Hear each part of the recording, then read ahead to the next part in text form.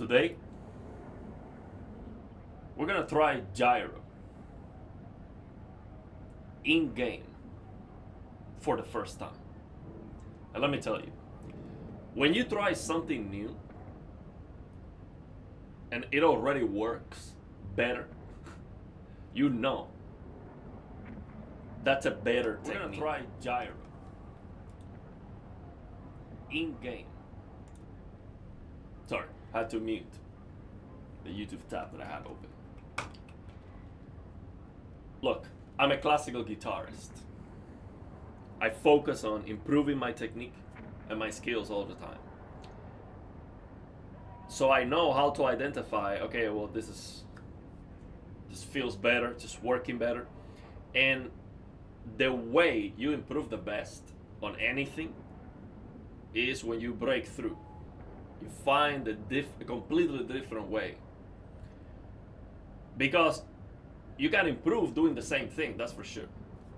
But the improvements are very slow, it takes forever, and at some point you hit a wall that maybe has to do with your capabilities, you know. Now I tried Gyro to Mouse, and I'm like, this is like cheating. I can literally point my finger to the screen to where I want to shoot. No recoil whatsoever. And I can switch from target to target like pam pam pam pam pam. It's like crazy. I cannot do that with the joysticks. Doesn't matter how much I practice. Now, gyro has some challenges. And basically the challenge is when you start, you know, turning too much and then you're uncomfortable like this, and then you want to aim like this.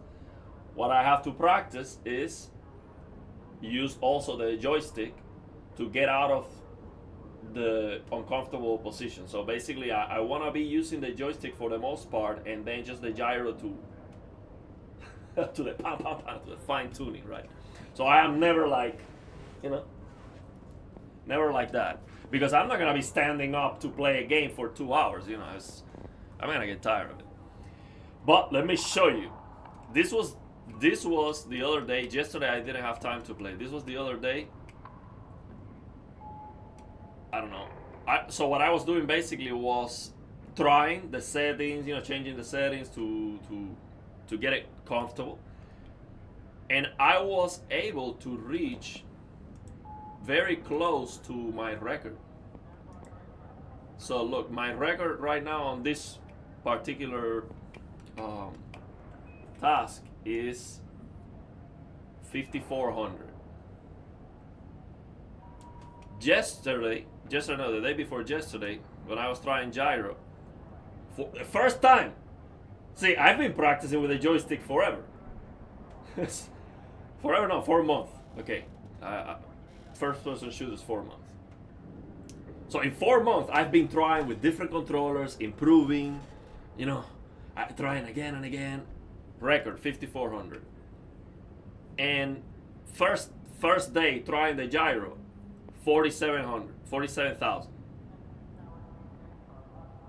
So I am very close. So a little bit of practice, and I'm gonna show you the video because we can see the video here. See, you're gonna see that I waste a lot of time when I get in these uncomfortable positions. What happened is like, oh man, I messed it up, so I have to center again. So that time, if I just fix those parts where I got stuck, I would break the record easily. I just have to practice enough to be able to always be comfortable with the gyro, and I would just obliterate my record with the stick. So let's check out this video, and then I'm gonna show you my settings in case you have a G7 Pro. Maybe the settings you can apply for the regular G7 Pro. I have the 8K, but the software is the same. So I'm gonna show you all the settings I'm using and the button layout and all of that, and then I'm just gonna play. I'll play a little bit. You see how it looks like. Now let's check out this video. You can see it here from the beginning. Oh, wait, let me get myself out of the way because I'm way too big on the screen. So let's check out this. This is 1 day of trying the gyro and tweaking the settings, and I still change the settings a little bit after that, so trying to find the way of using it basically.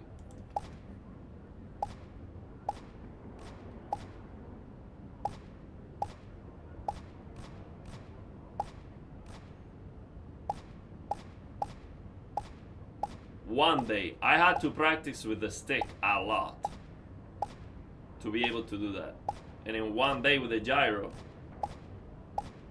look at that. See, does you see that part? That was me just trying to get centered again, and that's those mistakes. That's what I have to work on so it doesn't happen. Because sometimes I was like aiming like, you know, super uncomfortable like this. But once I'm centered, it is so easy to hit the targets. It's crazy.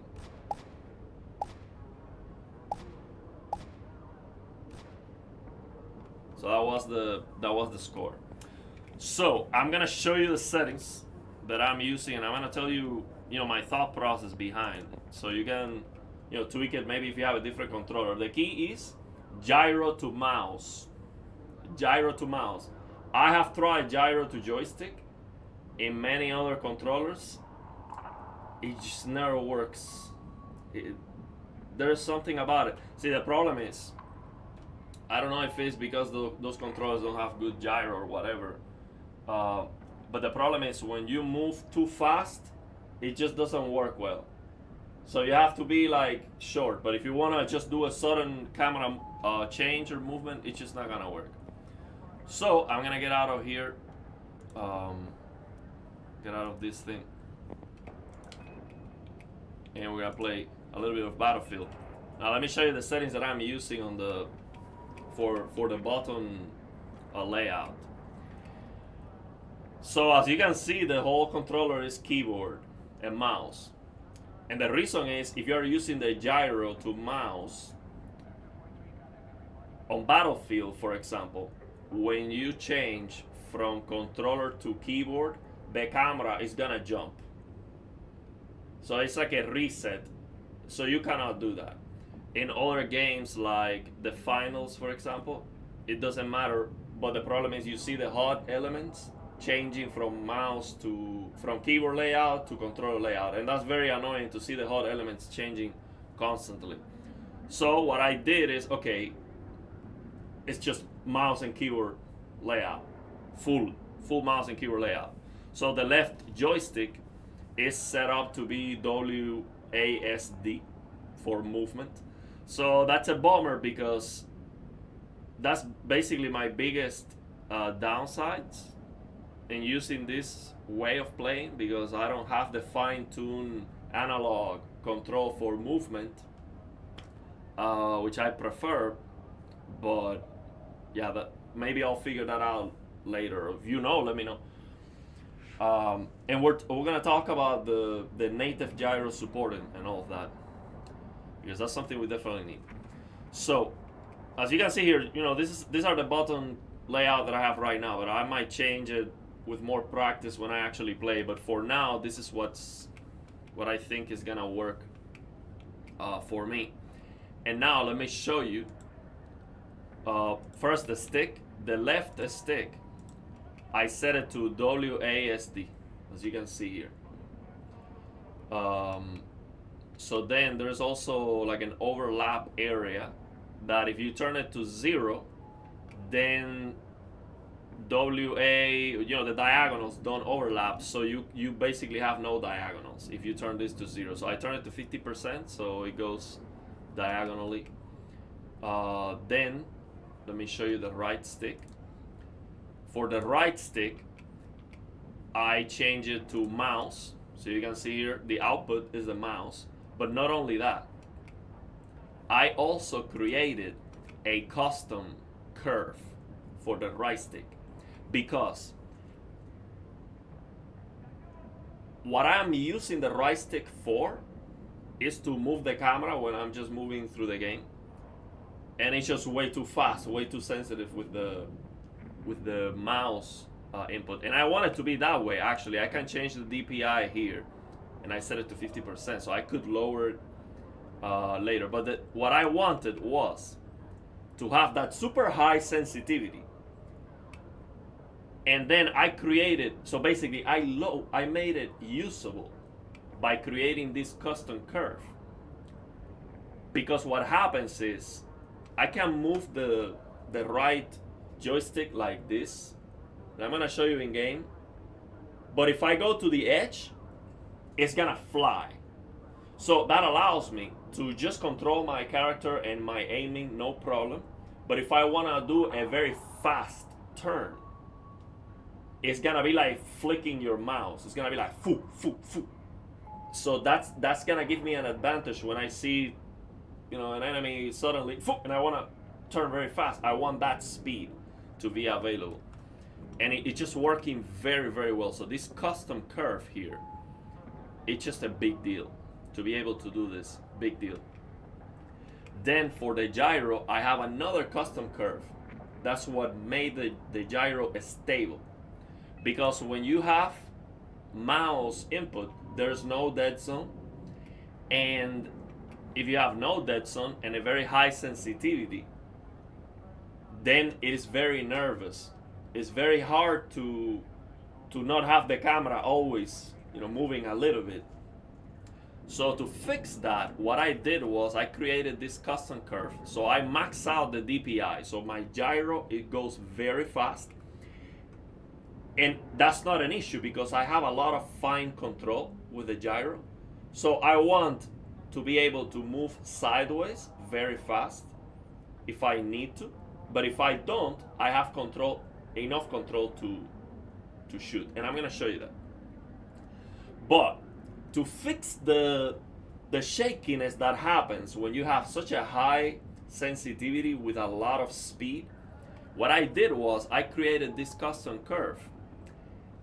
And from 0 to 6 on the x-axis, I did not create a dead zone because I don't want to have a dead zone. But what I did was I significantly lowered the input. So you see here from basically this coordinate 6, 1, you can see here it's just almost 0, but it's not 0. So in that way, the gyro is not nervous, but at the same time, it's not a dead zone. When I move, it is registering an input, and it works so well. So basically, what I was doing when I was trying on aim labs was, okay, let me change that very beginning of the curve. That was the key, and I changed it, 1.5, 1.7, 1.10. That was too much. So that's the key there.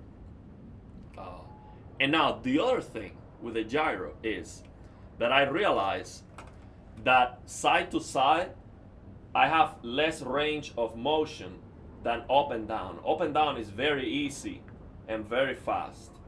So what I had to do was to compensate the x-axis and the y-axis, basically vertical and horizontal movement. So I have a lot more travel distance when I go sideways than when I go up and down. So up and down, the speed is significantly lower in comparison with side to side. So that's what you see here.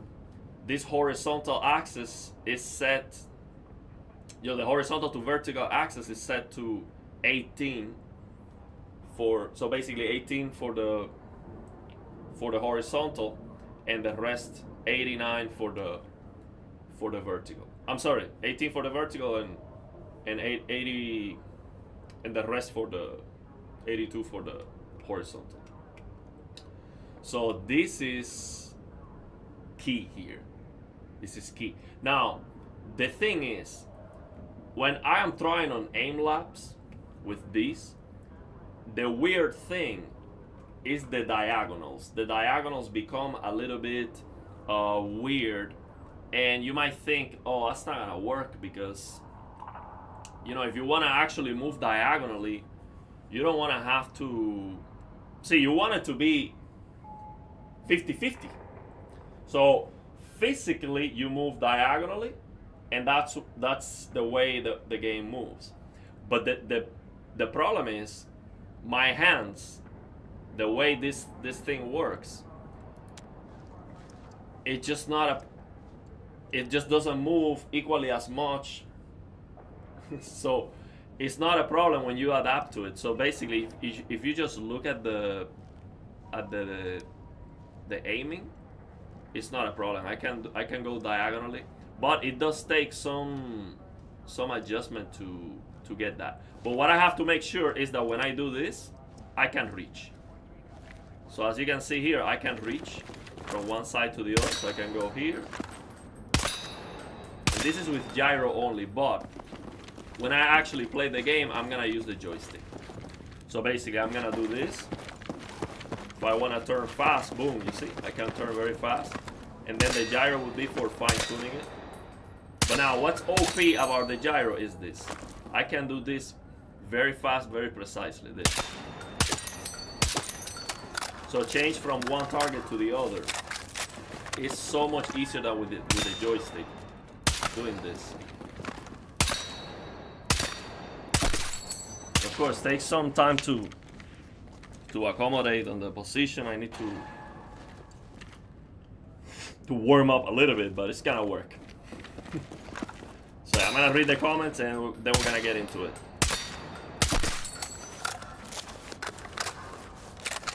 Okay, so let's see what we got.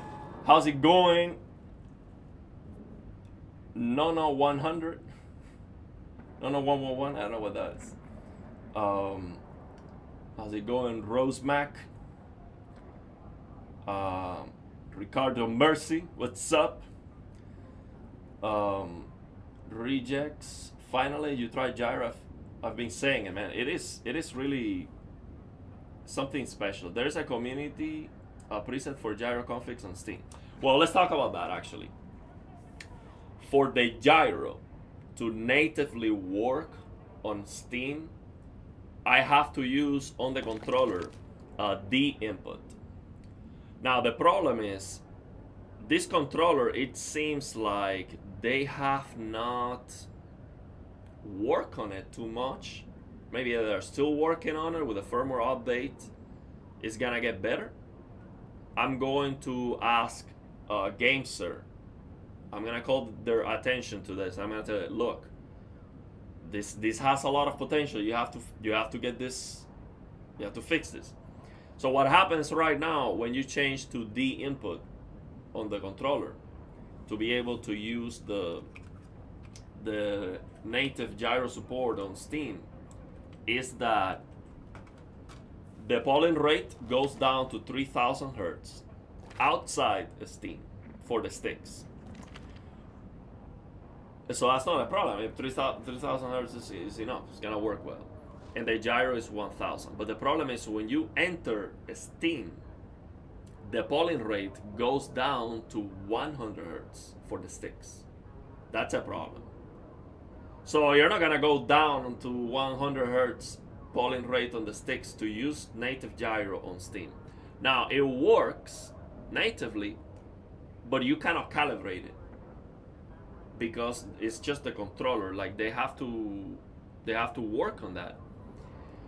And so I hope they do. I'm gonna ask GAMESIR, look, this is a big deal. Work on it because native gyro support is definitely the way to go. But all these settings that I show you, if you have a G7 Pro, it's just gonna work for any game. So you don't have to rely on if the game supports native gyro or not, or if they fix it or not, or whatever. So I think that's very important. So I want to first make sure I can use it all the time, because see, I'm not gonna waste my time on learning and getting good with the gyro if I have to depend on the developers to implement the gyro support or not, or if I have to use Steam, or because let's say I want to play Battlefield 7, it comes out and then the gyro doesn't work, and then, oh man, I want to play with the gyro because I play better, for example. I don't want that to happen. So with this configuration, I don't need any support from any developers. I can just use it on every single game. So that's the thing. As a fellow OLED gamer, I just bought a 2025 projector.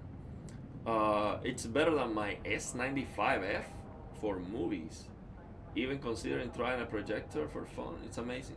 But what do you mean by it is better? Like, it's a bigger screen for sure, but do you mean the picture quality is better? Like, you get higher brightness? How much was that projector?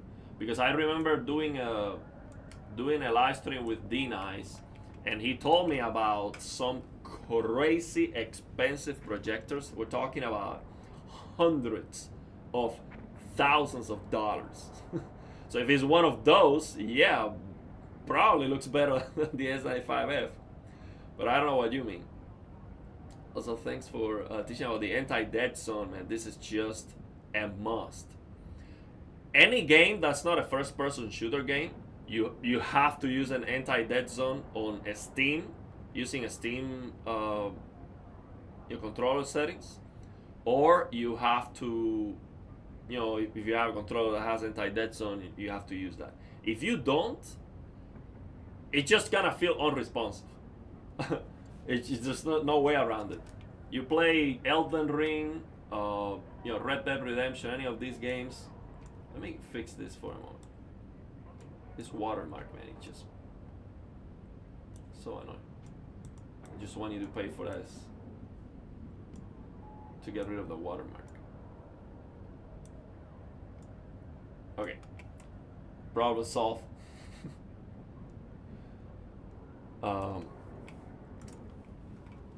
The new Steam controller is $100. I might get one. Should be good. I will buy one. I'm gonna review it.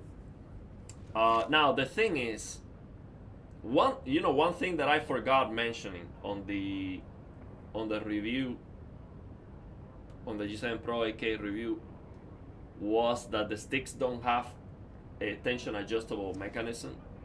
That's a big deal. And the Steam controller doesn't have that either. It is such a game changer, let me tell you. Now, you're gonna get used to the tension, whatever it is.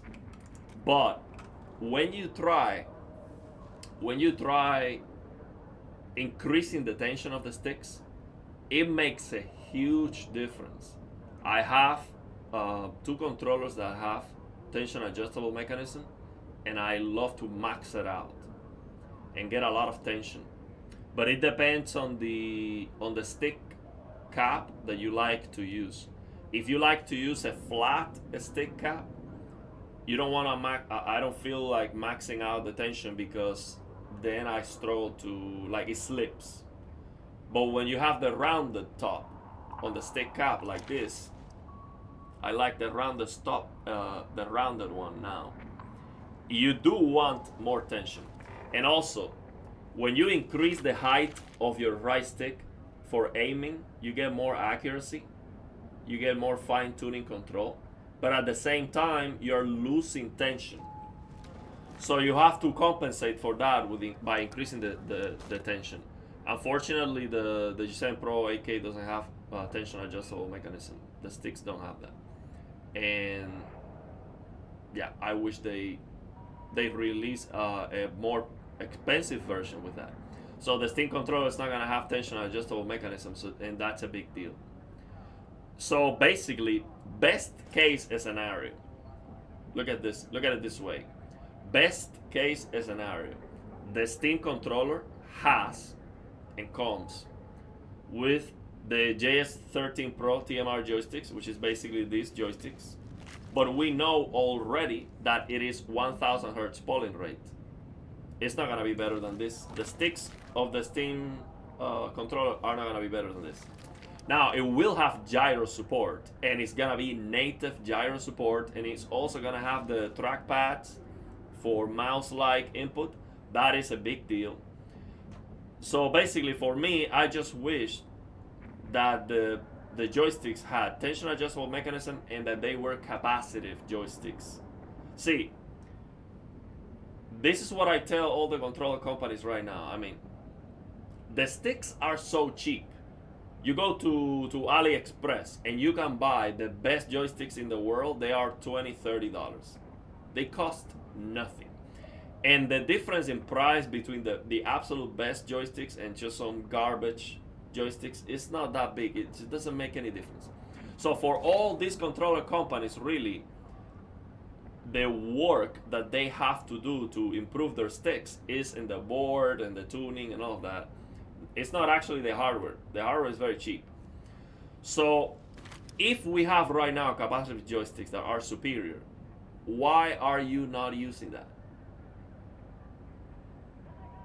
So the JS13 Pro, these sticks, they come close to capacitive. They are actually equally as good. But capacitive is still better. So use that. You just use capacitive joysticks. They are just better. So I don't know how the sticks of the Steam controller is gonna be, but I'm gonna buy it and I will review it because I think it is definitely interesting. Now it looks super ugly, let me tell you. That Steam controller looks horrendously bad. And also, I don't remember if it has back buttons. Let me tell you, I don't remember that. If it doesn't have back buttons, I am not buying it. I have no interest on it. I'm telling you right now, it has to have back buttons. I don't remember now that I think about it. You just bought an M782P. I don't know what that is. What is that? 8K worth it? Yeah. Didn't they send you the new controller? Yeah, this is the... I reviewed the G7 Pro 8K aim labs. Yeah, the thing is, to get the lowest input lag on this controller, you have to use 8K. So the input lag and the polling rate, they are not necessary. So basically, having a higher polling rate doesn't guarantee the input lag is going to be great, because the input lag of the sticks also has to do with the board, with the processing, you know, with the way the board receives the signal, and the how fast the board refreshes to get the input from the stick. So basically, for example, the sticks on the Machinike F1, I reach out to them and they explain me why it is so fast. They told me that the sticks are actually capable of thousands of hertz, kilohertz. Like right now, they are utilizing, so the sticks are capable of more. I don't remember if they told me 50,000, but right now what they are doing is the board is asking for the input of the stick at 20,000 hertz. So then the 8,000 hertz polling rate is going to have actual data and not repeated coordinates, basically. So it is actual real 8,000, you know, the polling rate is actually effective. So it just helps to potentially get the best input lag.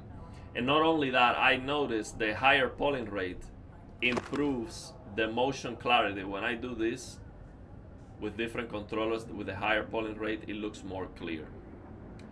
And also, a higher polling rate allows for a higher resolution of the sticks. Of course, the bitness also matters. You have 12 bits or more. But the polling rate, as you increase the polling rate, the bitness goes up. So basically, the polling rate has the potential, but not necessarily will improve, but it does have the potential to improve the resolution of the sticks, lower the latency, improve the motion clarity of the display you are using. So it is actually very, very, very, very useful. It's not a gimmick. It's not a gimmick. And I don't think we're going to stop at 8,000 hertz. It's gonna keep going higher. Not sure about that, but I think it should go higher. But let's see. There's gonna be definitely a point of diminishing returns, but I can tell the difference. Look, this controller is very fast. The Machinike F1 is faster, and I can tell the difference. And we're talking about less than 1 millisecond of difference. Now, the weight, that's another thing.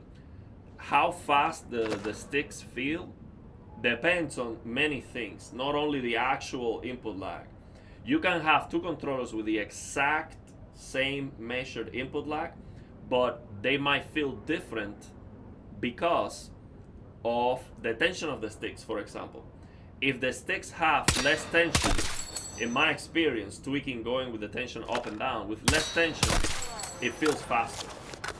And with more tension, if the sticks have any lag, like you're using wireless, for example, you're gonna definitely feel that the lag if you increase the tension. So yeah, but so the thing is, everything is important. There's not one thing that just changes everything. That they are all important. Gyro aiming for the win, so much fun and natural. It is very fun, man. Let me tell you, like, and the thing that's overpowered about that is this ability to just change from one to the other, like boom, boom, like this. Now, what I have to fix is when I am like in uncomfortable positions. I have to get used to it. Now, let me practice a little bit before I start playing with the machine gun. So I have to learn the controllers I'm using so I can just navigate with the controller. Okay, so let me practice a little bit before we start playing. So I'm gonna start playing. So I'm gonna move. See, I'm using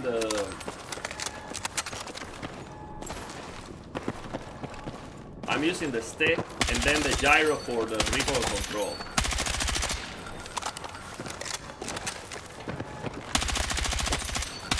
See, it's a laser.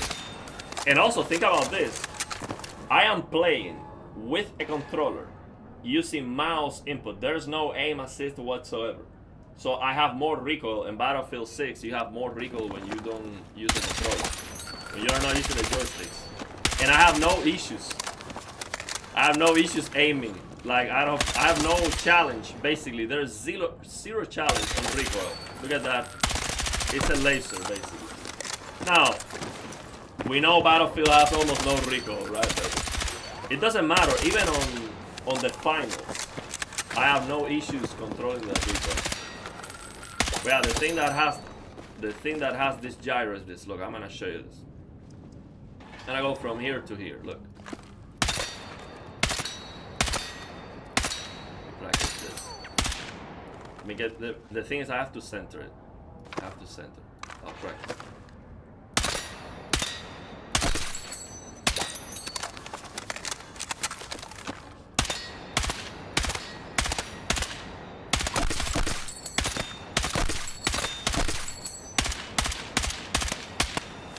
See, it is very, very easy. I feel like there's something overpowered about gyro. Super overpowered. Like, I cannot move fast. I think what is overpowered about it is the ability to stop. See, with the stick, it's hard to know. It's harder to stop. So you're moving to the right, you want to stop on the target, it's harder. With the gyro, you move fast and it's easy to stop right there. Be like, boom, headshot. Yeah, but the F1 is still faster. It is faster. I haven't got the new F1 yet. Especially wireless. It's not even close. Wireless F1 is just black magic. Unbelievable.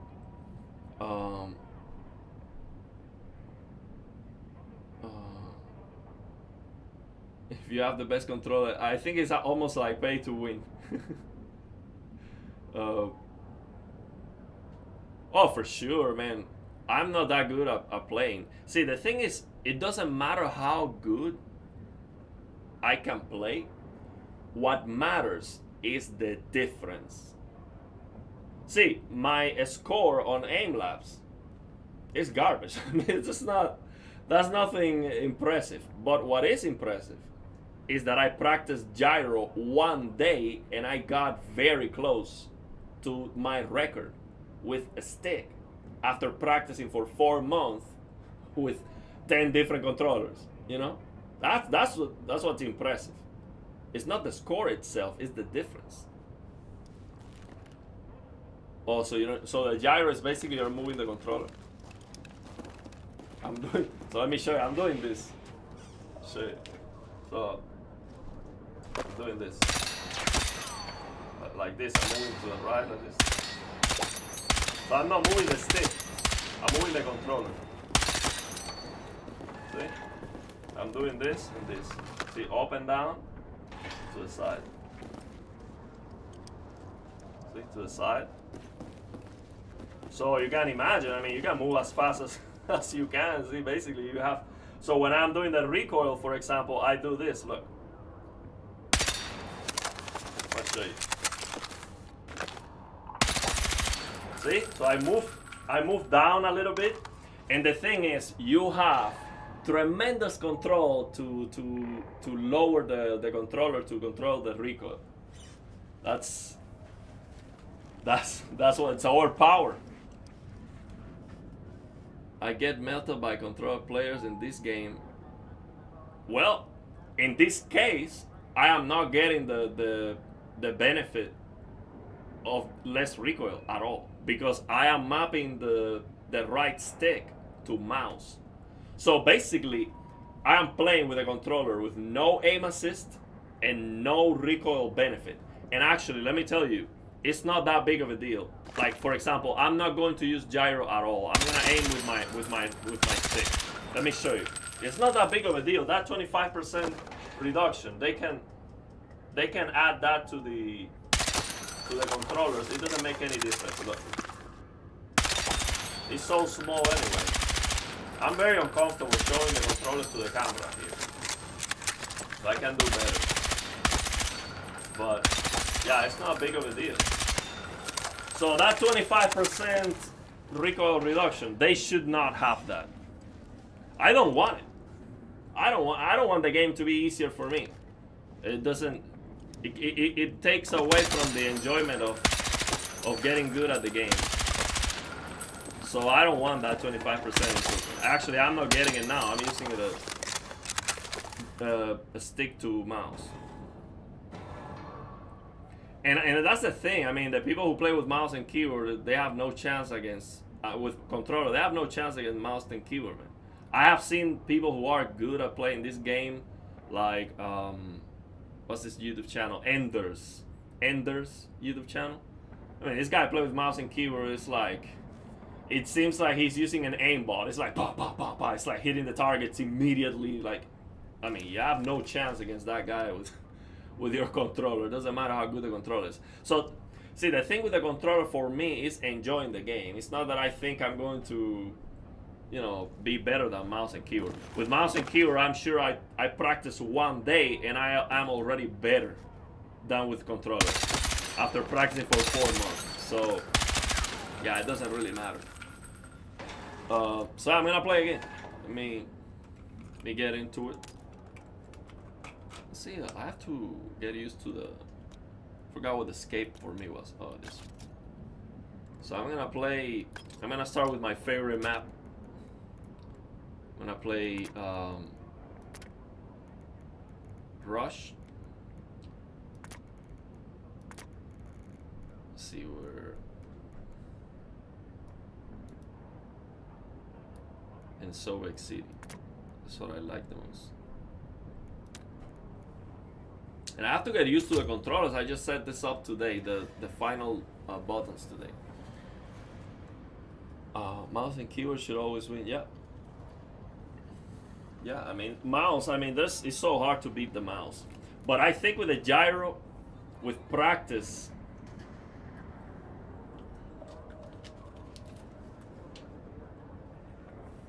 you know, I don't know. Because with some practice, I have now the same speed. See, the thing with a joystick is that you have a big disadvantage because of the speed in which your joystick moves. If you increase the speed of the joystick too much, then it's very hard to control. So when you max out the joystick, it doesn't move as fast as with the mouse, so you can just do this. But now with the gyro, I change. I can move as fast as my hands move, and that's a big difference. So I can move as fast, and I can stop immediately. I think that's getting it closer to mouse and keyboard than just joystick. for competitive, I wouldn't bother with gyro. It's more single player, like hell diver stuff. I'm just having fun, man. I'm not expecting to become the best, you know, Battlefield player or anything like that. I just enjoy, you know, trying something. See, I feel like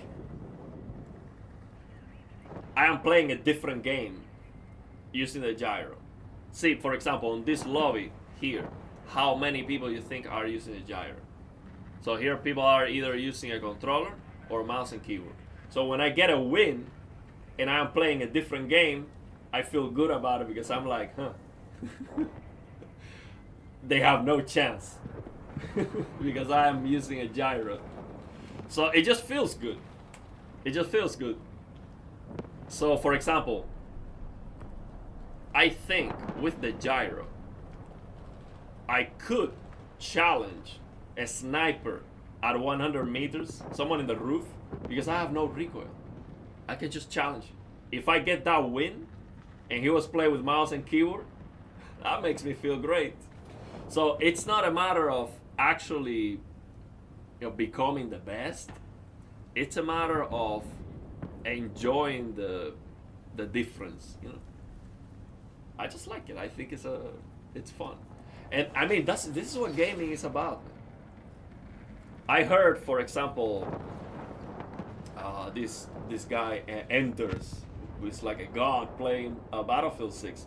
I heard him say that you don't want to get good at the game actually, because when you actually become extremely good at the game, now you start seeing the problems that the game has, and it's not fun anymore. So you die, and then you're like, okay, yeah, I die because this game is garbage, because they have to fix this issue with the audio, they have to fix this, and so I don't want to play like that. So yeah, I just want to keep enjoying it, and if I die, I don't care. I'm not playing for money or anything like that. You hear Battlefield 6 is getting 7 more maps. Yeah, it's a lot of stuff, and the new map with the water looks beautiful. Yeah, a proximity shot. I never use the I never use the chat. See, I think I have not evolved yet on these multiplayer games, because I just started really. Like last year, I didn't play any multiplayer game. This is the first multiplayer game I played was Battlefield 6 4 or 5 months ago. That's it. I have never. This was not my thing. So I'm very, very fresh. For me, this is a very, very fresh experience. I just play Souls-like games and Uncharted, you know, the third-person action adventure games, but not this.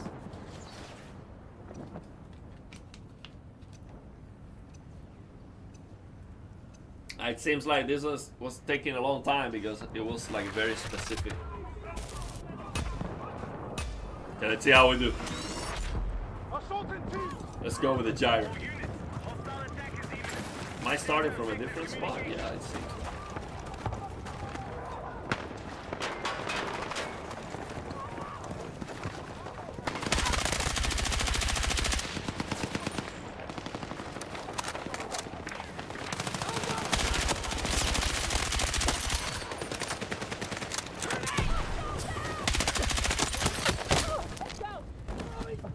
I forgot how to change to the other weapon. Let me see.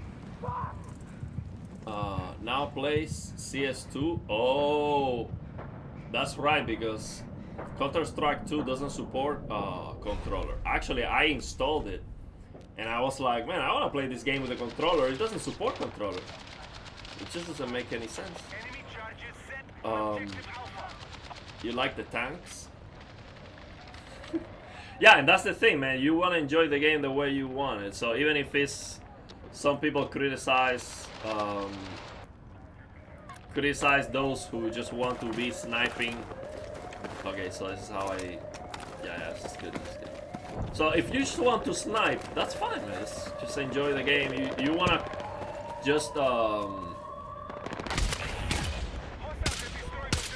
if you just want to crouch and wait. See, I didn't do good at all there. If I was not using the gyro, it would have been better. So I have to practice. Practice a little bit. Okay, let's see.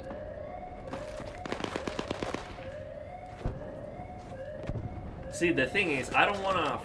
What I have to do to get better with gyro is don't focus on using the gyro. Just let it happen naturally. Just use the stick, as I am used to. I'm used to play with the stick, and use the gyro to fine tune it. That's it.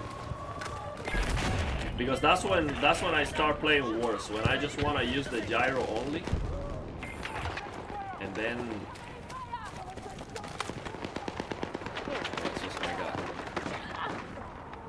Seems like we're playing with some bots here. Also, the other thing is I have to maybe change the position I'm using to play to have more mobility for the gyro. I'm resting the controller on my legs so I can keep the camera stable when I'm not using the gyro. But the other thing I can do is just to turn on the gyro when I am aiming, and not all the time.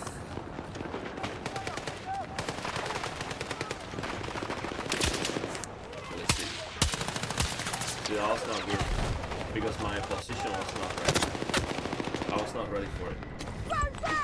Oh, I forgot. Let's see what's my preload. The new operations mode. Okay, I'll try it. There's a new mode. The update. Yeah, see, when I focus on actually using the gyro, I start losing. I want to just use it naturally when it is useful, and then I'll improve over time. Like, this is the first Battlefield game I'm playing with it, basically. So it's not that I have practice. This is my guy. Let's see.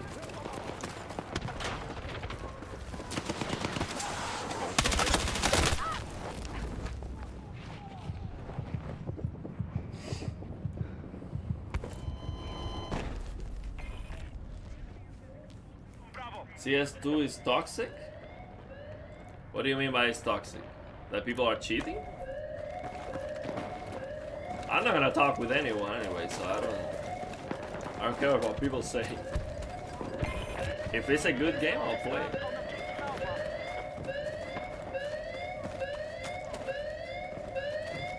But I guess having no controller people means that everyone is like super good.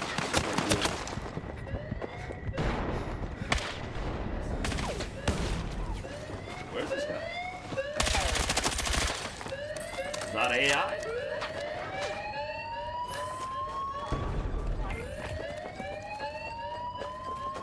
Look at this. I think this is AI. I can't believe someone's playing like that. Maybe because the lobby was not full. Let me see. How can I see the score? Enemy explosives set on objective Bravo. Oh no, we don't have AI here. I don't see AI behind anyone, so these are all real players.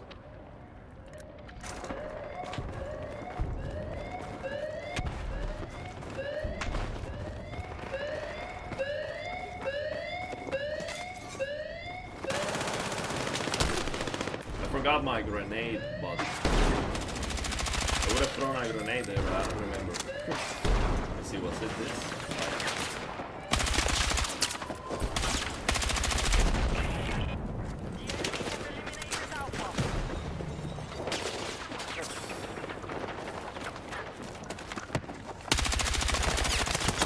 That was good. That final touch was with the gyro. So that's what I have to do, just aim with my right stick and then get the final touch with the gyro. That was good. That's what I'm talking about. I'm running out of ammo. We're gonna get this. That's it.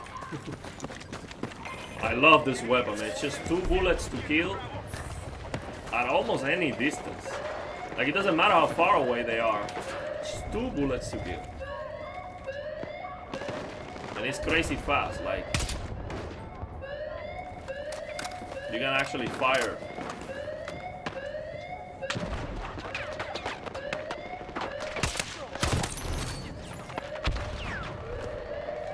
Yeah, there's something special knowing you're playing against real people.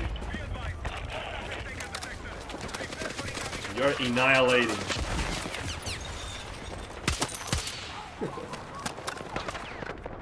Oh, I have to go back.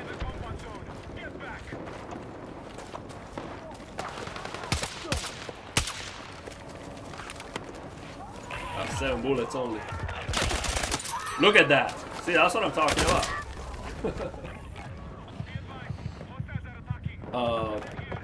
The Reno X now working on Resident Evil 9. So, do you have the paid version of the game or the QM version? Because maybe they updated the game and then they have to update Reno DX. But what I would do is go to their Discord and then ask them, because I was not. So Reno DX was not working for me on Crimson Desert, and I asked the creator, and he told me delete this file, and it worked immediately. And then he updated the mod, and then it was working now. So if you go to their Discord and you ask them, they're gonna tell you what's happening, and you're gonna fix it immediately. So that's what I would do. Oh, you have the paid version. Well, sometimes they update the game, but ask them on the Discord. Reframe work and new one.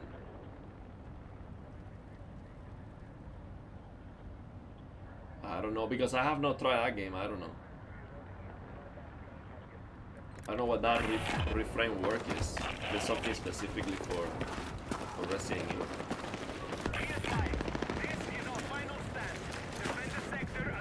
It seems like we're losing, actually. So these are some good players.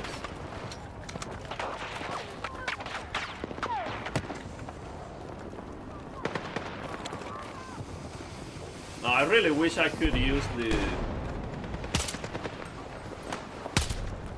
Someone coming. I wish I could use the analog left stick, because I am not used to the movement being so fast immediately. But for that, I would have to... I would need native gyro support.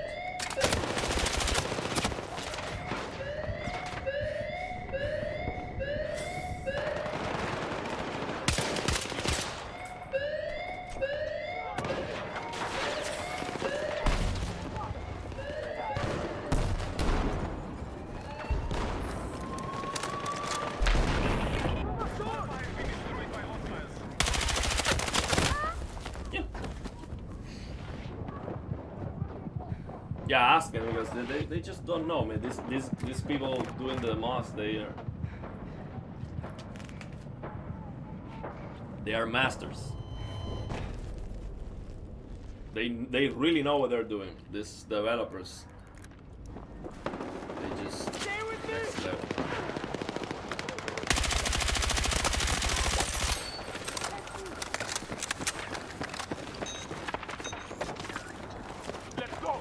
Still feels like strange.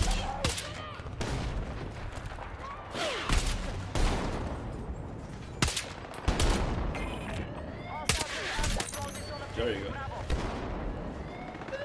Especially the left joystick for movement is super strange.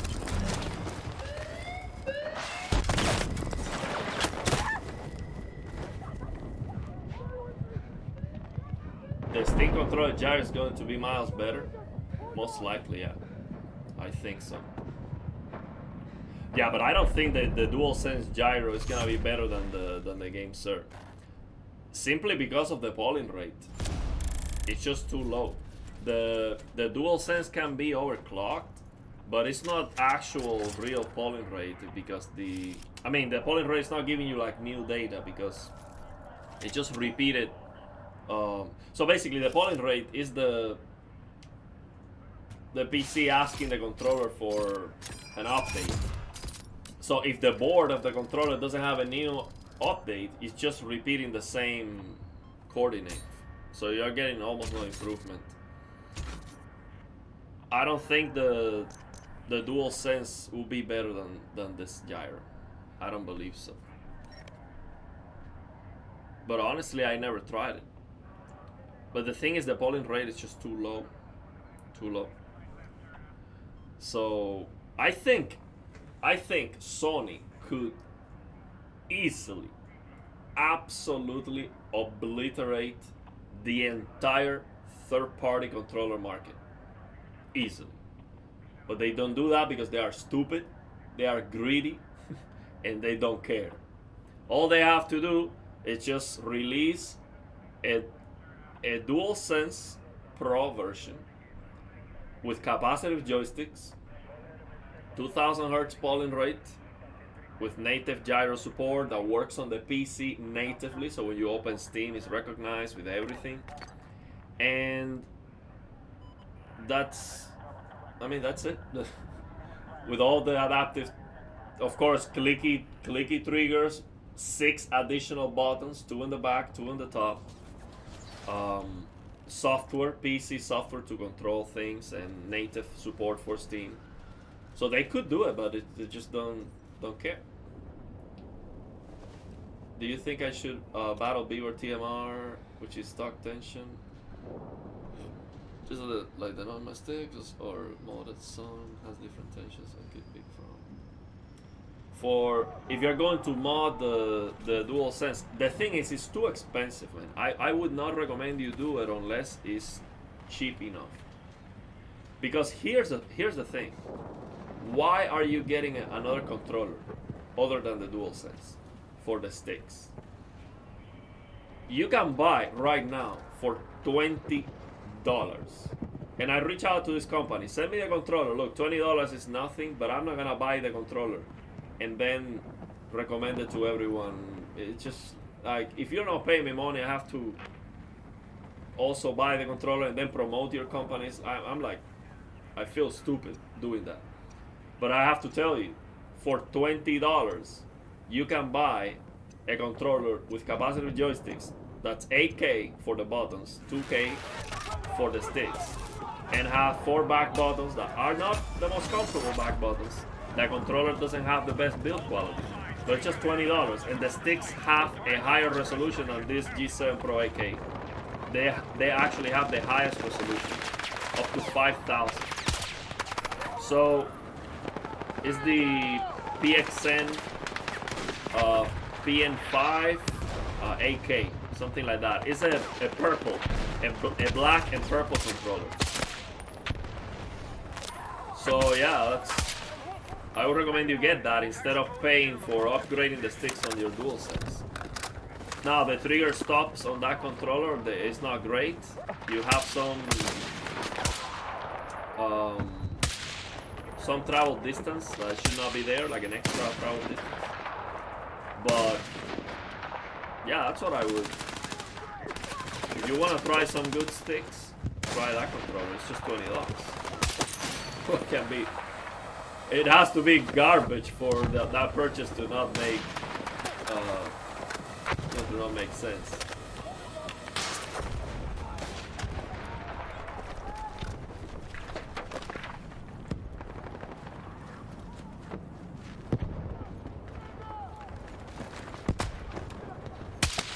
But yeah, I don't know about the third-party TMR joysticks for the DualSense. What I can tell you is do not use the GUHgkD 720 degrees tension adjustable sticks, because I got those for my DualSense, but I did not install them. 1, because it was too hard. 2, because it cost too much.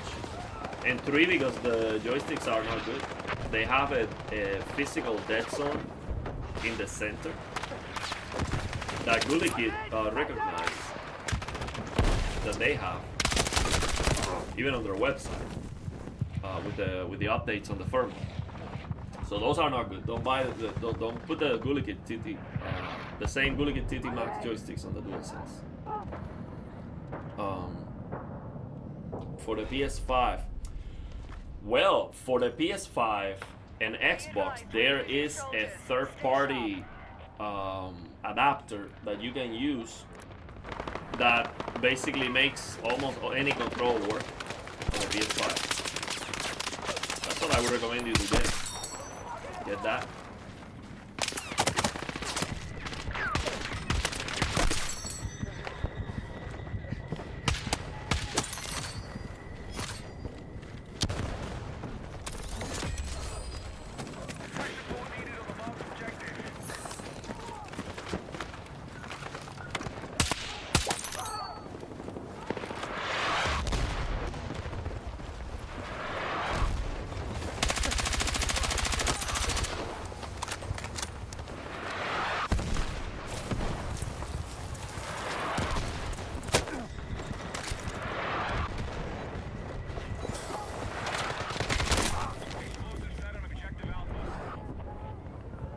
Doing good on this one. Let's see how many kills we have. Oh, look at that, 6 and 1.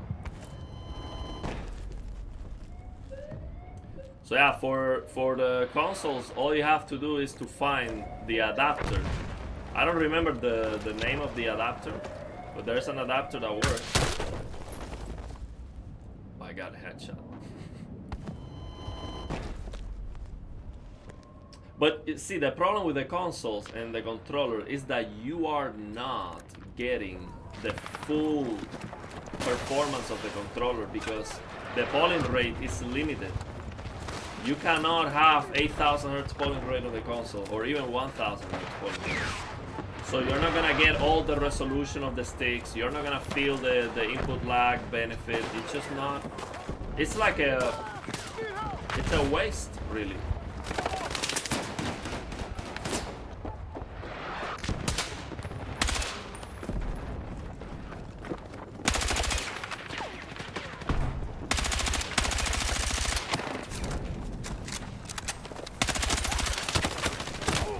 There was another. I'm gonna play the new mode after this one. I didn't notice, and I kept the same game. There's a new mode.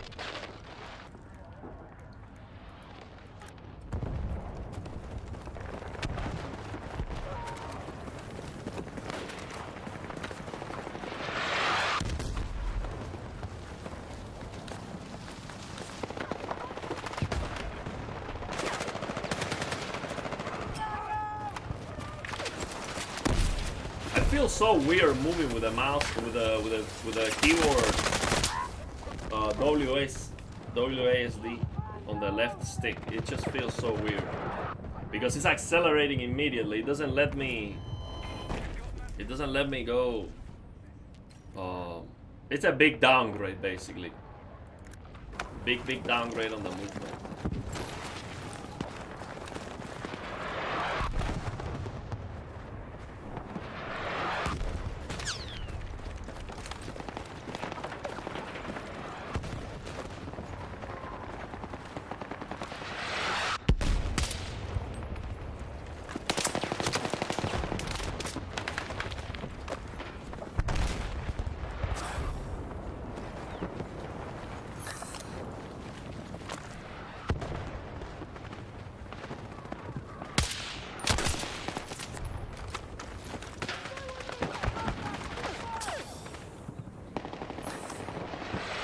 My gyro.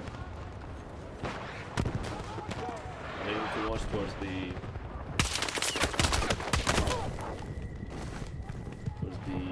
stick. This guy is level 260. He has been playing double the time, and I've been playing this game for like 180 hours. Not the multiplayer though.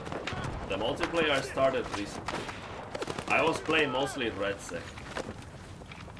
The multiplayer is a different game, I feel. It has nothing to do with the RedSec.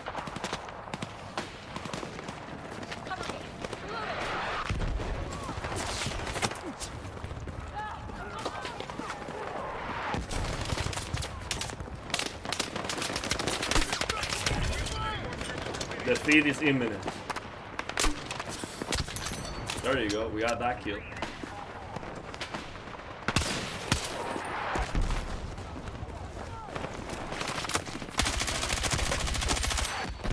See, no recoil. Oh, I cannot even go.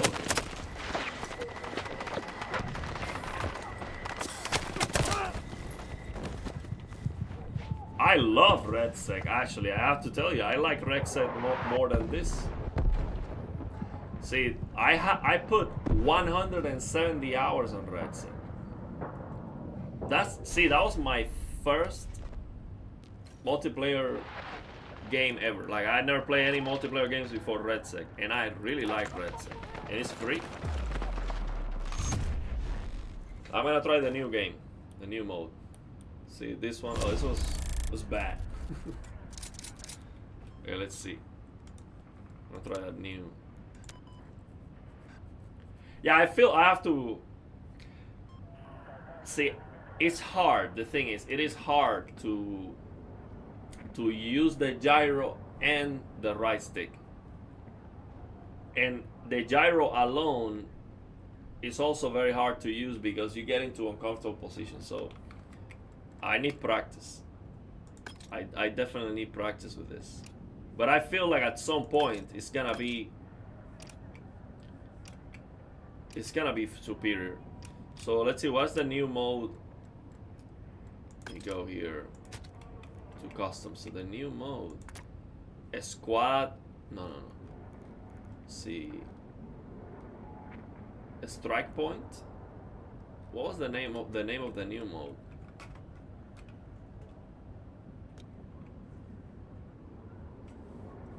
I don't know what is that Dell M. I don't know what you're talking about. Dell M7.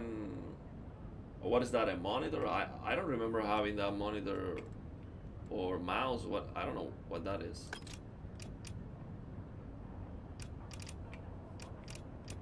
See, let's play one RedSec after that. So what was the name of this? So I know All Out Warfare. I like that. That's new too.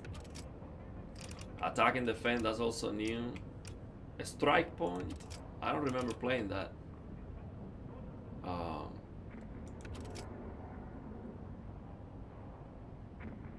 Dell M782P. Oh, you mean the CRT? Oh yeah, I don't remember the model of the CRT. I mean, it's a CRT.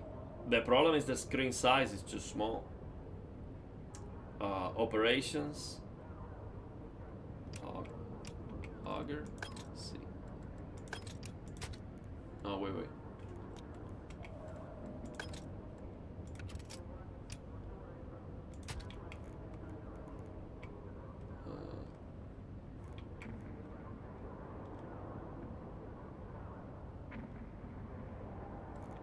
Well, I don't remember. Oh, well, let's play one RedSec. I really like RedSec. We'll try it next time. Oh, maybe it was like time limited. Yes, that happens sometimes. I mean, CRTs are amazing. The problem with the CRT is the screen size. After you get used to a big TV, it's hard to use a monitor, really.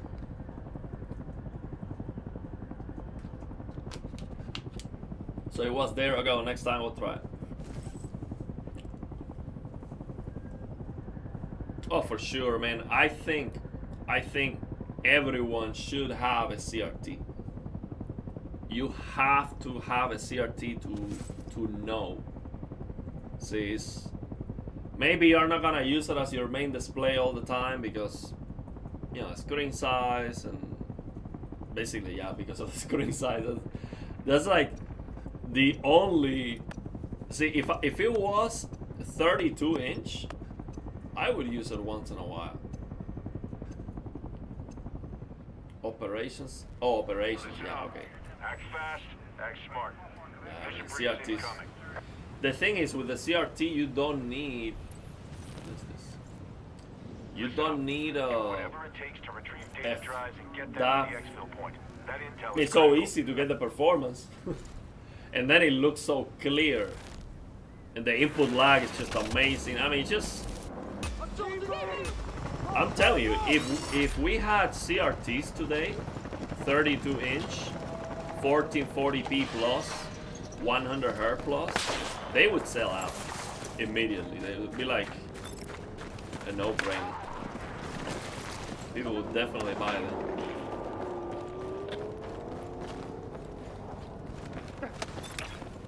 So I have to play the mission Still have here. a ways to go, so stay on task.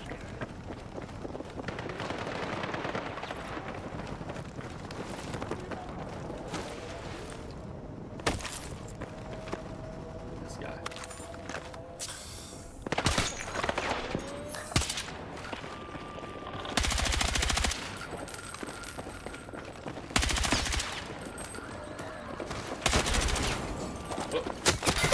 Oh, I changed the.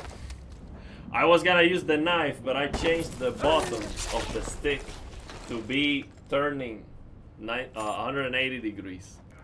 I actually don't know what the knife button would be.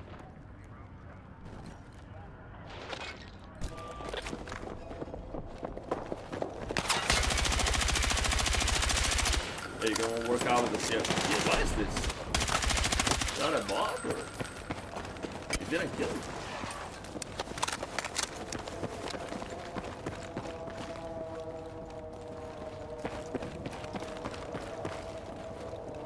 There was another one here.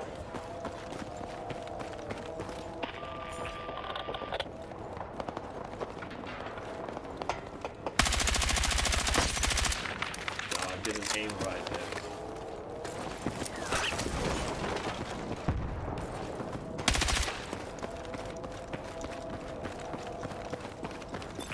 Well, I don't have. I don't know why I'm staying. Why am I crouching like that? I'm not sure if they changed the.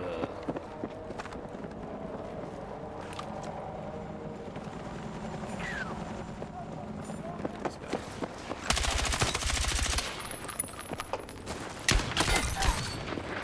Got a gun kill.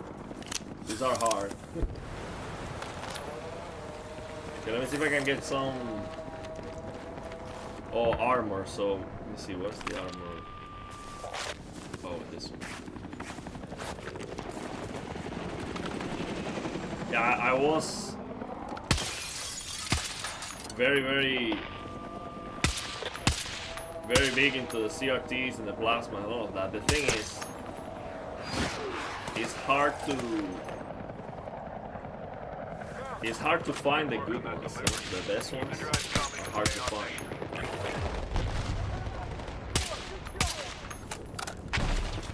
Got tactical advantage. Not far to go now.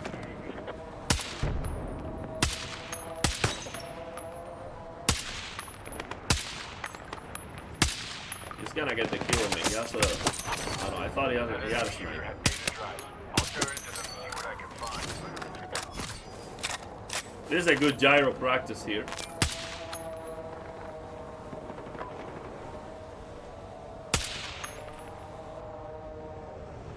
I have to tweak the settings on the game too to get the best. Piercer 1 never lets up. That's what I like to see. Look at this guy.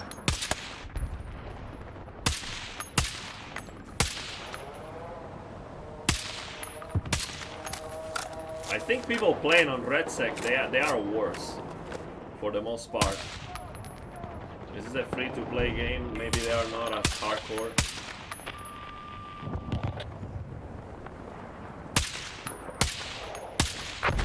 I remember I was doing very well on RedSec. I was winning. Let's see. This is a good spot. Yeah, the good CRTs. I don't think anyone should be paying more than, you know, $200-300 for CRT, because there's no way any CRT is gonna be better than a $1,000, you know, QD OLED TV. Okay, yeah, the motion is gonna be better, but that's where the benefit ends. The rest is just not even close. The picture quality is not even close. The screen size, the resolution. So the CRTs are amazing, but no one should be paying $2,000-3,000 for CRT. That's Linus to make a video. That's see, the only person who should do that is Linus or any big YouTuber just to make a video, but it doesn't make any sense.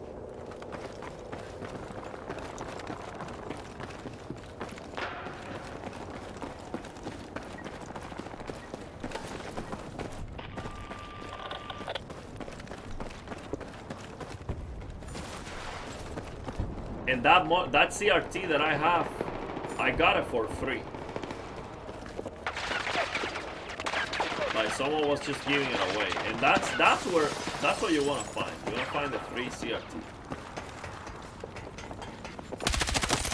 You can find them.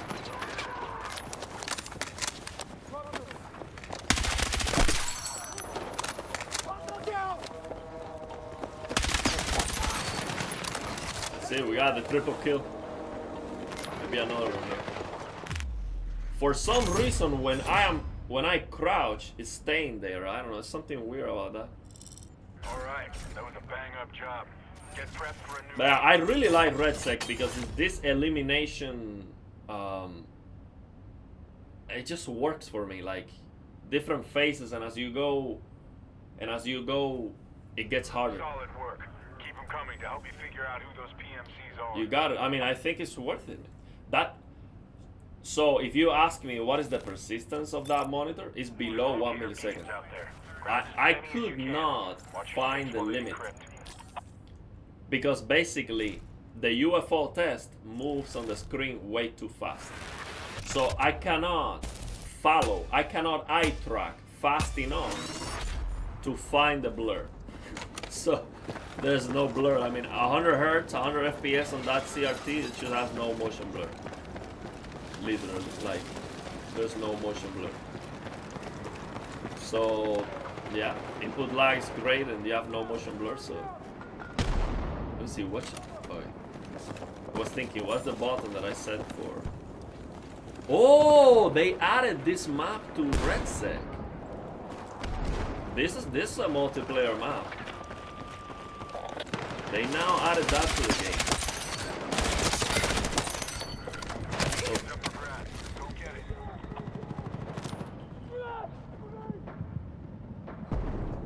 Yeah, this is the gauntlet. This is the gauntlet that I'm playing. Isn't it? I mean, I don't remember ever playing this map right now. Like, hold on to it while I this is the first time. Still have to figure out the controls too. Yeah, this is Hagenthal base, no? I think.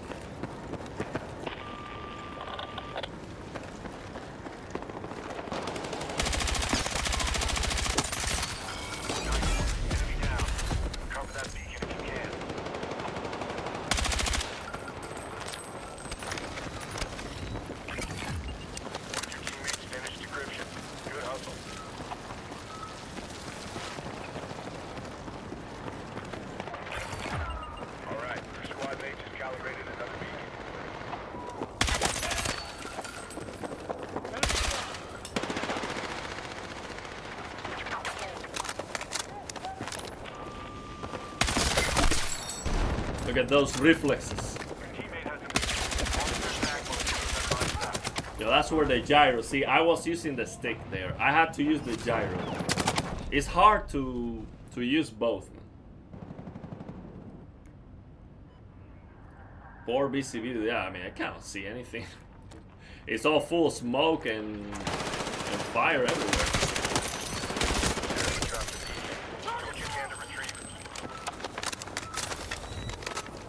I don't know what my finishing button is. I have to figure that out.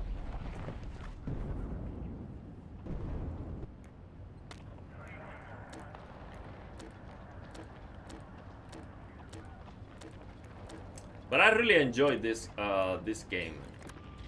This was my first multiplayer game. I'm always gonna keep it on my heart, you know? Nice. And it was RedSec for me. I don't think if I played the multiplayer first, I would have liked it that much. I just like the RedSec. Your squad's got the advantage. Keep pushing. But then of course now I like the multiplayer too. But if I played that first, I'm not sure if I would have. And it looks great. This map looks great. Look at the HDR here. This looks beautiful. Beautiful HDR. Some good-looking reflections. That's it. One of your teammates finished decryption. Good hustle.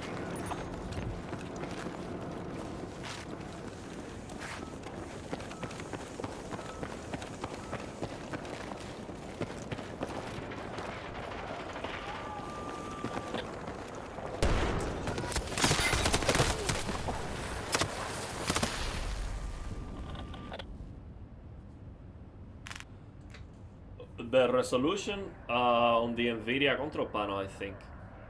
Not sure if I use CRU or the NVIDIA control panel. I probably mentioned that on the video. I shared that for sure. I don't remember exactly. I had that CRT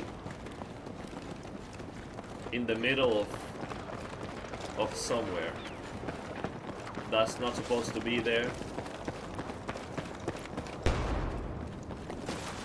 But I just keep it close just in case I need to connect it one day. Okay, I'm getting a beacon signal. Hold on to it while I take info.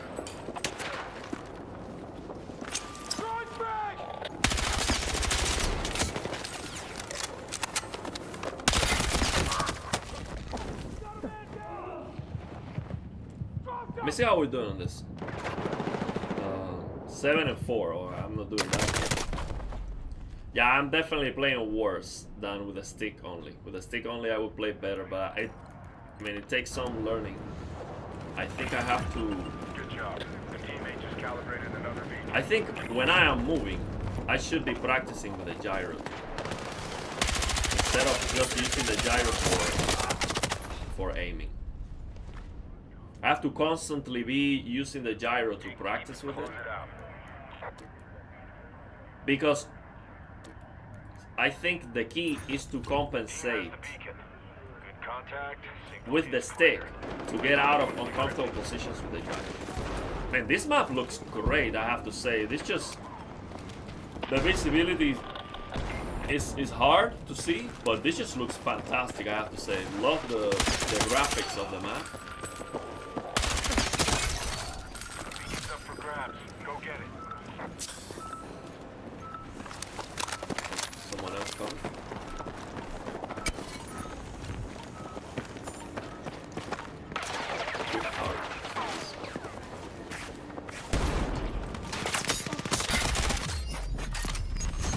Yeah, we qualified, so we're doing good. You've shown you've got what it takes to stay in this. Now prep for the next mission. Yeah, they keep updating the game. I don't remember ever playing this on RedSec. I wonder if they added more multiplayer maps to RedSec.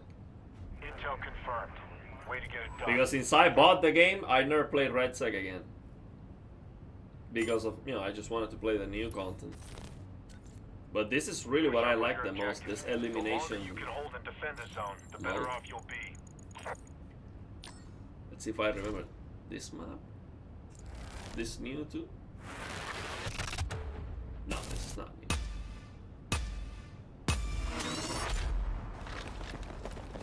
See, I would drive, but I don't remember. I don't know how to drive with my buttons. Get this.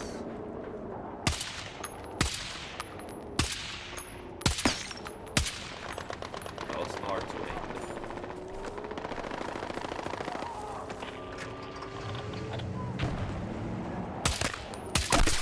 Got it.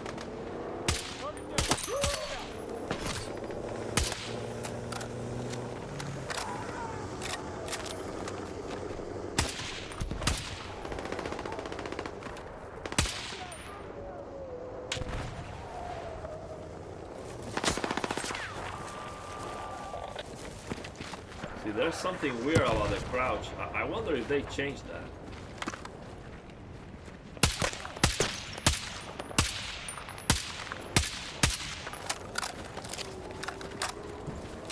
Man, this is a buffet here, this spot right here.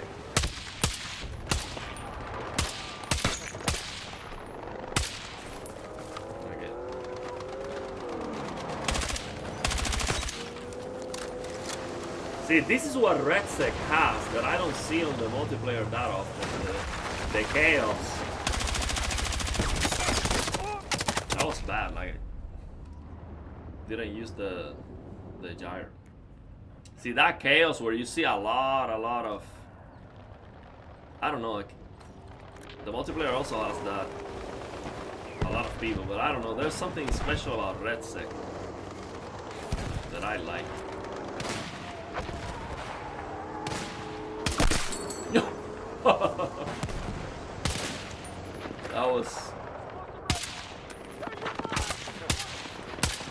That was with the joystick. I was not with the gyro.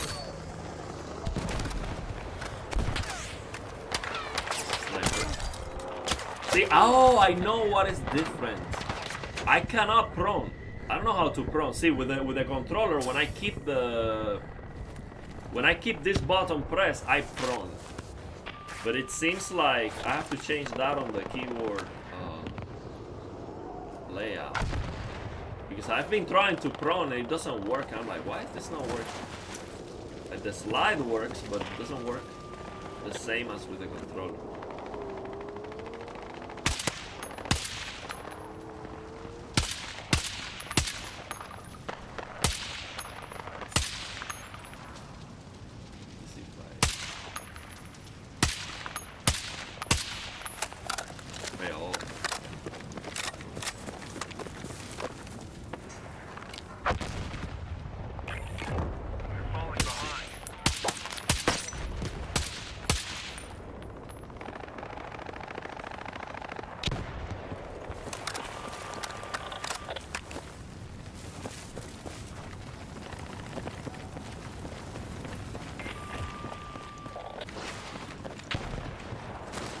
So far, I would have played a lot better with my usual controls,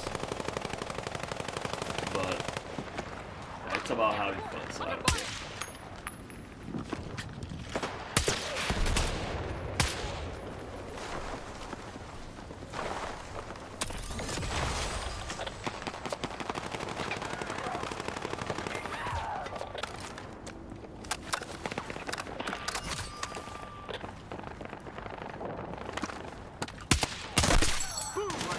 Got it.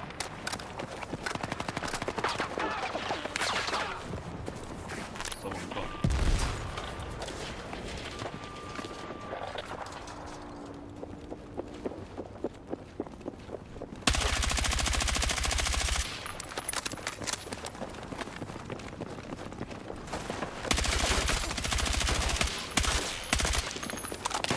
Oh, wonderful. I just decided to start reloading right there.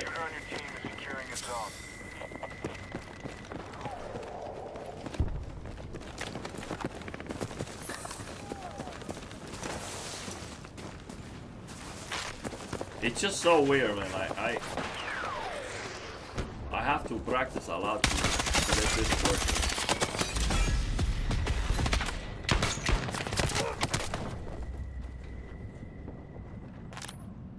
Sure, man. Anytime.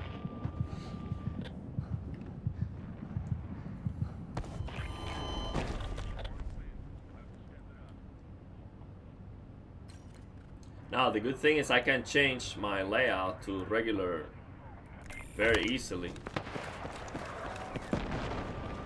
I'm not sure if I can do that in the middle of the game though.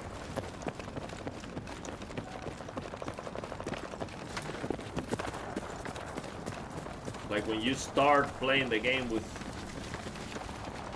mouse and keyboard, I'm not sure if they let you change to controller in the middle of the game.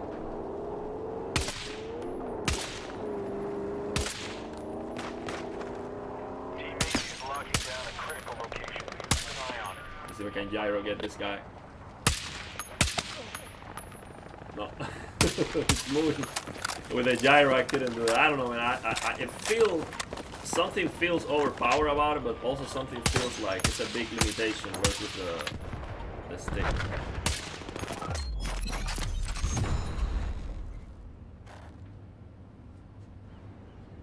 I've been waiting all week for this. How's it going, George? I'm practicing with the gyro. See how we did on this one. Oh, this was garbage. This is bad. Okay, now I'm gonna play a game. See, we got 21 and 9. Okay, I'm gonna play 6 multi-kills. That's actually pretty good.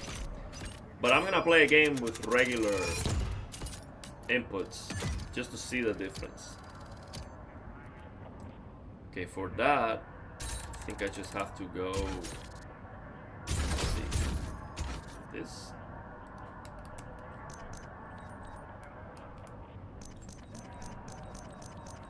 See, new input connected. So now I am on regular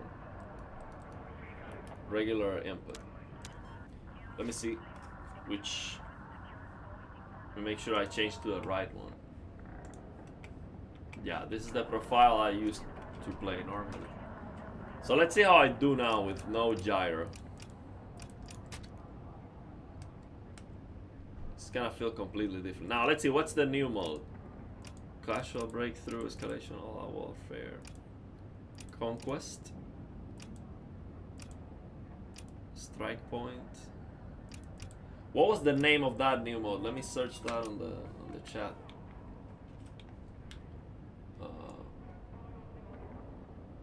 Operations. Okay, let's see. Operation.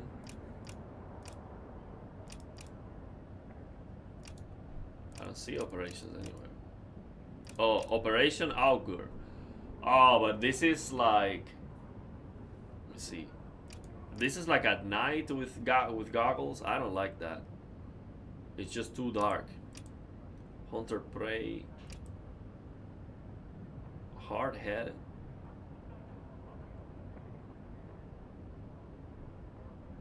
This is just the info.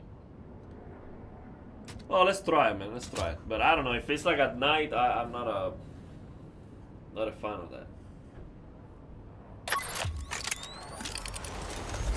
Let me get the chat updated.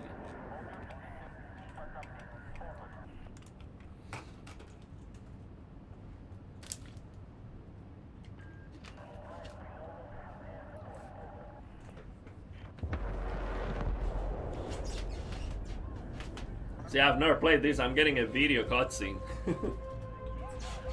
I have seen this map. This is the contaminated map. I like this map a lot. The visibility is great.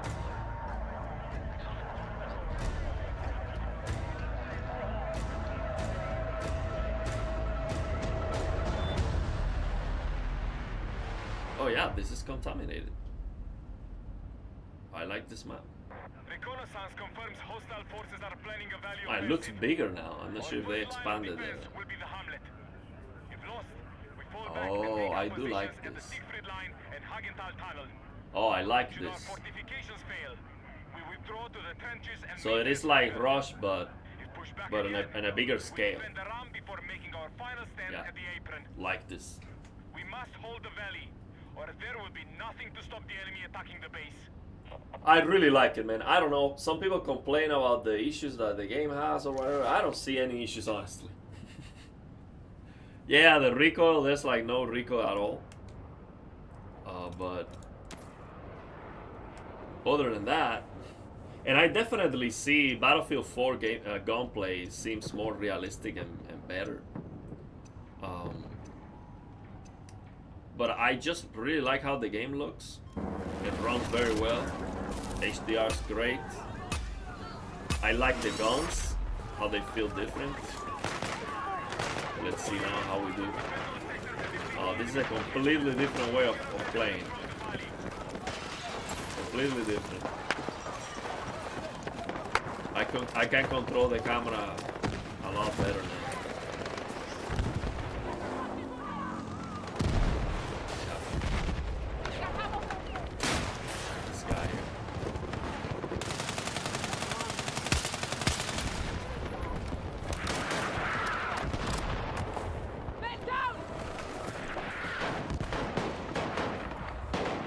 this slow panning is what I miss from that configuration that I was using. And this is one of the things that I enjoy the most about the controller. And that's the other thing I was missing. I was trying to prone. I have to change the controllers for mouse and keyboard to be able to prone.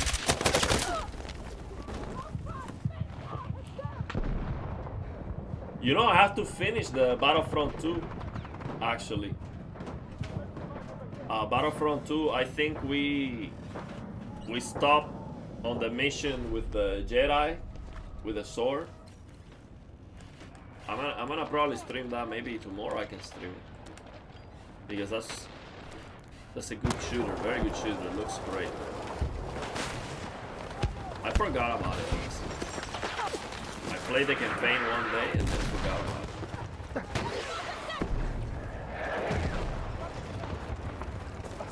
So we finished Battlefield 4. Battlefield 1, I just have to finish the last mission, so maybe I can finish.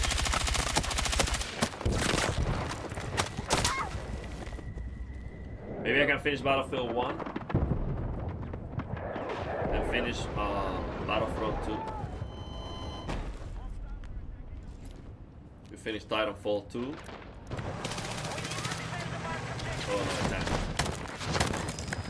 Not a big fan of the tank. Because there's nothing I can do about it. I need an RPG.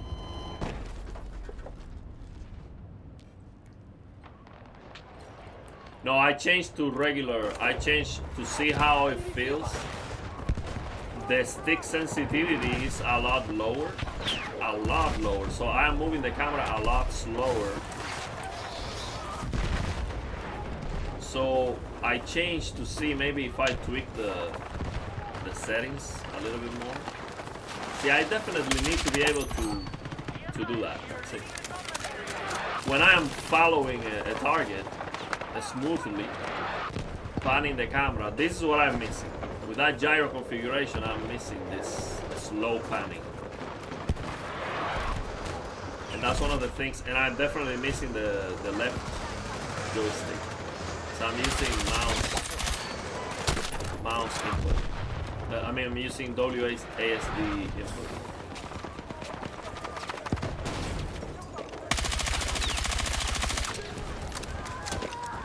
And I definitely have to figure out a way to prone. Oh, the new Assassin's Creed Black Flag, it looks great. It looks great. The thing is, they did added some new characters with a storyline, maybe like I hope it's like a long DLC or something, but I played that game recently, actually. I'm talking about, I don't know, 6 years ago maybe. So it's just the same game. They added just a little bit. But basically, if it's the same game with just better graphics, the graphics better be very good, you know. But I'm gonna play it, for sure. Why do I have all this contamination?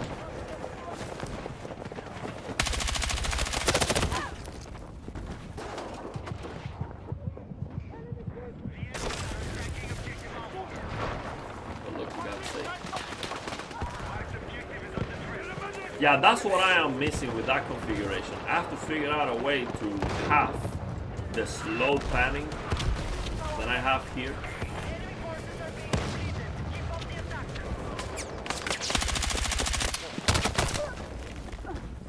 Because I don't want the camera to be so unstable. Just for my eyes, visually. I like this a lot more to have the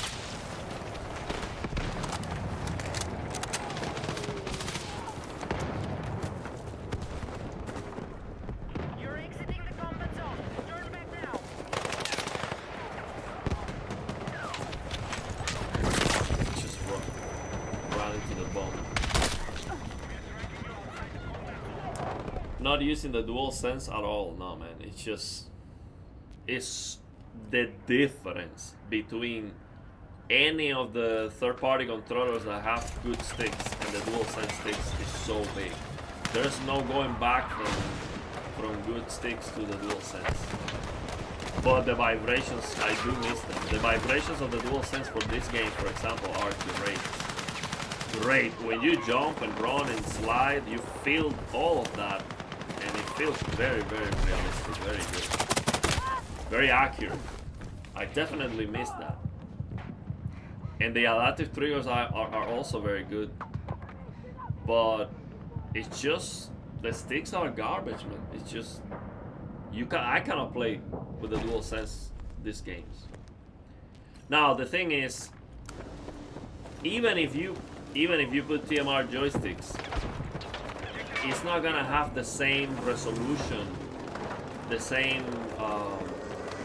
You're not gonna see the same smoothness. Let's see if this works. Oh, this is like a tank.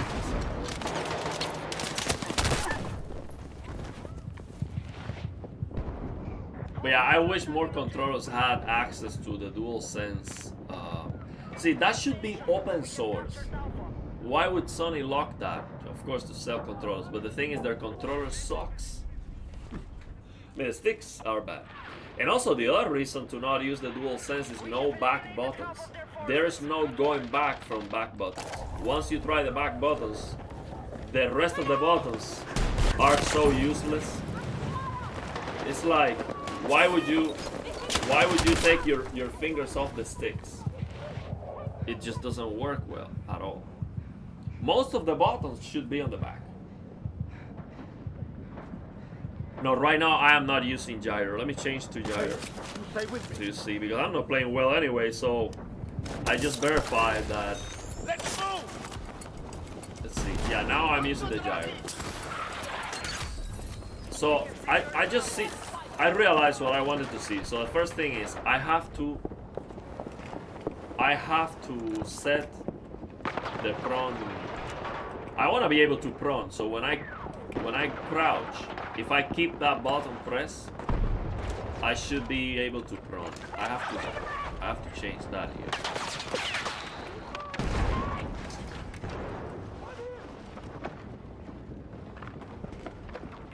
Let's see.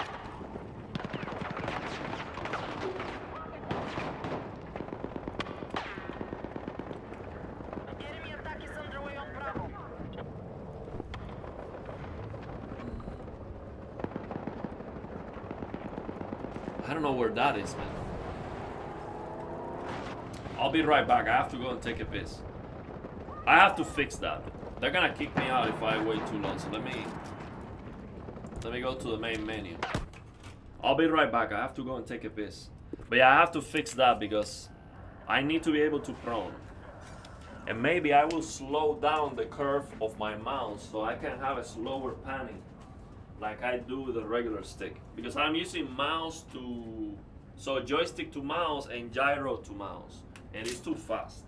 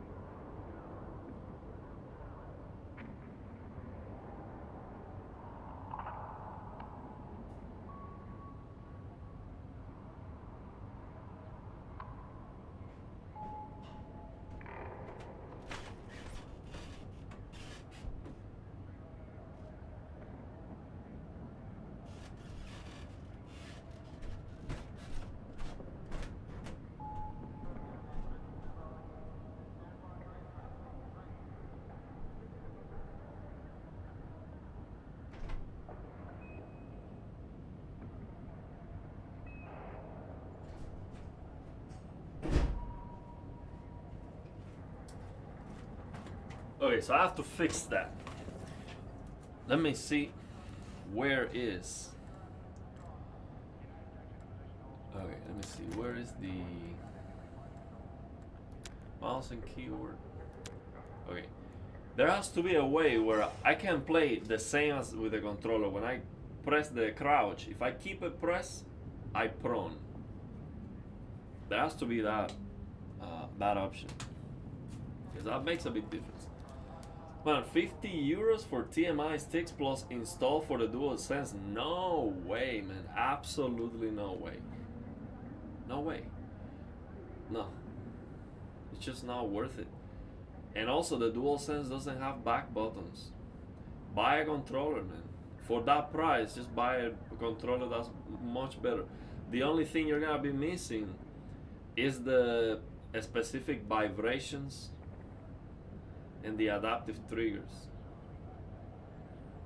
It's see, the thing is, to play FPS games, you're not gonna be using adaptive triggers anyway, because you wanna use the clicky triggers. They're gonna be better. And the vibrations of third-party controllers, some of them are great vibrations. They just don't have the detail of the DualSense. So you do have back buttons. Well, if you have back buttons, maybe. The thing is, man, the DualSense board limits the resolution of the sticks to 8 bits. And the polling rate also limits the resolution. So you will never have the same precision. If you're playing on the PC, look, if you're playing on the PS5, it doesn't matter. Oh no, if it's for single player games, it doesn't matter that much. It doesn't matter that much. But the thing is, I would not recommend it. Because right now, you can get a controller for $20 with capacitive joysticks. You know, 5,000 resolution and, you know, 4 back buttons and clicky triggers, and it's just not worth it paying 50 euros for TMR joysticks on the DualSense. Just too much. You can almost buy a GameSir G7 Pro for that. I think you can. The original GameSir G7 Pro is like $55.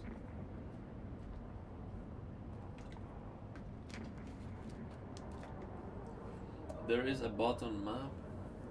Let me see. Thoughts on Dolby Vision 2? Completely irrelevant. Like, I don't think that matters at all.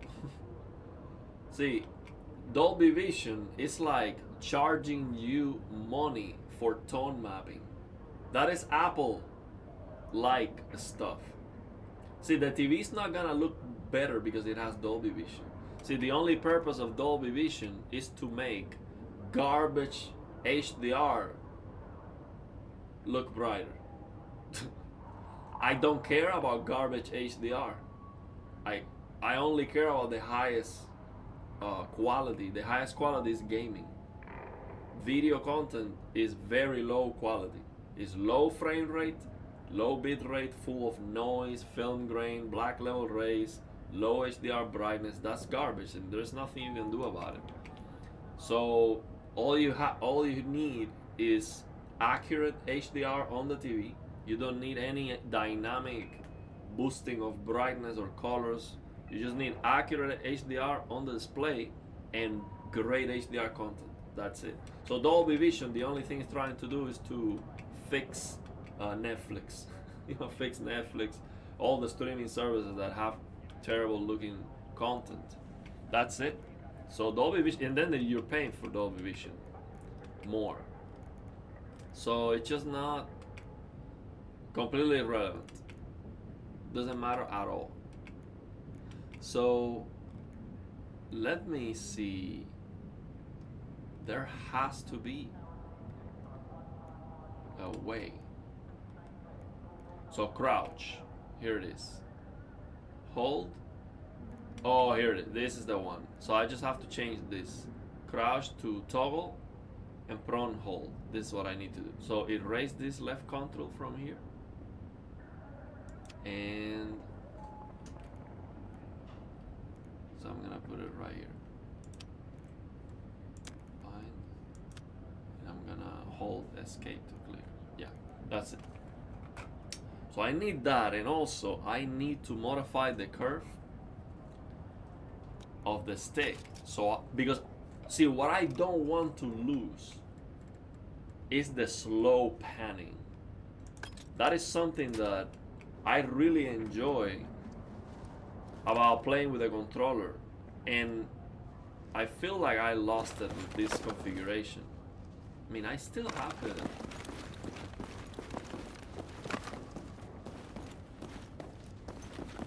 Maybe check the... Maybe let me check the sensitivity of the game instead of changing the controller settings. Let me see, mouse and keyboard. Aim sensitivity 20. Let me see here. These settings.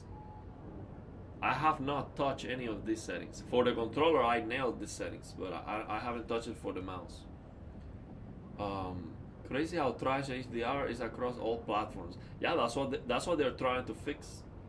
And I don't think that's a bad idea, but what I don't like about Dolby is that Dolby is like Apple. They want to charge money for the movies or for the games to have it, for the TVs to have it. So you're just paying extra for the TV, and it just... A proprietary tone mapping is like you buy a car and then you have to pay a monthly subscription to use the air conditioning. It's like the air conditioning is there, it should work already, but you have to keep paying a monthly subscription.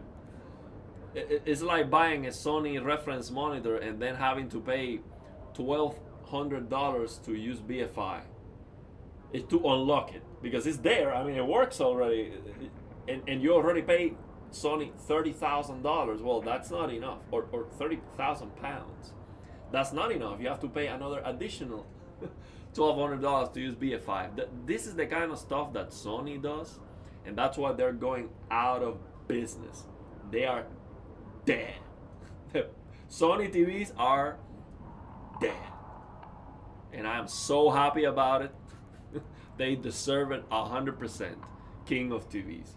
Get out of here with that garbage. They're not king of anything.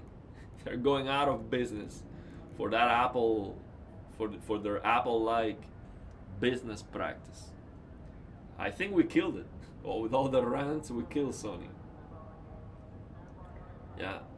I mean, to see good HDR right now is PC Gaming and Reno DX. And just a handful of games that have good HDR. Dark Souls 2 got HDR mod and path tracing. Really?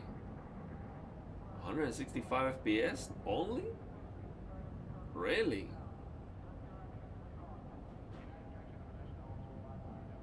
Oh, I might check that out.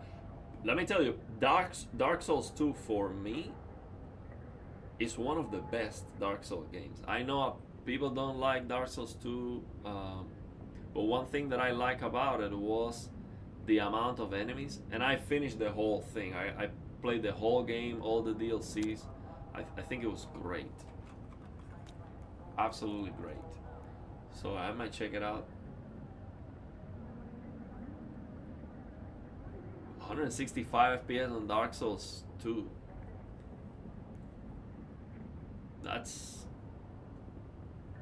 very demanding, because that game runs like it's super easy. Holy crap.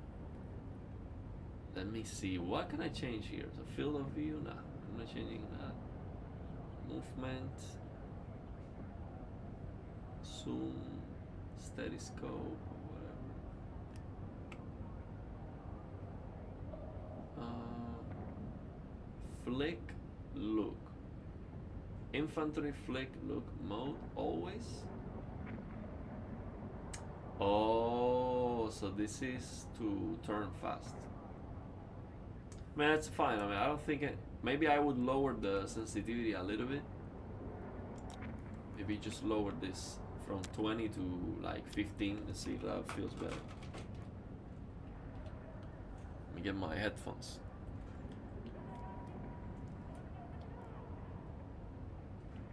Without using gyro,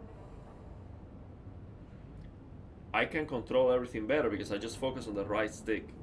And the camera is not going crazy, but I feel like I am operating at a much slower speed.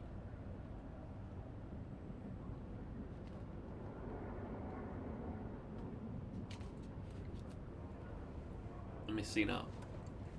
This feels better.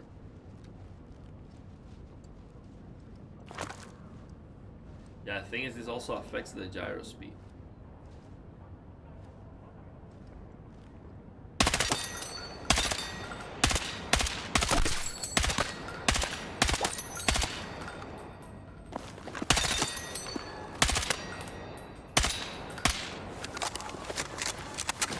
Okay, let's try like this. Let's try like this.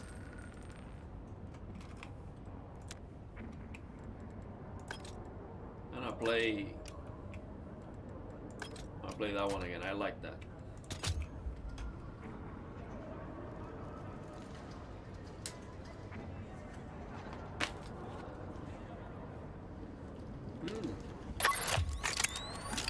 I forgot about Pragmata. Actually, I liked the demo. I played the demo. I thought it was very interesting. It's like solving a puzzle in the middle of the gunfight. It's kind of crazy. That you have the enemy right there. You aim at it, and then you have to solve a crucigram or a puzzle. It's very, very, very strange. But it works, I guess. Okay, so we passed this.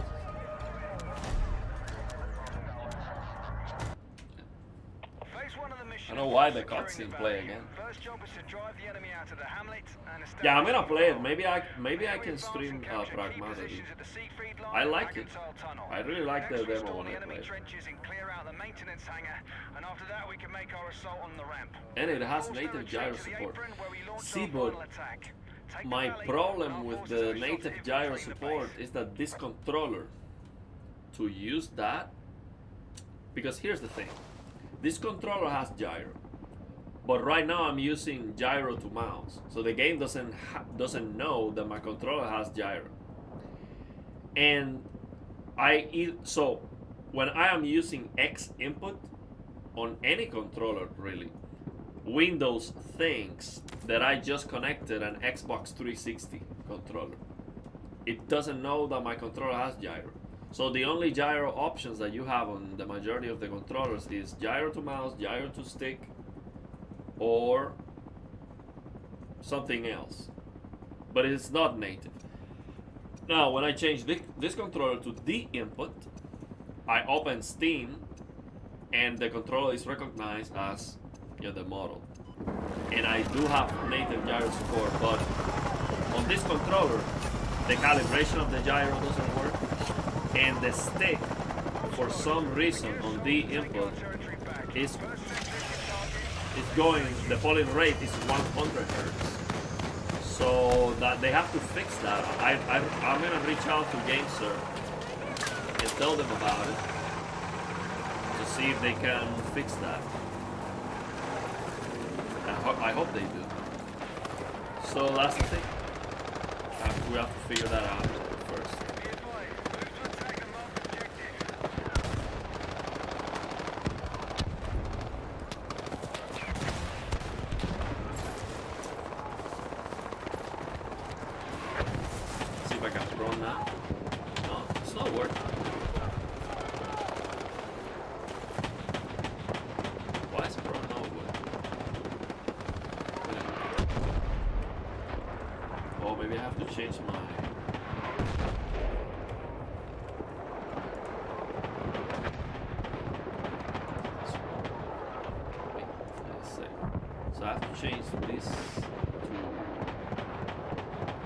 Instead of C to control. This is gonna work.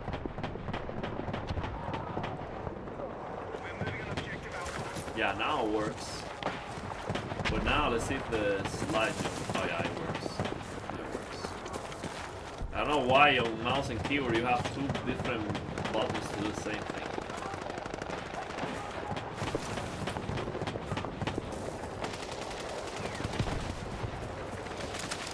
So what I was gonna say is, I definitely want to have native gyro support, because without it, my left stick is WASD. I don't want that. I want my left stick to be analog, to move smoothly. But on the other hand, when you have native gyro support, then you have to be tweaking the settings on each game to get the same feeling, maybe. I don't know. So I kind of like the idea of just getting good with a global setting that works for every game. So I'm not having to discard my training on every new game.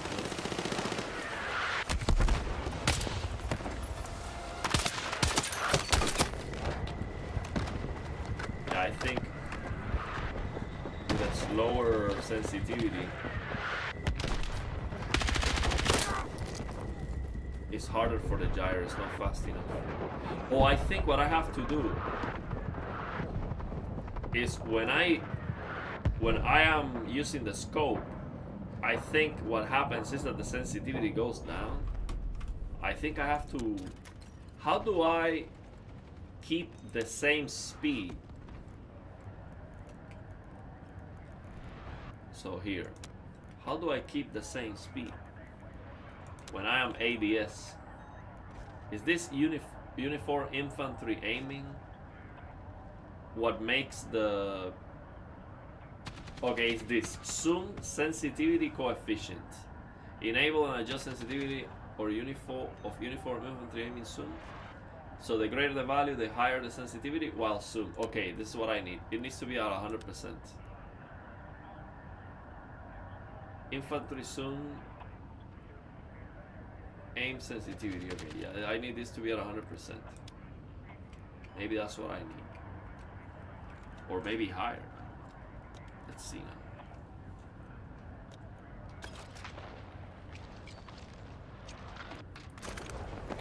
I'm out. What's my stick? Oh, nice zoom. Yeah, that's what I need. So faster. Faster, not at the same speed. This is what I need. Same speed.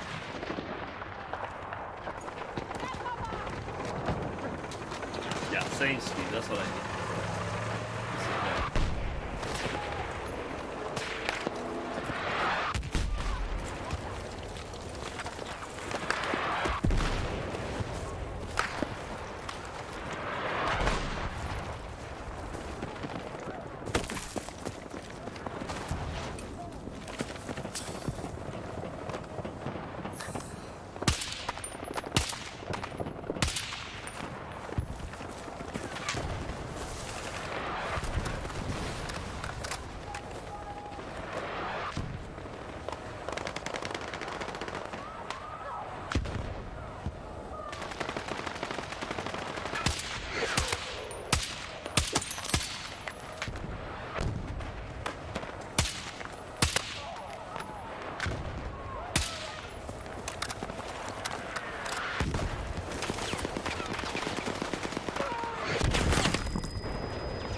I'm gonna try Dark Souls 2. But does it work with the old version of Dark Souls 2?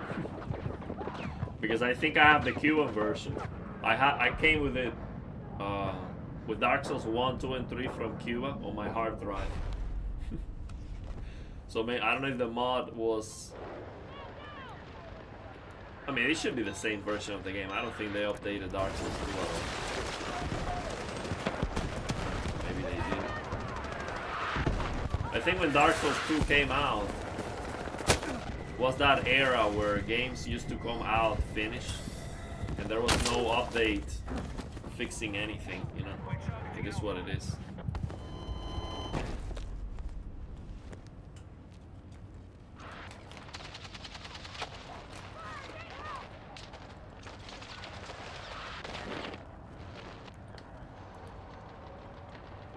See, the problem is when you start these games and you're trapped, you're losing, it's very hard to recover.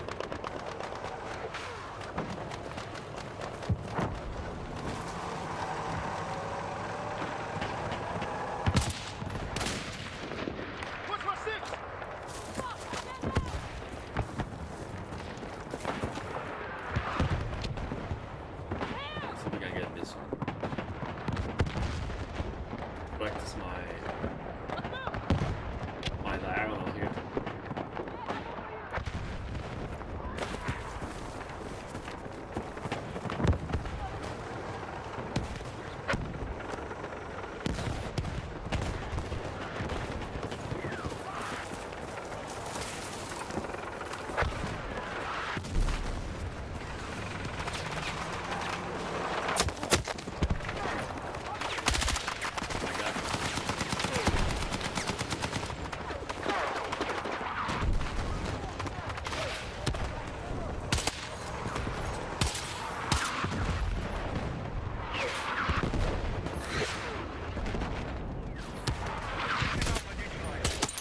I think what I have to do, I need to add a curve to my right stick.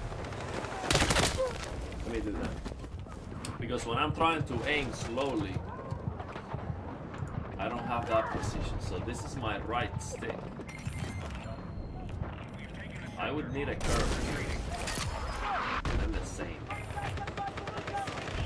Maybe. I got the lock.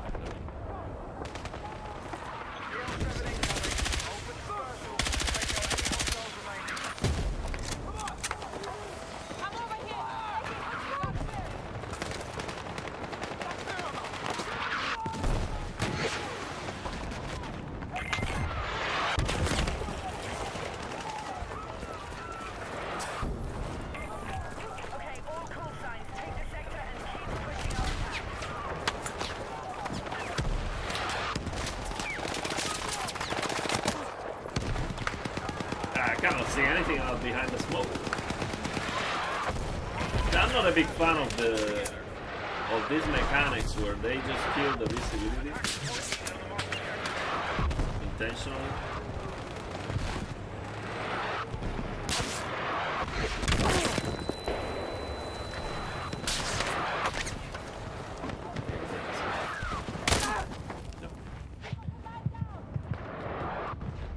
Oh, I do practice with aim laps, yeah.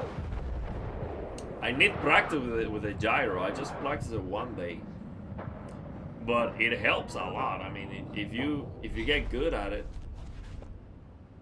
So the Cuban version's not gonna work. Oh,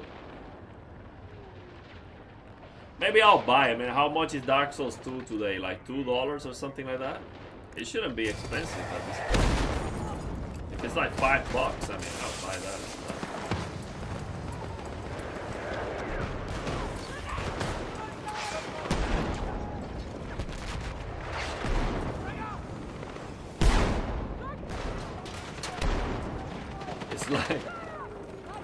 It's like I should pay it because I play it, right? I own them.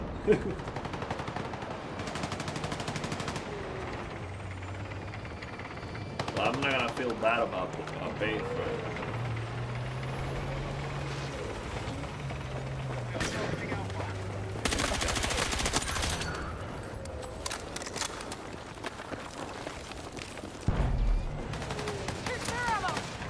It just feels so weird to move with the WASD because you move so fast right away. There's no granularity at all.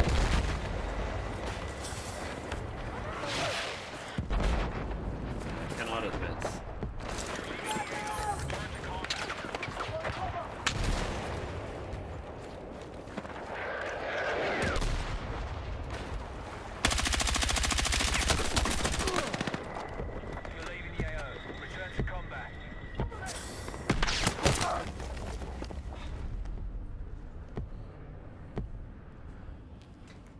Oh man, you're gonna improve a lot with aim laps because the thing is, with aim laps, it's like you try new things, new techniques. You can try a different stick cap, you can try a different whatever, and then you have a score to see what works and what doesn't. So for example, for me to have a baseline for my gyro settings, I use aim laps. See, on this chaos, I cannot know if the settings work or not. I need something to test. So you see all this custom curve that I use here. Look at this custom curve, and now I'm thinking, huh, maybe I should, instead of doing it flat like this, maybe I should make it a little bit curved here. So I maybe should do this, for example. I can do this. Lower it a little bit here. So it starts slower. And then goes gradually up. So I want to keep this point, so I'm going to lower this here.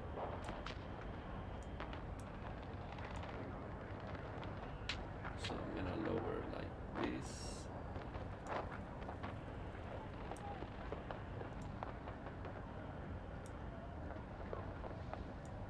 So on aim-lapse, this... You should test it on the game, of course, because the game is different. For example, you do that, that makes a difference, but you need to test it. So maybe I should...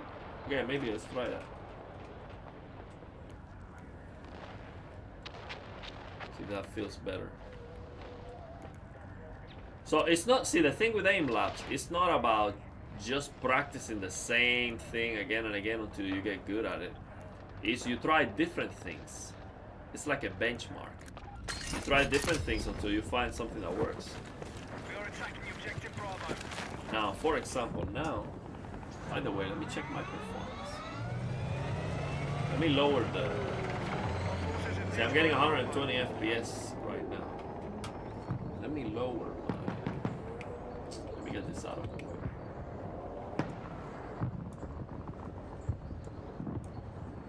Right, Bravo's been secured. I think I'm gonna have to... Yeah, let me reset this camera. We need attack support on the marked objective. So I can get rid of the low. Oh no, yeah, I can get rid of the low. Be advised, hostiles now hold objective Alpha. Yes.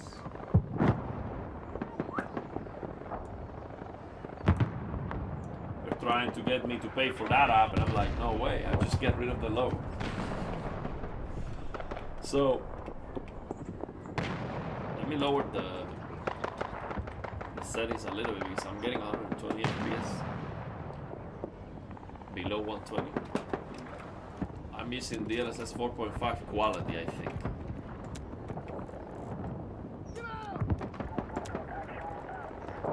Oh no, balance. I'm gonna lower to performance.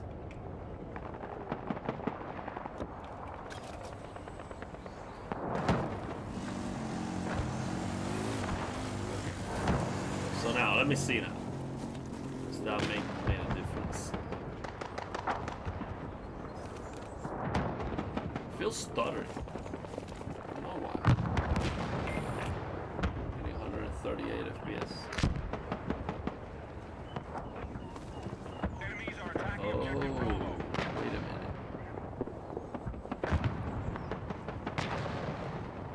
See, the camera panning feels stuttery. And I think it's because the stick movement is conflicting with the gyro. You know, like it's like I'm moving the stick and the gyro at the same time. That's a problem for smoothness. Bravo has been lost. So the motion doesn't feel as good.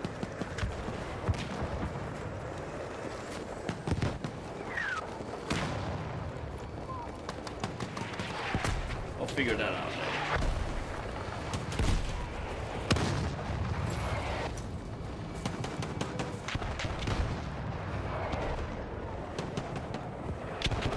Yeah, the thing is the DLSS 4, I think it looks a little bit worse in motion. Bravo has been secured. It looks good, and it has less aliasing. So maybe in motion, this looks better. But I cannot run DLAA and get the same FPS. I would have to run it in quality or balance even.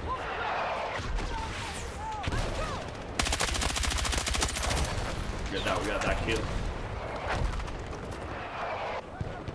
Oh, it's a tank.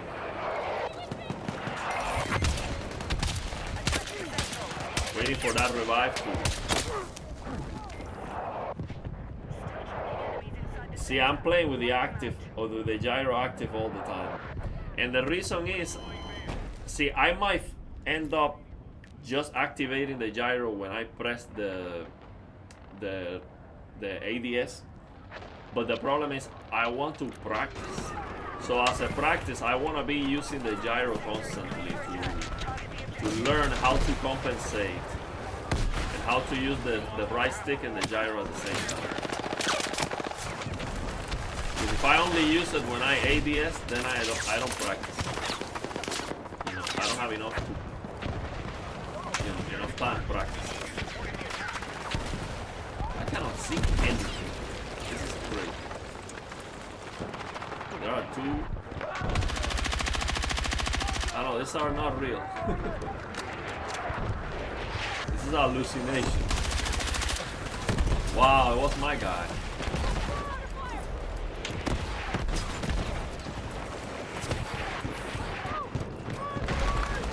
There's no mask.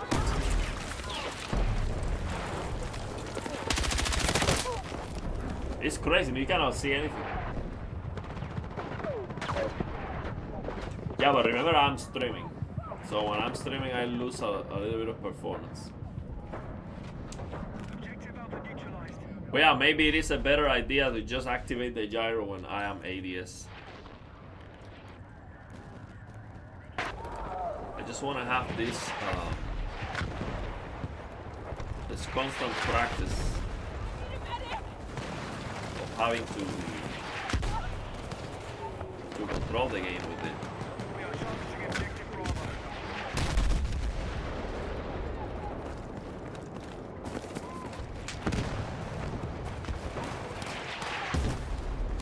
What I would really like is to be able to use the left joystick as analog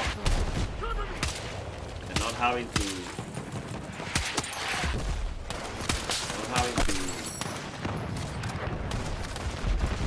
use mouse, the right stick as mouse too. I wish I could use the right stick as a normal right stick and then have the gyro to mouse. But I cannot do that because then the game gets confused and the camera starts jumping around like crazy. Plus the HUD elements start changing constantly. That's very distracting.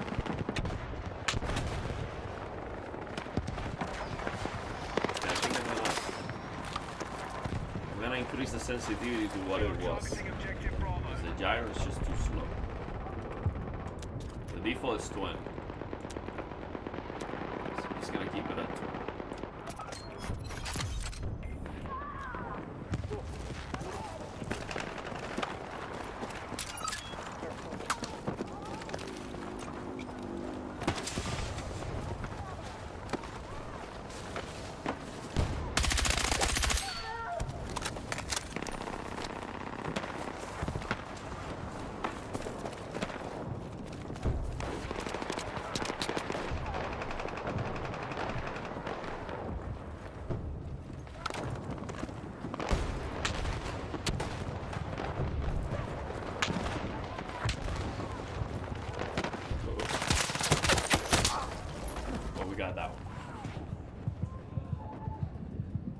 Yeah, I mean, definitely there's a learning curve. I mean, I cannot expect, you know, playing with gyro the first day and feel comfortable. I'm gonna have to keep tweaking the settings, you know, maybe finding a mod or something, or I don't know. But I see the potential. The potential is just incredible.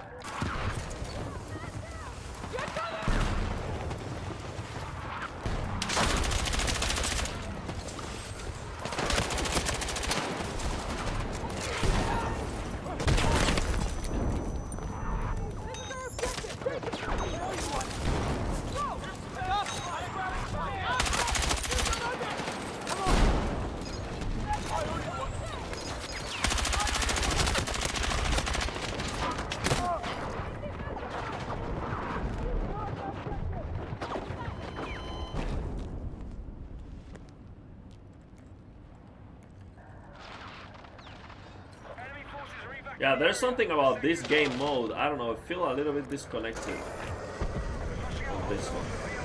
Like, I'm not where I'm supposed to be.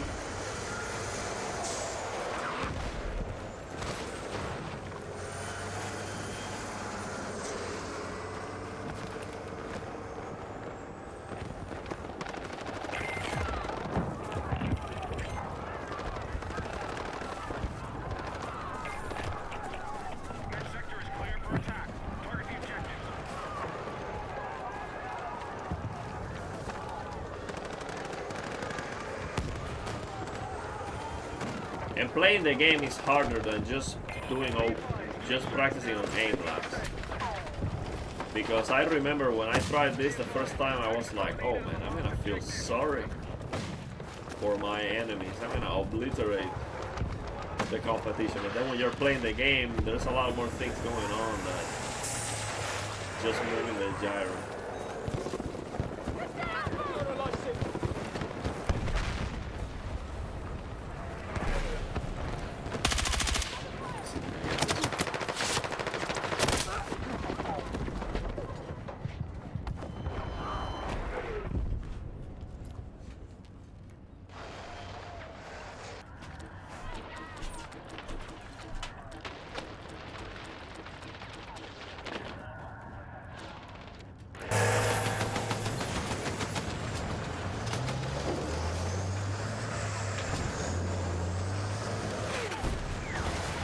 I don't know which button to actually E.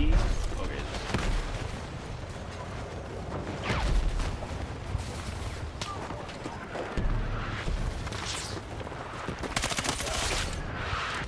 I was gonna use the knife, but I don't know which button is the knife yet.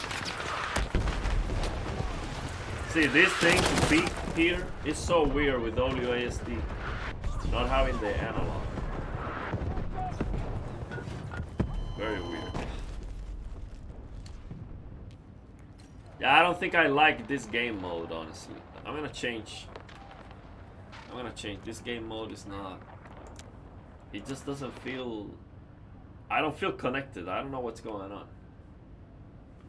I'm gonna try Conquest, which is very similar. But I don't know.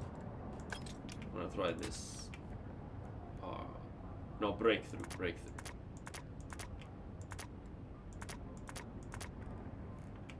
Try Breakthrough.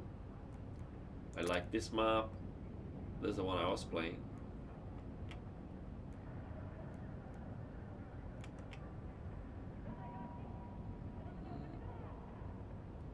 You know, I haven't played this map that much. I like this one. This one I played already. Since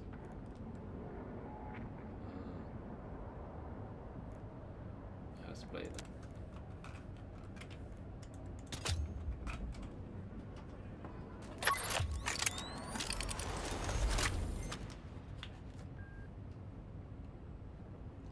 It says season 2 ends in 3 weeks.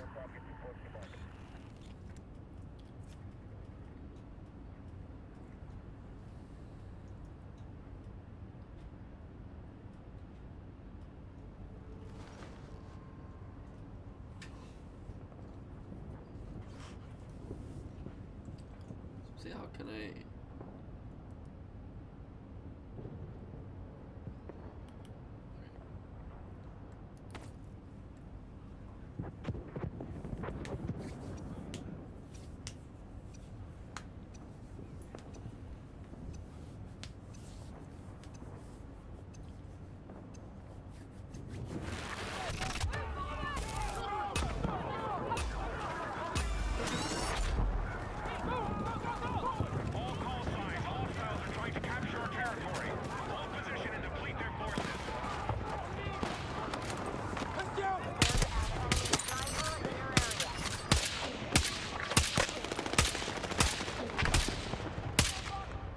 I'm missing these shots.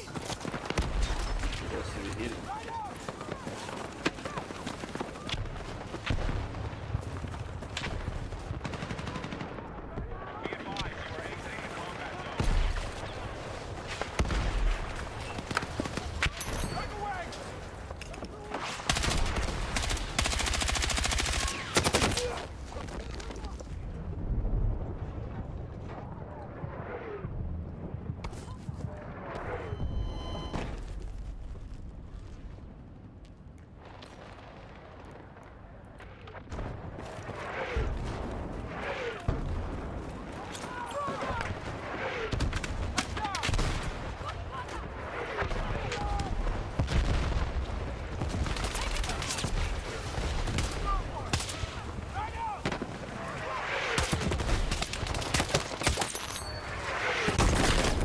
Yeah, what was that again? Anti-shark? Oh, they are just using the mortar.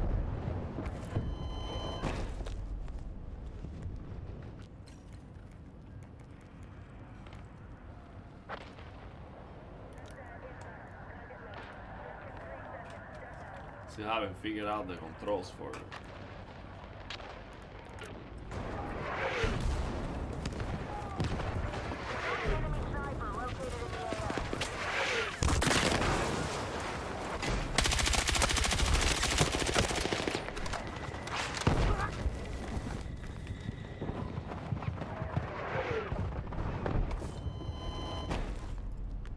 I haven't played Crimson Desert again since the last live stream.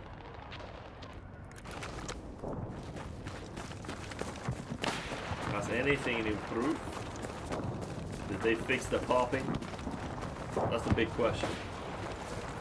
Will they ever fix the popping? Probably not.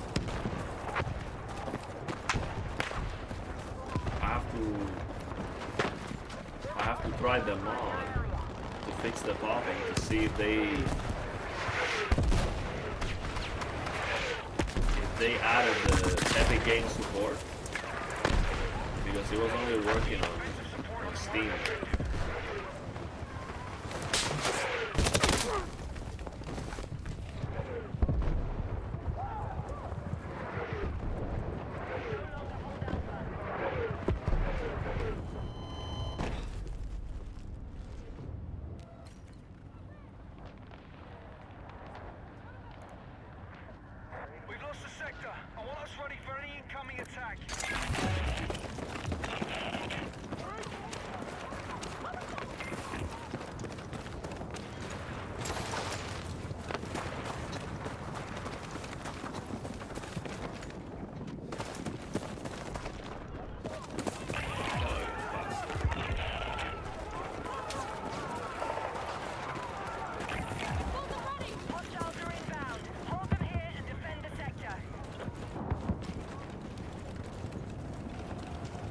See, it is so weird, this kind of movement, when you get used to the analog stick, this WSD movement just doesn't work well.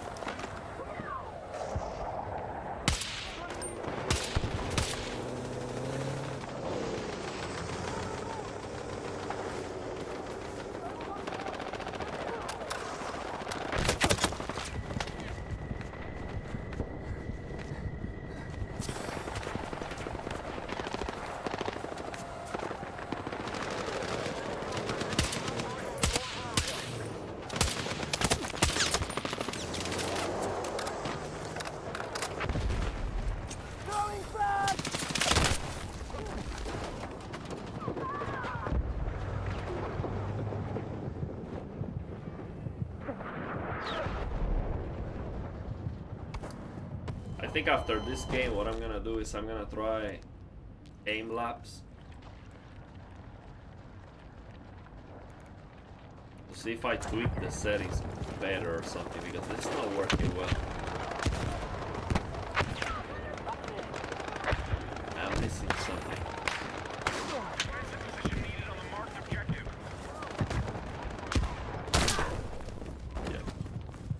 Yeah. This guy is level 505. How do you get to that level? I mean, not even the YouTubers that are very good at the game. I have seen them level 505. That's just great. How many hours have you been playing the game? I've been playing it for like 200 hours. And I'm not even level 200. So that's like 500 hours of game. At least. There's some snipers. Yeah.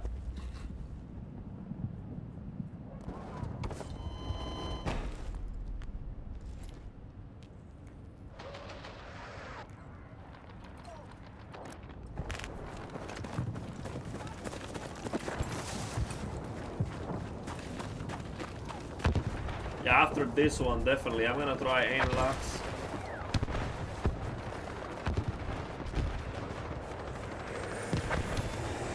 Get some practice. Maybe a jump back in.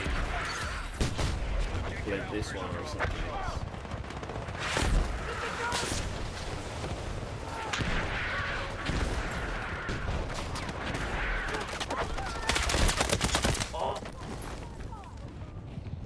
I don't know, man.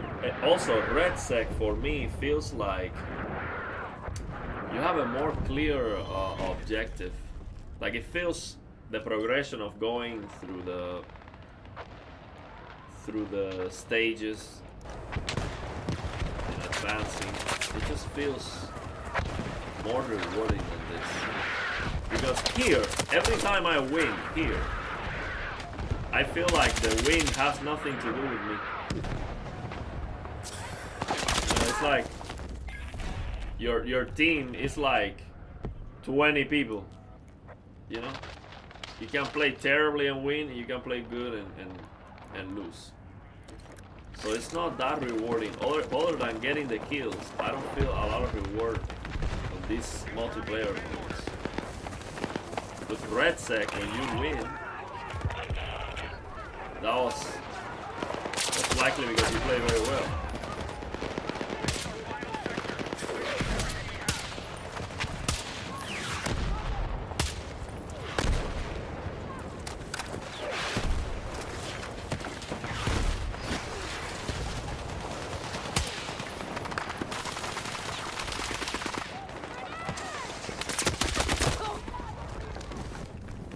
Yeah, there's something, it's just not working right now. Let me... I'm gonna get out. This is not... It's not clicking for me right now. I'm gonna try some aim laps. See if I'm just playing badly or what.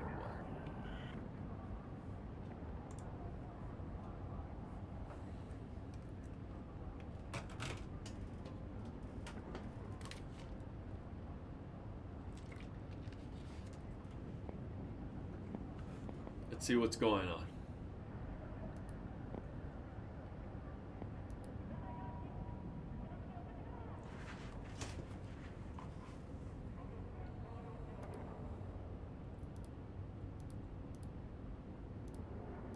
See this one.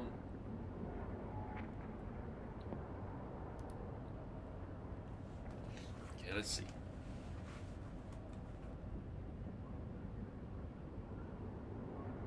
I think what happens is I'm not even using the gyro that much.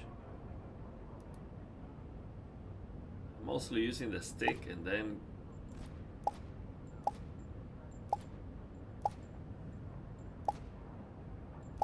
the gyro is just an interference all the time. Maybe if I try gyro when I'm ADSing only instead of on all the time.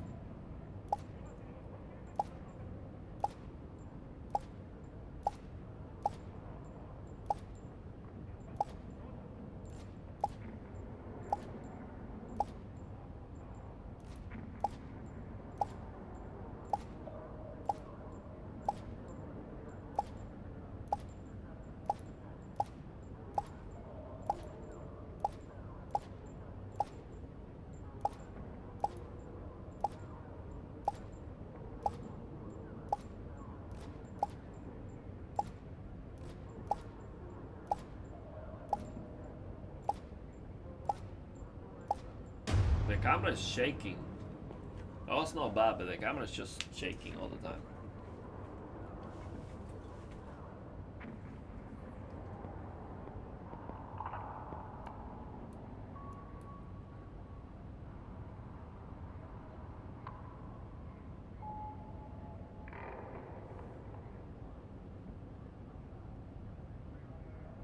Let's try again. Oh, what? Let's try again.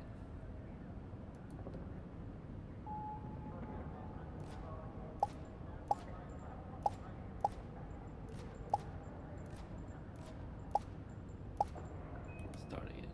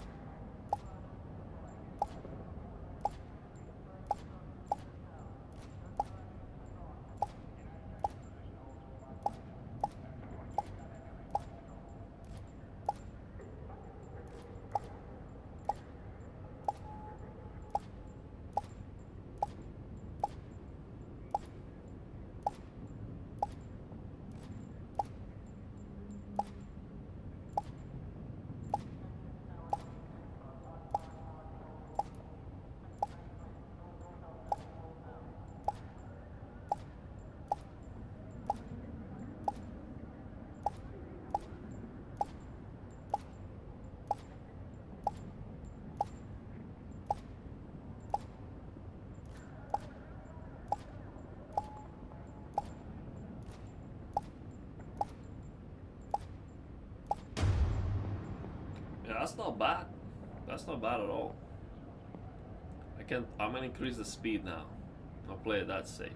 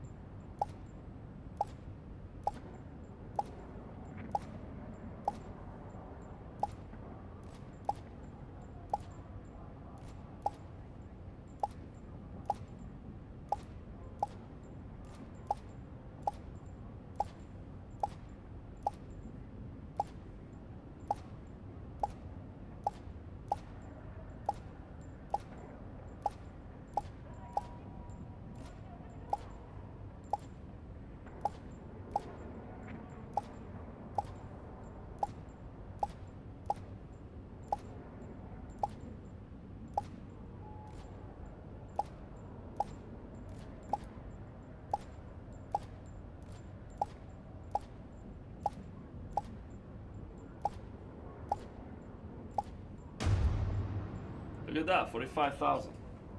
That's very good. I think I can break the record that I have. The thing is, sometimes I spill some water. The camera is shaking.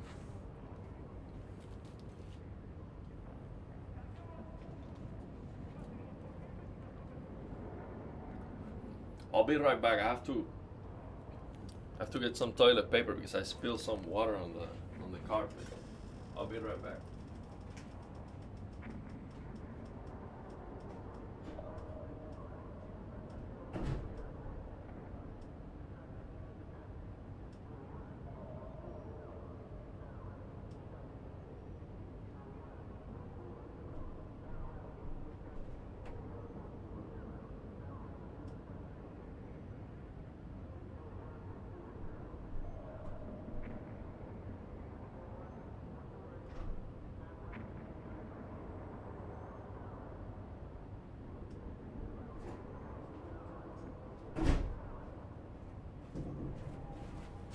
Get some of these to dry this out.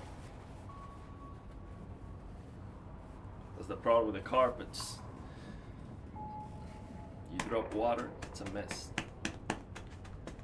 I think we're gonna break that record. I might change the initial part of the curve for the gyro so it doesn't shake. I'm gonna show you. I think if I fix that shakiness,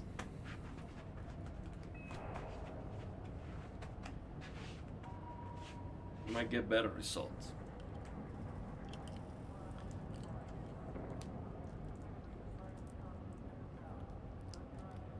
So if I can break my record with the gyro in 2 days of practice, the gyro is better than the stick, no question about that. Then I just have to figure out how to use it well in the game. That's it. And we got this. I think we're gonna do it. I'm gonna change the curve here. See this beginning of the curve. I'm gonna change it to 7 and 1. 7 and 1. Right. So I think now it's gonna shake less. Let's try it again.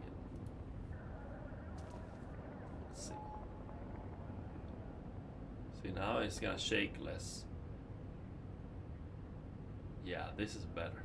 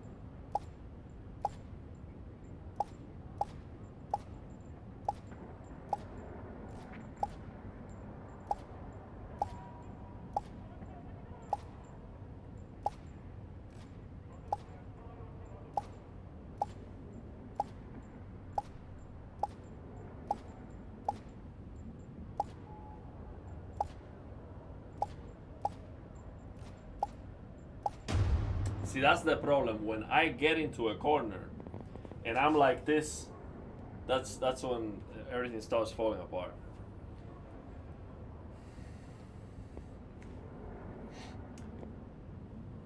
Oh, right now I think I can play better with the stick, but I definitely see the potential of the gyro because I can move as fast as I move my hand, and with the stick there is a constant speed that, so you cannot just do this and stop it at the target. So with a stick you have a slower speed and it is harder to get the practice to stop at the target, and with the gyro that's the easy part.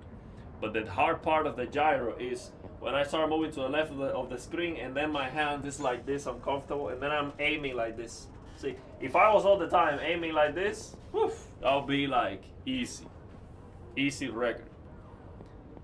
So maybe I need more sensitivity for that. Let's try again. Well, these are good scores. That's not a bad score. Even with my stick, I don't get consistently better than that all the time.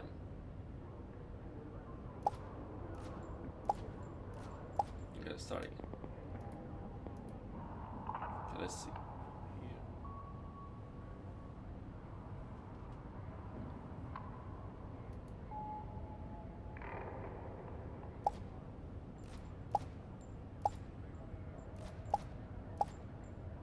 See, that's the problem. See, when I'm carrying the controller in an uncomfortable position, let me see if I can. I just need to nail the settings. That's what I feel. So the sensitivity is already maxed out.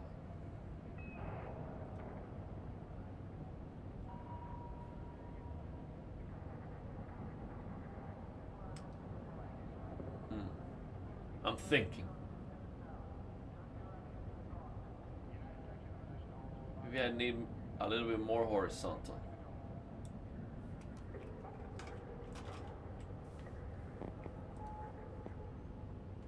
Let's go again. Because up and down is very easy. The problem is this.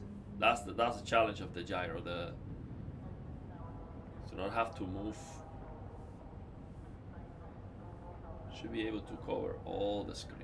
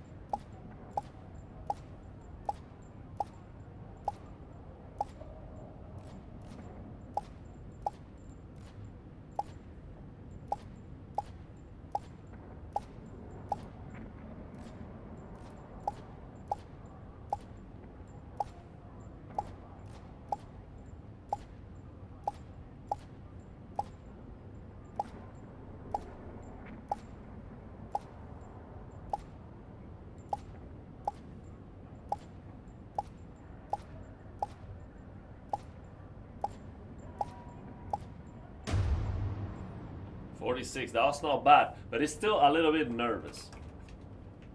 Still a little bit nervous.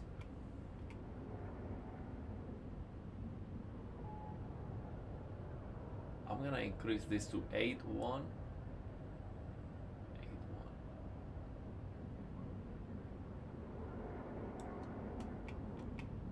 10 minutes. Keep tweaking it. Find the sweet spot. Well, that's very good. 46 is good. Let's try again. Let's see now. Yeah, now it's a little bit less nervous. See? See, that shakiness is what is affecting the accuracy. Let's see now.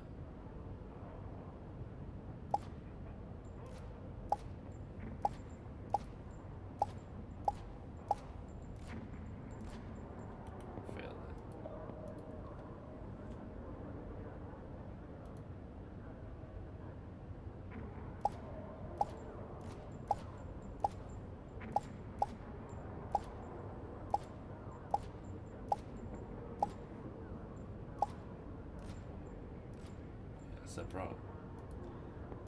It's a problem when I get uncomfortable. So I have to learn how to reset the camera with a stick. So if I get to an uncomfortable angle, although I can move all the way like this, up and down, no problem. I should be able to do a start here and then go from there. That's what I have to do. Start at a center position that I know I can reach everywhere. So here I can reach up, can reach here and here. Move it to the left. Move it to the left. There you go.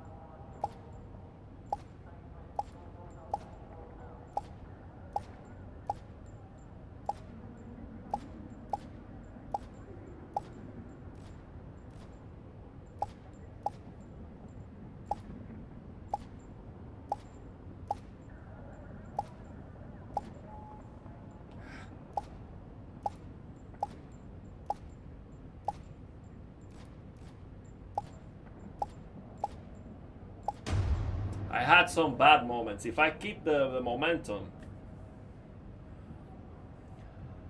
isn't there an option to reset gyro position with a button press? That's what I need. That's what I would need. Because the problem is when you get into an uncomfortable position and then you don't have the practice to reset with it. See, what I have to learn is the practice the skill that I have to develop is to reset with my stick. Because once, see, the thing is, here's the thing. When my hands are comfortable and I'm like this, and I have the targets in the range, this is super easy to get the targets. The problem is when I all the way here and then I'm aiming like this. See, that's what the problem is. That's what doesn't work well. But if I fix that, it'll be a piece of cake. But these are not bad scores. I'm not doing it. I'm not doing too bad. I just have to try to keep it comfortable. Okay, let's see. So if I start here, see, here up will be uncomfortable. So let me raise it a little bit more. So here it will be very comfortable. So I have to make sure I am comfortable up here and comfortable down. So here I'm comfortable. Here I am. Let me maybe.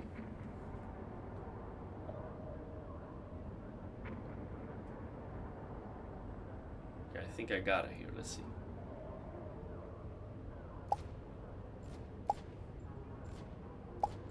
Start again.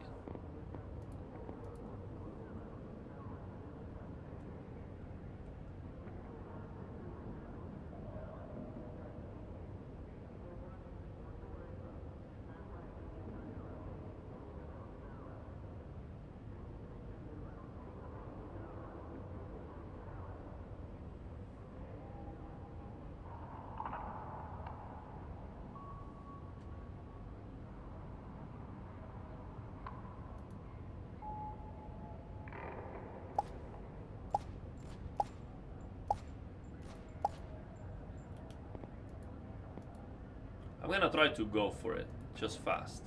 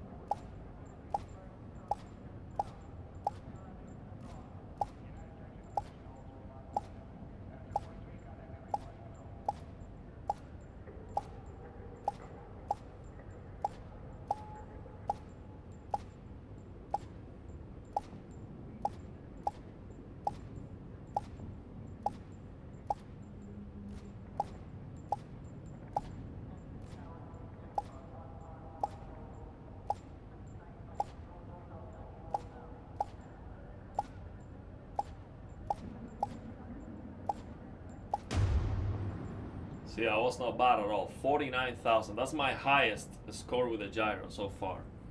That was not bad. That was not bad. So the thing is, I slow down when I'm in an uncomfortable position. My hands start shaking because I'm just not.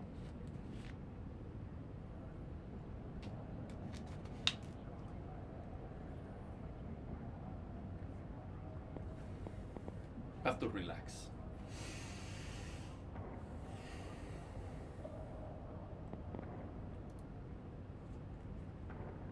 Comfortable here. Comfortable up. Comfortable down. Reaching, reaching. Let's go.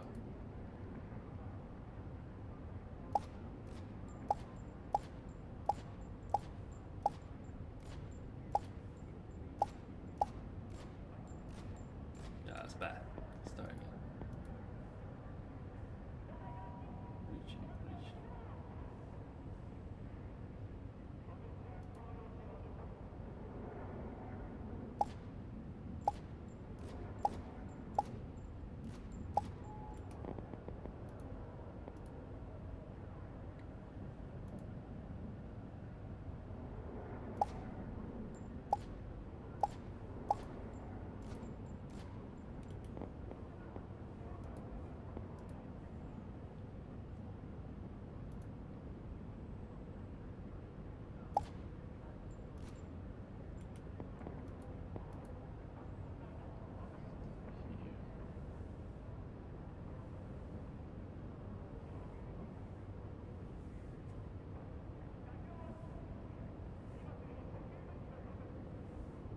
Really the only challenge with the gyro is to not get into an uncomfortable position and have to aim from there. That's it.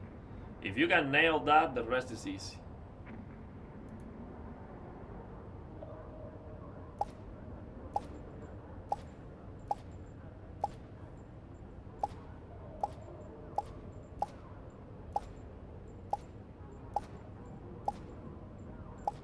See, now I'm super uncomfortable here to the right. I had to use the stick. That's the problem. Maybe I just have to use the stick, man. Just use the stick, get practice using the stick. So use the stick maybe and then gyro at the same time. Just go and try to not think about it too much. Just use it. It's like be constantly resetting the stick with the gyro with the stick. The thing is, it's hard because if you are moving the controller up, you have to use C. To keep the camera center, if you move the gyro up, you have to go a stick down. And if you move the gyro down, you have to go stick up. So it is hard to coordinate to having to do the opposite with the stick to keep the camera center. That's the skill. But once you, I guess once I practice more and that is automatic, it's just gonna be incredible. I'm gonna easily laser.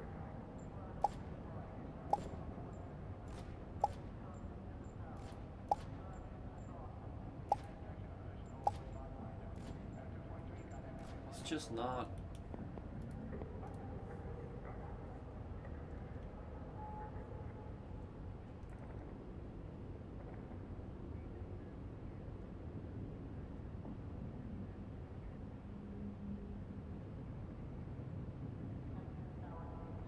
Let's try again.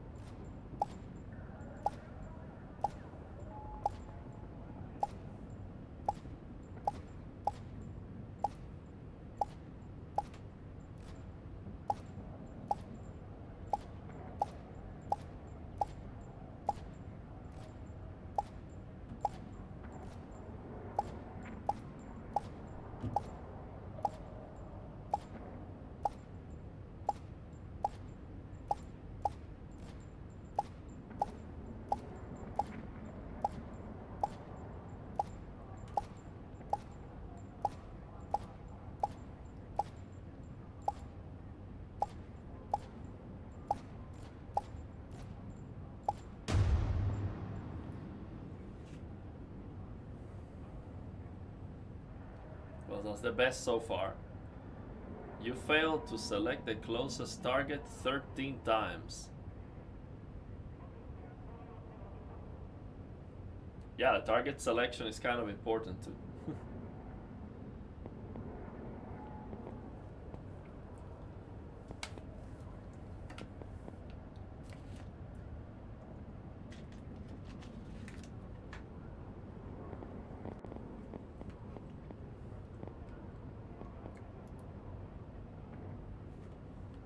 I think I can break the record. My record, of course.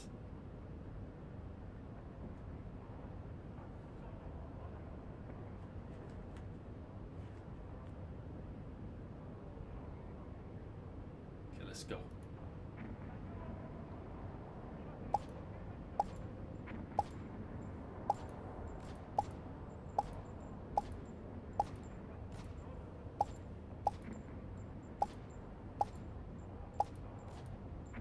That's not good.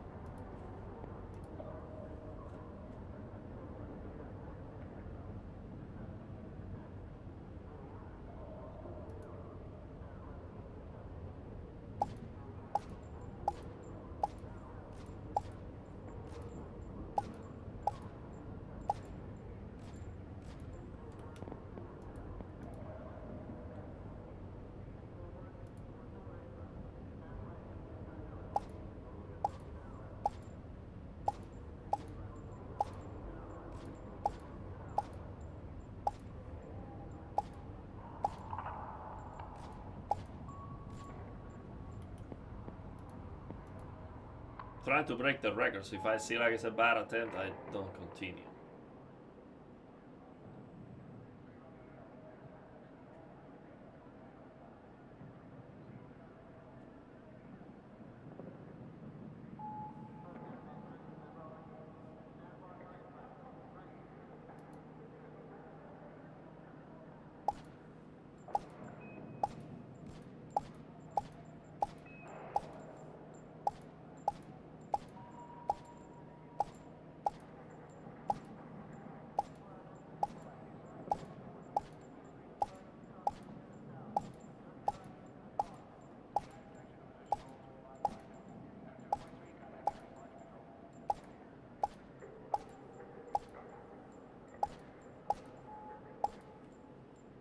That's too far reach.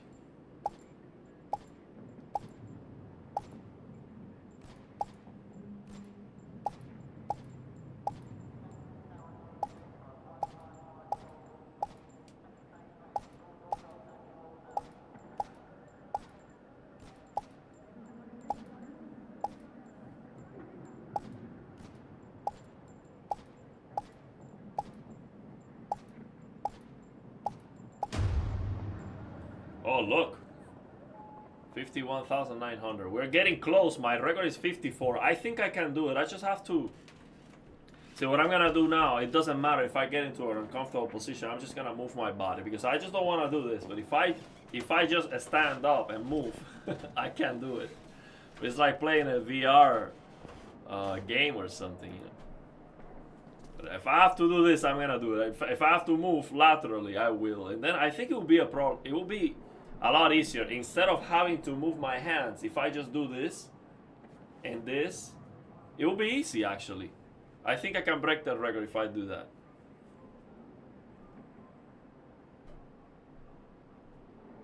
Yeah, that's what I'm gonna do.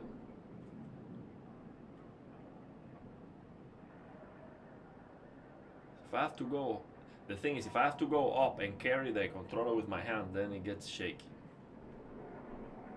Let's go. Let's do it.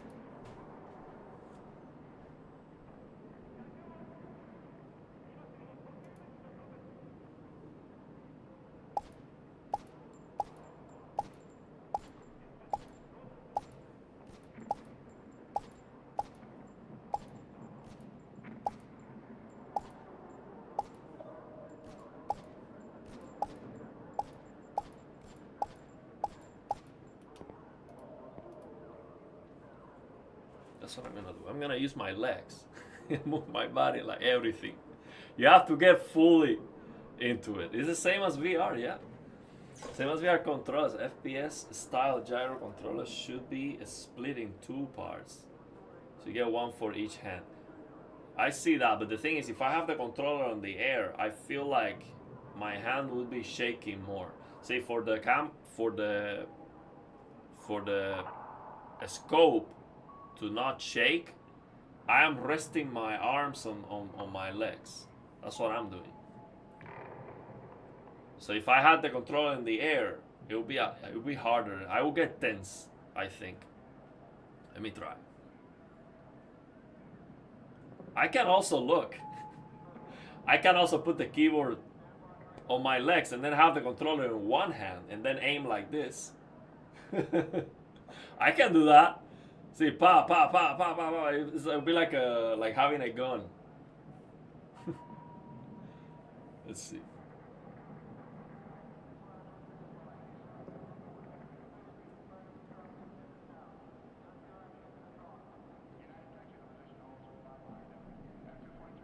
Okay, let go.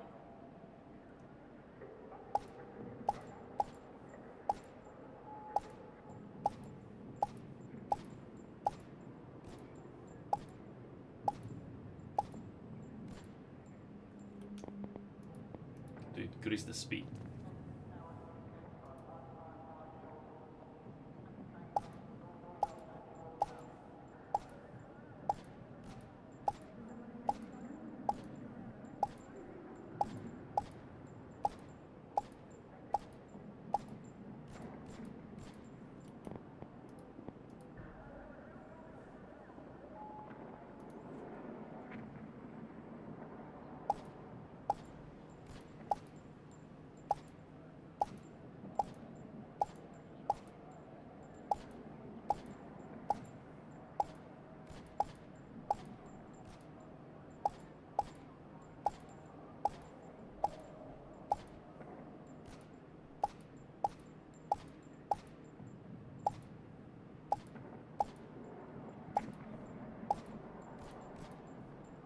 See, I'm too uncomfortable.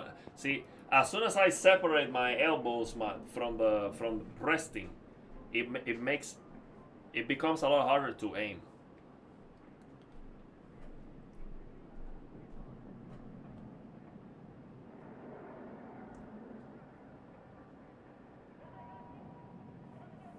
But leaning towards one side or the other is not that hard. So I'm gonna do more of that.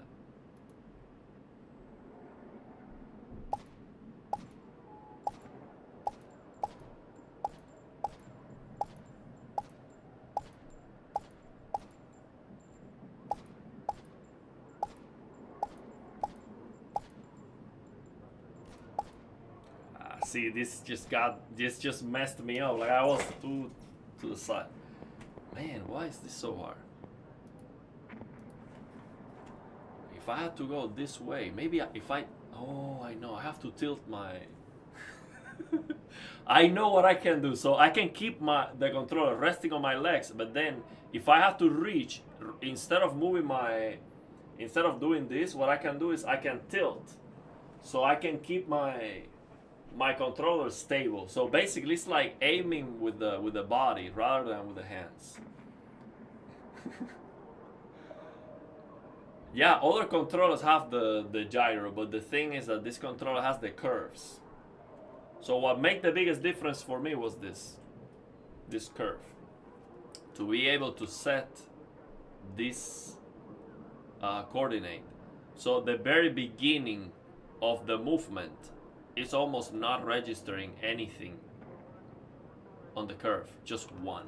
So what that does is that it eliminates the shakiness of having a very high sensitivity, because I need a high sensitivity so I don't have to move that much.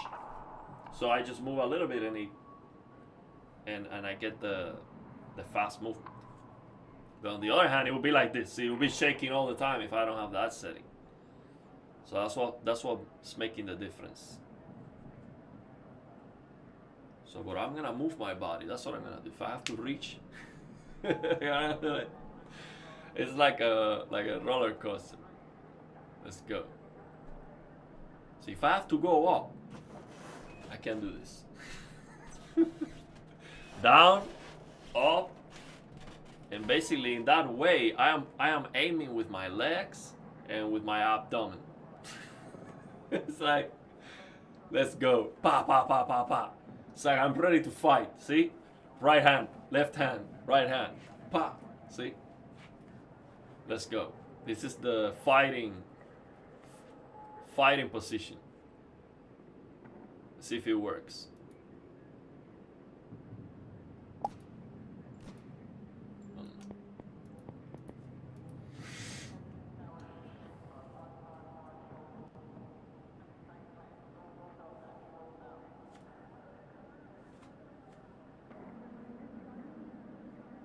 Maybe just save it from what I need to reset.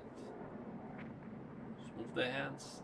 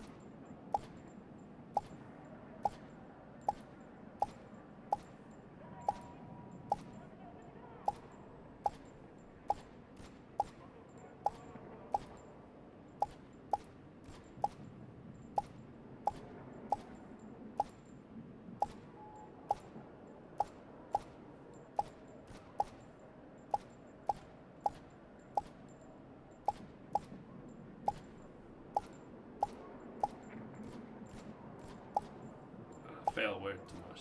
Way too many.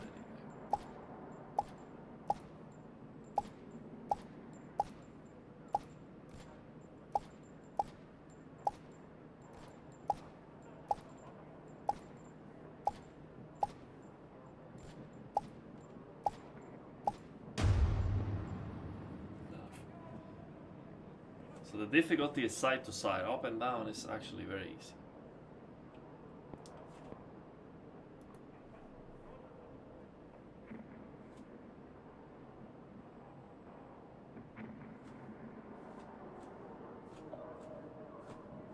Oh, I know. So what I'm doing now to turn, I can use my my knees, like I'm doing this. See, that's what I think that's what I have to figure out. What are the most efficient motions I can do to keep the stability and get me out of uncomfortable angles? So for the most part, I can just aim normally, but if I'm like this, then I just move and get out of it. Can lean forward maybe if I'm like this. Okay, let's see.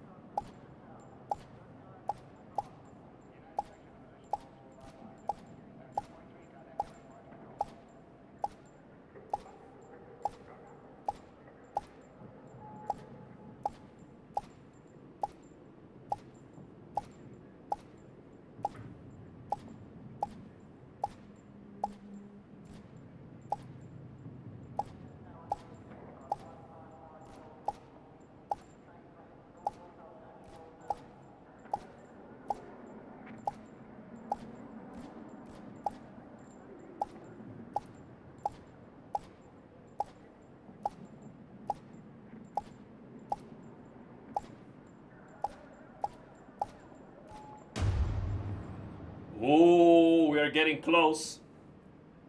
52,300. We are getting close.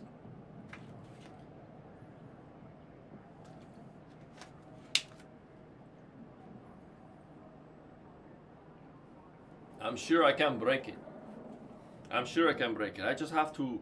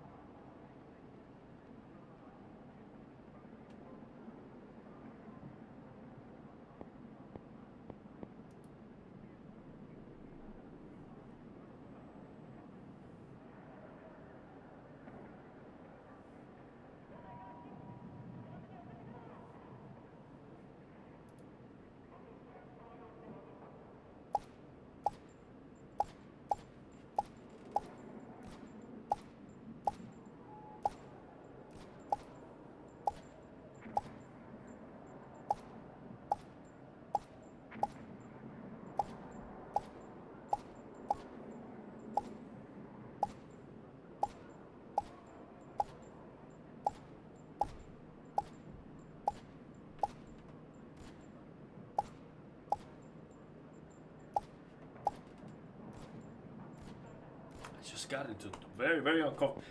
I think I know what happens. Sometimes, if you move fast to the right, you actually move more than what the mouse moves. So you get out of center. I think that's what happened there.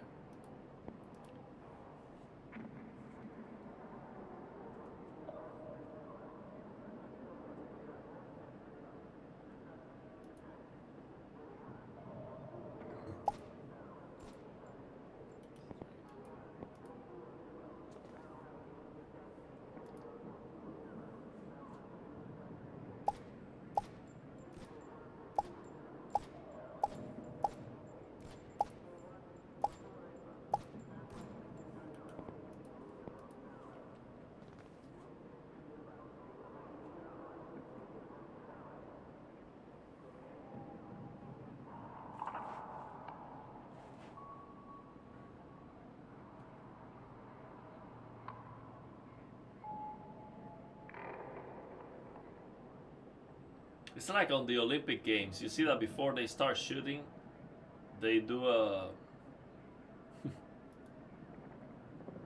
pass.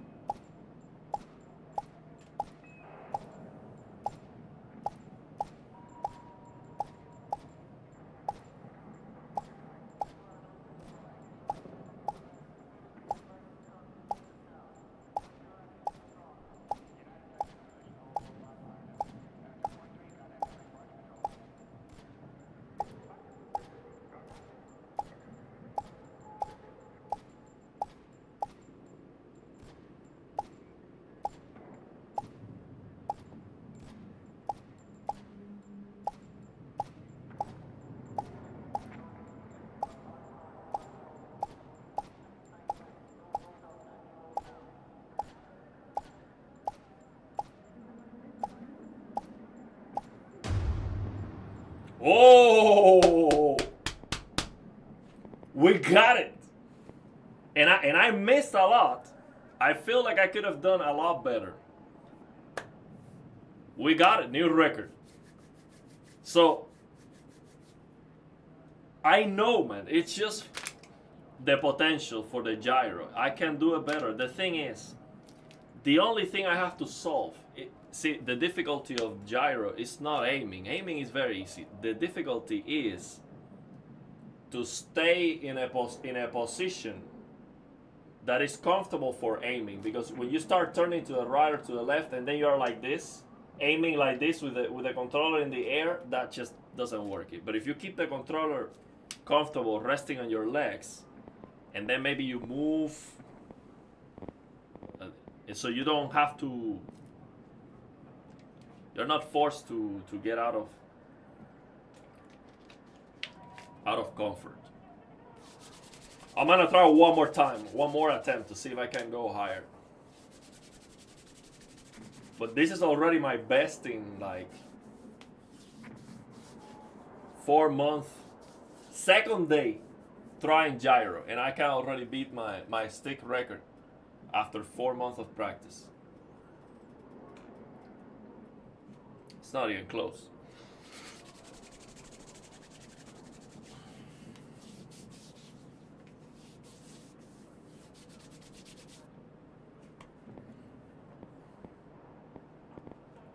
Let's go. And I have to increase the speed of the targets. Bam, bam, bam, bam, bam. Just keep it up. Ba, ba, ba, ba. See, this is the issue. See, I can do this, but then when I don't reach. I think. Oh, I know. So I think I have to open my legs so I can always. Oh yeah, this is what I have to do. Open my legs so I never feel restricted when going sideways. So with my elbows going in.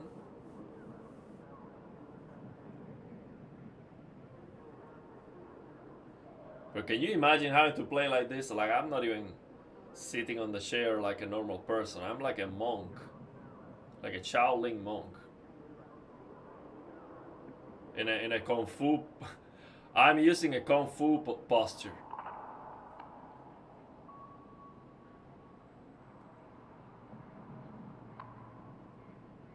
Okay, let's go.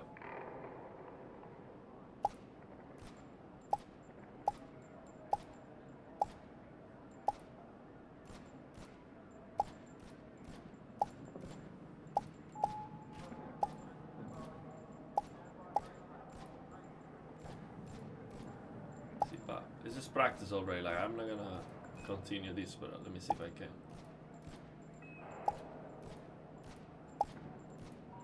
No, with the hands in the air, it just doesn't work.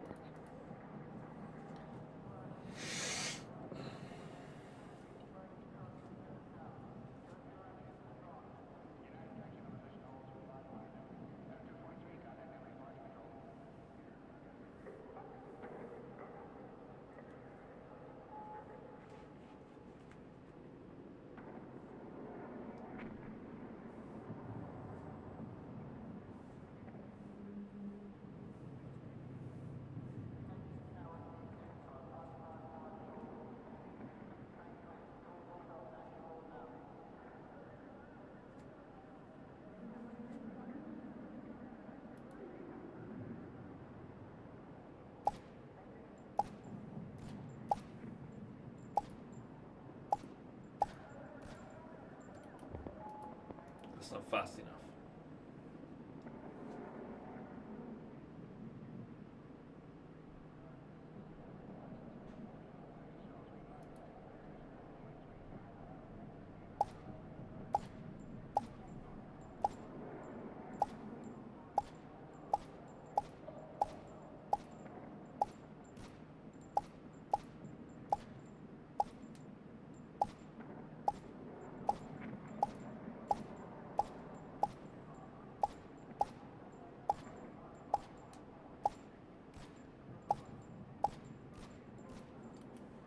Man, I also the sometimes they put the targets farther away.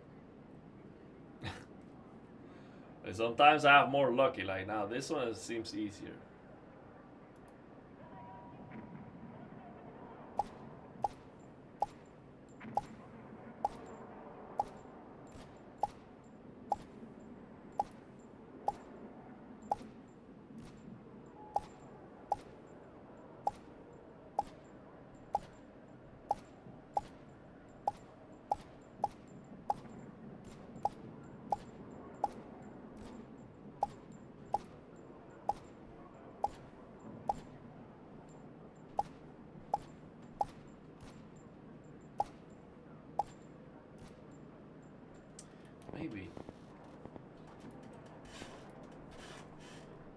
Maybe if I clear fast, reaccommodate with the stick, clear fast another group, reaccommodate with the stick, I think that could work better. Because when I'm comfortable to do ta-ta, it's easy. Let's see.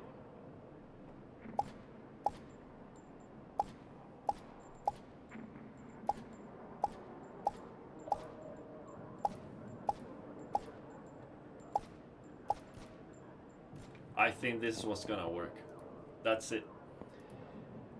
I just need to clear a group here. 1, 2, 3, 4. Change the stick. 1, 2. Change the stick. 1, 2, 3. That's what I have to do. So I'm here and this is very comfortable. Don't move the stick. When I finish these 4 targets, then move the stick.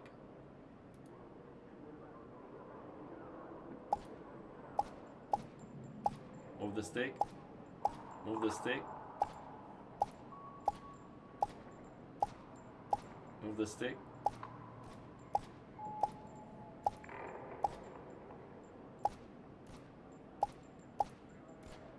That's it. That's the technique. That's the technique.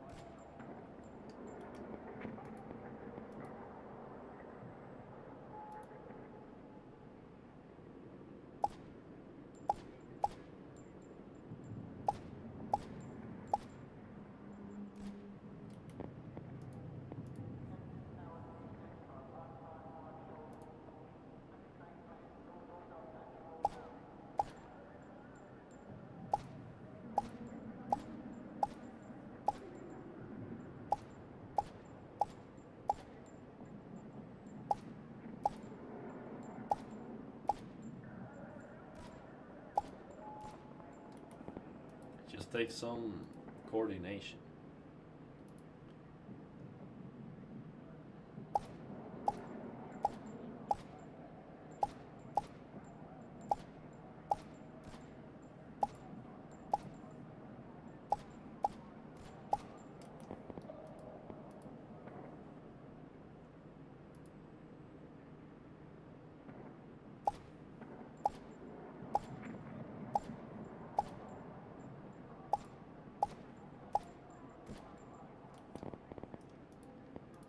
Like this. Just need to smooth the stick up.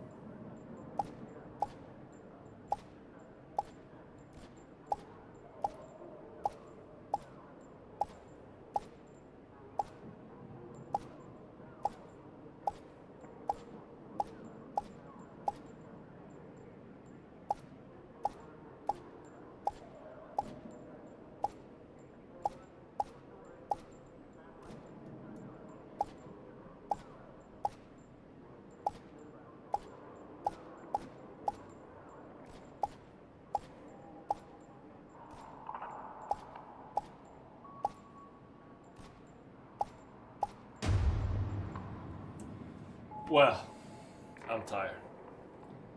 This is not easy, but well, I broke the record. I have to practice more. I'm gonna play one game before we finish. To see if this makes any difference. But yeah, I think I have a better plan, better strategy. I don't think the settings are a problem anymore. It's just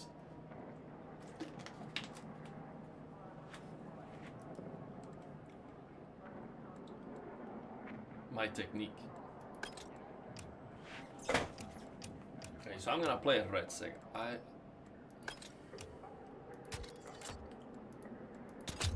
See if I can win.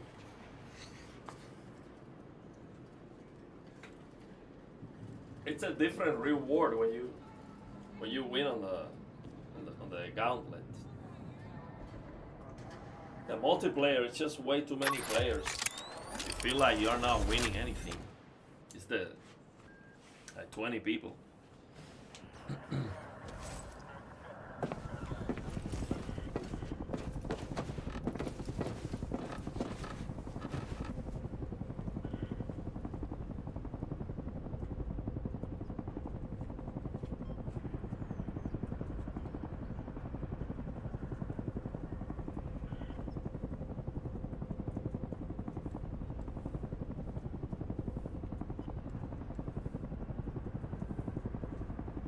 Practicing. How's it going, Joaquin? We just broke the record using the gyro. 2 days practicing with the gyro, and I already broke my record with the stick on aim labs. And that's like, I feel like I can improve so much more. It still weird. Still feels weird to play with the gyro, especially with the gyro on all the time. Secure those terminals and keep them out of enemy hands. You'll need access to them to pull intel.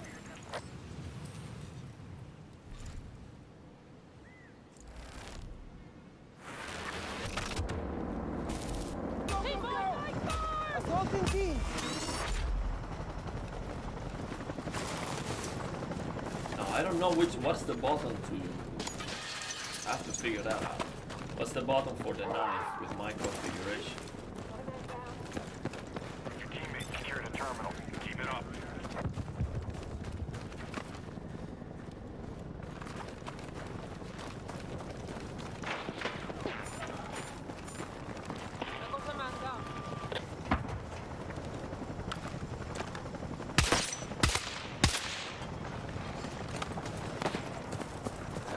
I need to know what's the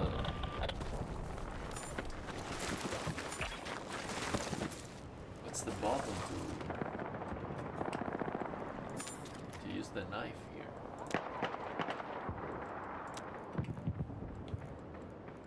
So I never play with mouse and keyboard. Let's see.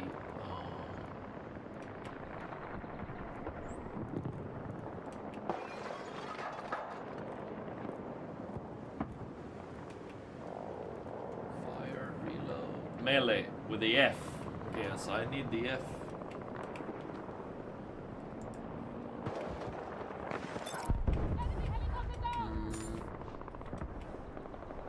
I can use this.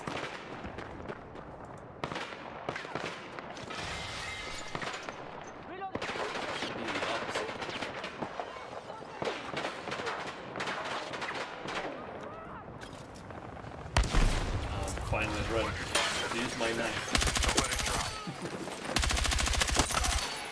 Let's go.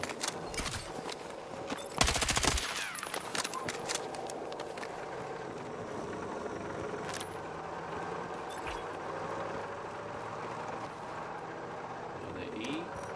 This one.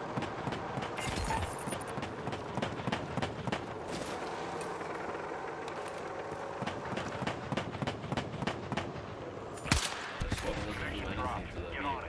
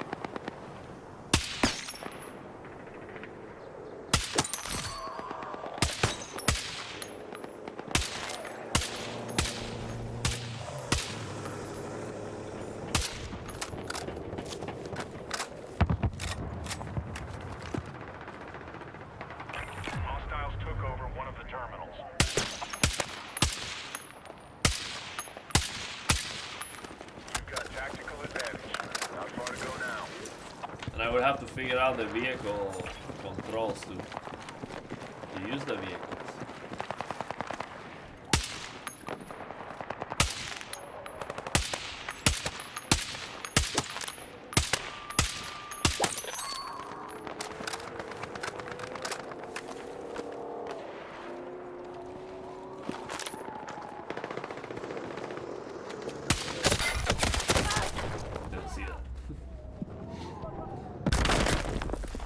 Yeah, gyro aiming is a completely different game. And I feel like once I get it, once it clicks, I'm gonna feel like I'm cheating. Because it's literally, you're playing a different game. Like, someone playing with a controller, I don't think it has a chance. Mouse and keyboard, yeah, but controller? No way.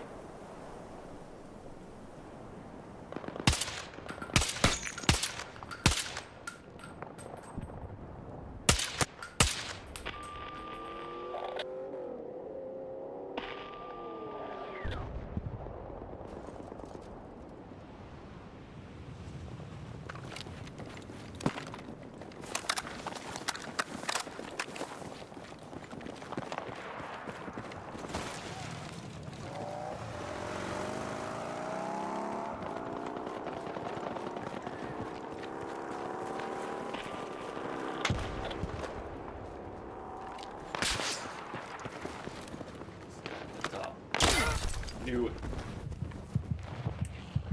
I don't use aim assist. Controller, mouse, and keyboard need separate.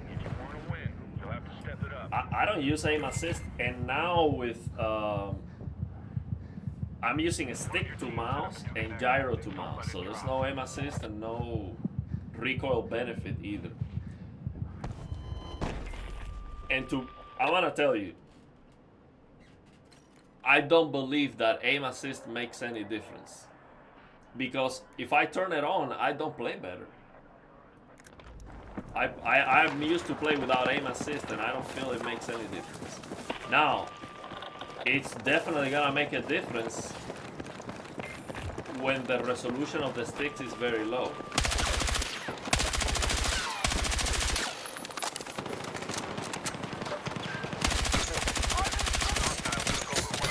I can't believe I play so bad there.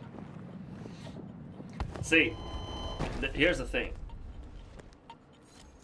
When the sticks are nervous and the resolution is low, aim assist is making a huge difference. But when you have a stick with a very high resolution, very quiet input, it just doesn't, you almost don't feel the aim assist, basically.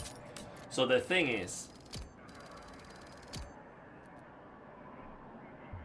why would you make the stick worse to use aim assist? I don't know, but people, that's what people do.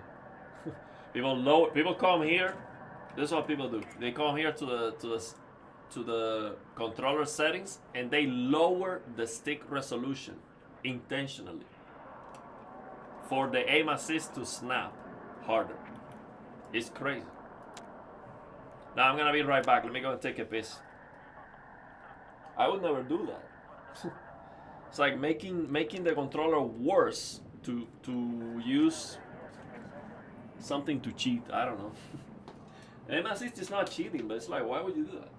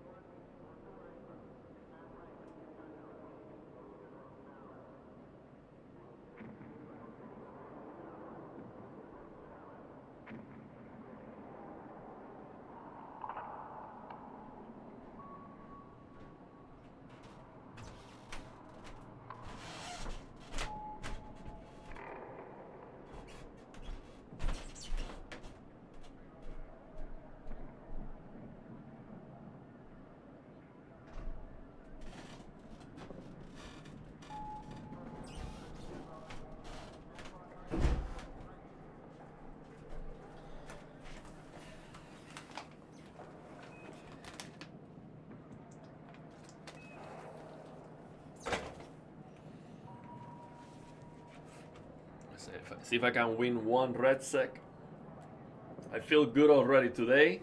I broke my record. I just need one win. Just need one win.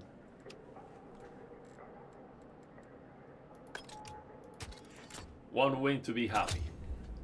Then I'm gonna go eat something. And then I'm gonna play something else. Just don't play something that's not a shooter.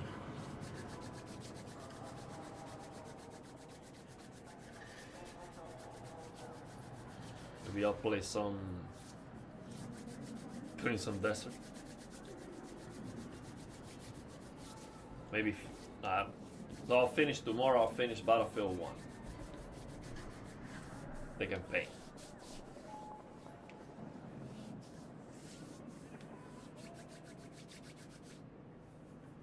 I also have to finish Star Wars Battlefront 2.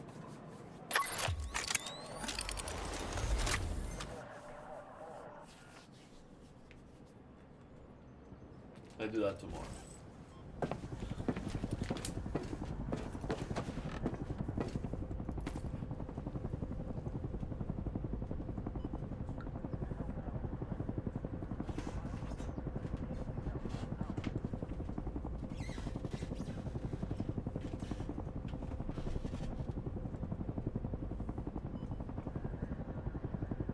I think I'm gonna increase the sensitivity of the game. I don't feel it's fast enough for the gyro.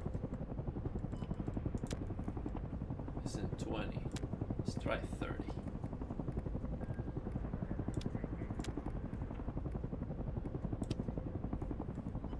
DPI 800.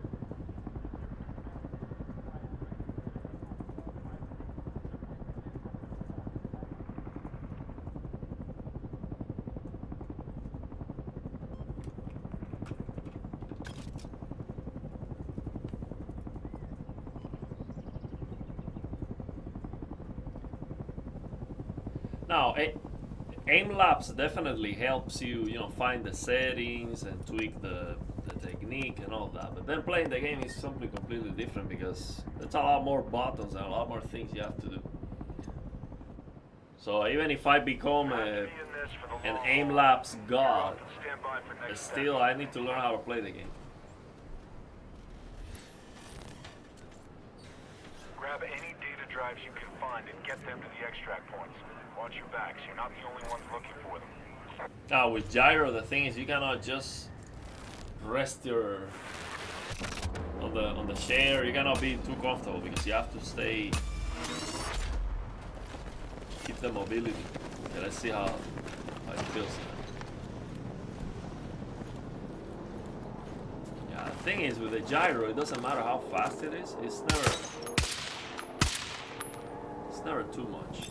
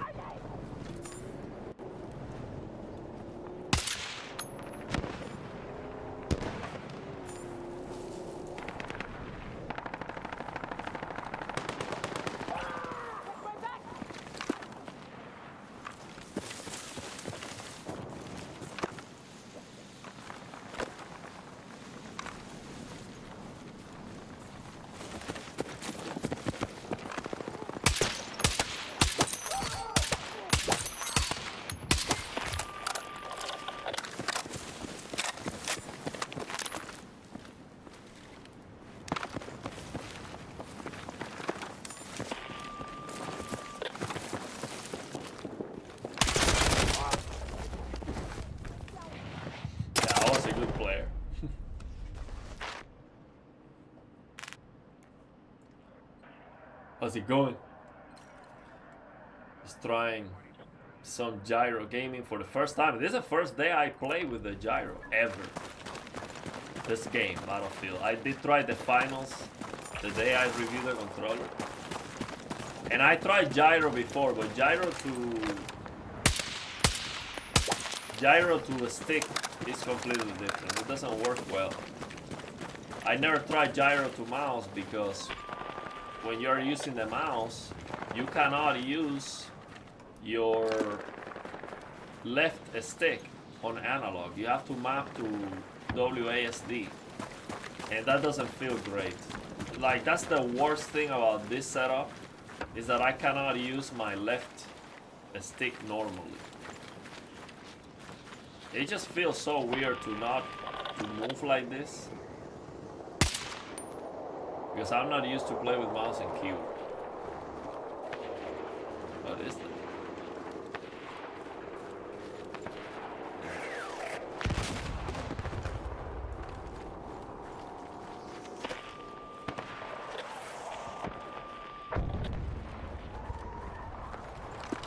Oh, look at this guy.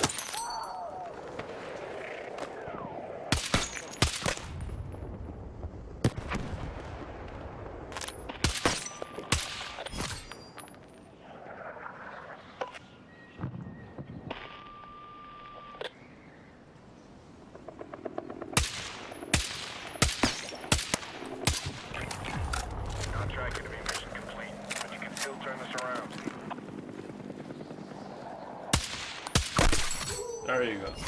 That enemy shooter had data drives. I'll tear into them to see what I can find. This is a buffet here. It's a good spot.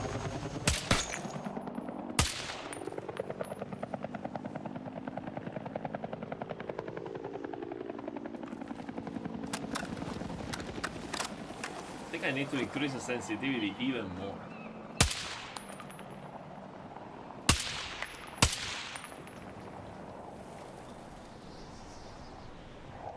I need more speed than this. Let me increase that. Need more speed. Maybe I'm gonna go up to 40. Maybe 50. Let's go crazy. See if this works. The default is 20, so I'm going up to 50.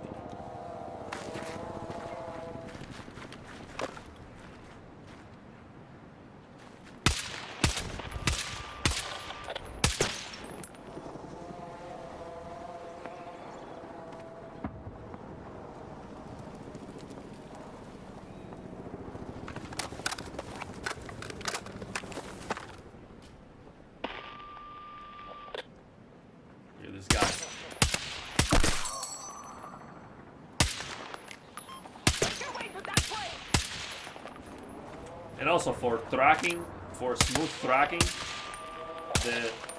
the joystick is better than the gyro, because it's more predictable. Someone coming for me, yeah, too much sensitivity.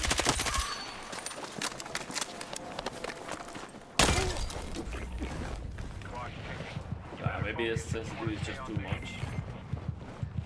It's kind of crazy.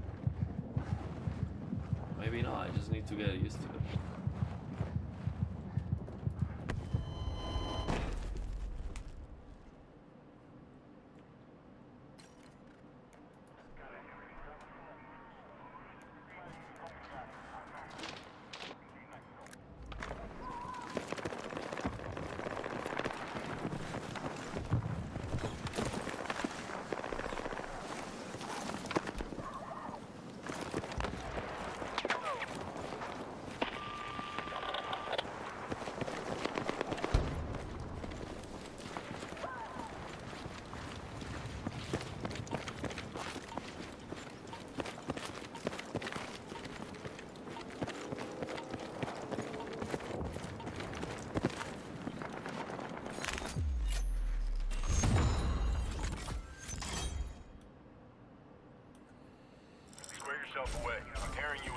I think the interference between the stick and the gyro might be that the stick is drifting a little bit. Maybe if I add a small dead zone, which I never do, but if I'm aiming mostly with the gyro, maybe it's fine.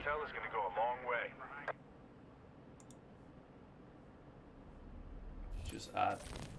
Oh, this is the right stick? I already have a 0.7 dead zone. Any intel you pull will help us understand what we're dealing with. Just a little bit. I usually don't use any dead zone, but with the mouse it's so sensitive. this area a little bit.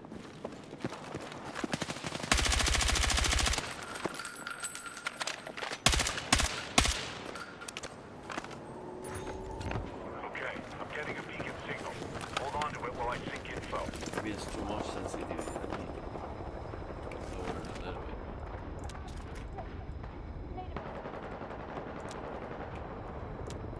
Default is 20, so 50 Teammate has a beacon.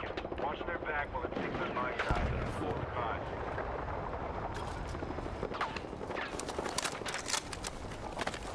You have to RMA your motherboard. What a tough B850 in the meantime soon. I will have 2 motherboards, so I need a RAM and build a second PC. Why? So which motherboard failed? The MSI?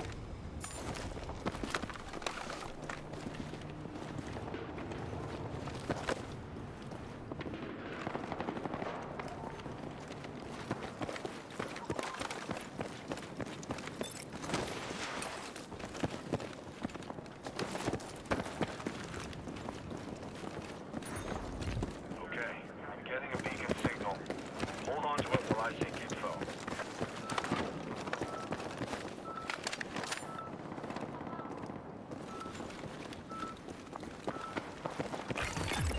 Nice.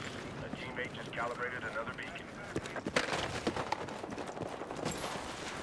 Yeah, the camera is so crazy, I cannot.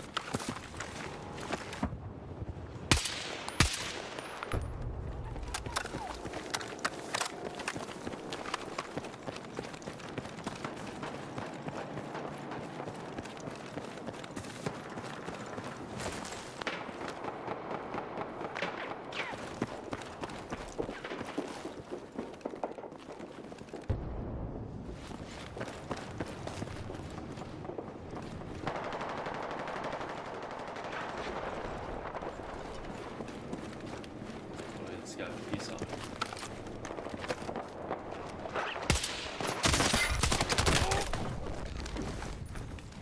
Good. I'm getting a beacon signal. Hold on to it while I sync info.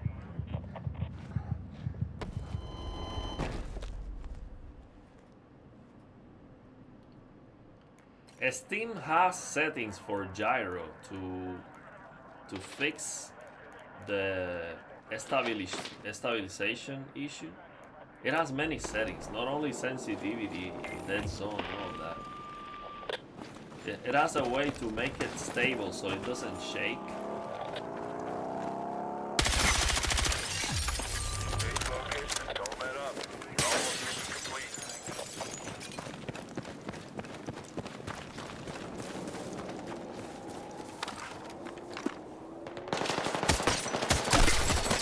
Beacon's up for grabs. Go get it. So the top X670E failed. It had problems detecting the GPU. It seemed the GPU issue, but I knew it wasn't, and they confirmed it's a motherboard issue.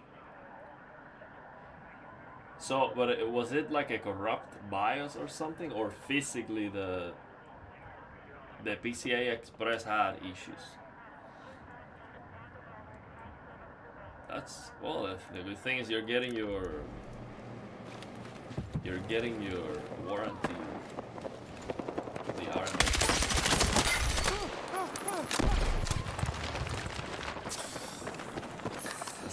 That's a good thing, man. Build the second PC. I'm over here. Think we can. Second PC is better. So enjoy the PC building.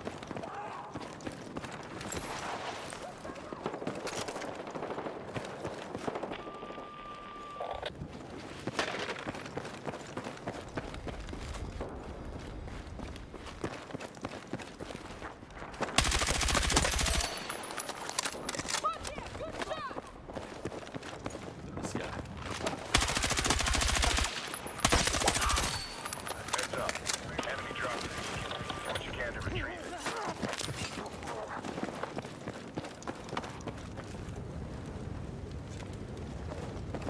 See, for me, I'm telling you, the biggest thing right now is to figure out Time's running out. Let's get this mission how done. to use the left stick. normally. It just feels so weird, this WASD on the left stick. It feels so wrong.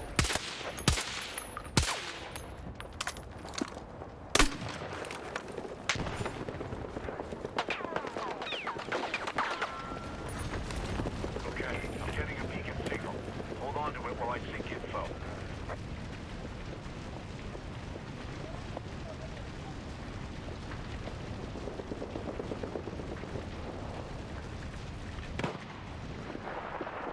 You know what I think could be affecting the aiming? My crappy USB mouse that I have connected to the PC, because maybe that on Battlefield 6 I have noticed that the polling rate gets affected by, like, if I have two controllers connected at the same time and one controller has a higher polling rate, it affects the other one a lot. Now prep for the next mission. Maybe I should try, instead of having this garbage mouse connected, try to only have a good mouse and then the controller. So however, issue, second time this model has done this. The model seems to have issues with high-end GPS i59. Really? Well, that's not good. Asus is supposed to be like Secure those target areas to gain the advantage. premium Success depends on it. for all the high-end. I mean, the thing is, if you have a warranty that covers issues, it doesn't really matter. That's why a lot of people here in the US don't care that much about buying a new car that is not reliable, because it has warranty. So, you know, you buy your Mercedes-Benz, your BMW, and you know that thing's gonna break, but it doesn't matter if you have a warranty or if you're just gonna replace it after, you know, 60,000 miles or something like that.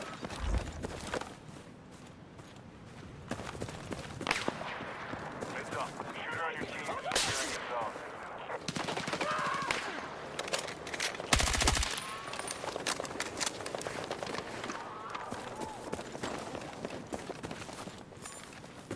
The camera just doesn't feel smooth, man. It's like conflicting the stick with the...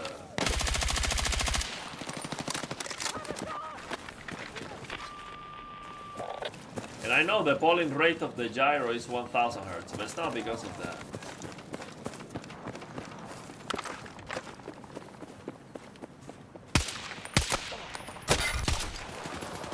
Throwing flag!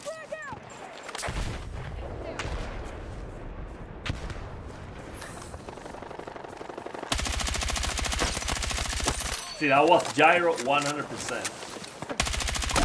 Teammate is locking down a critical location. Keep an eye on it.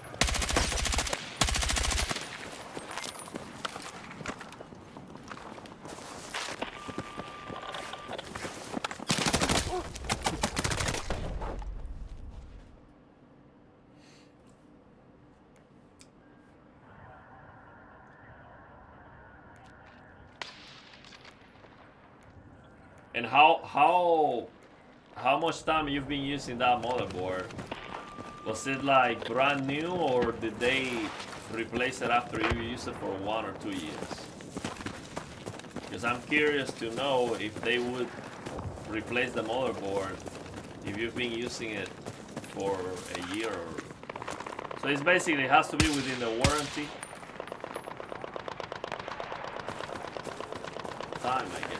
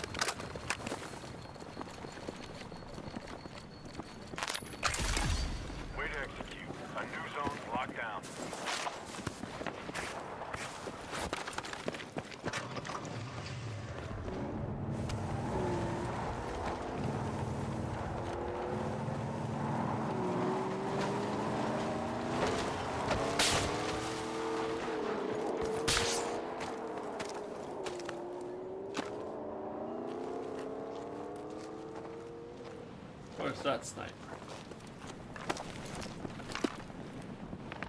Teammate is locking down a Shooting critical at me. I don't see where it Keep is. an eye on it. He's very bad, so just need to know. Oh, look at him. He's not good, so I should be able to.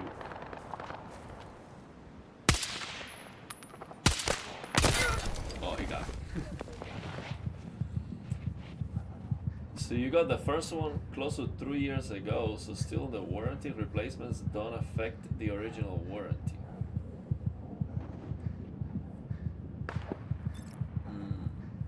So if you get a replacement after 3 years, the countdown for that replacement starts that day, or? Nearly secured. Make sure to hold on to it. Okay. I mean, yeah, this can happen with any company. See, the important part is not that the what happened with my weapon disappeared. Your squad combat effective. The important part is not the motherboard breaks or not, it's if they replace it or not. So a good thing is that they replaced it. Zone captured. Good work.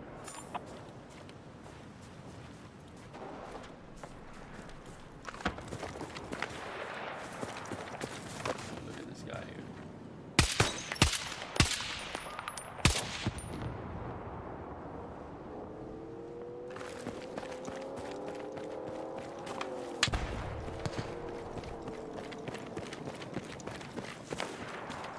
Heads up.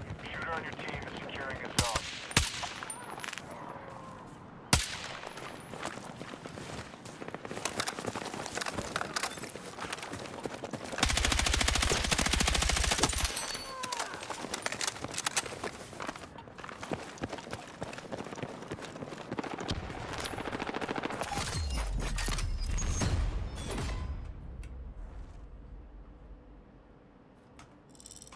All right. That was a bang-up job. Get prepped for a new mission.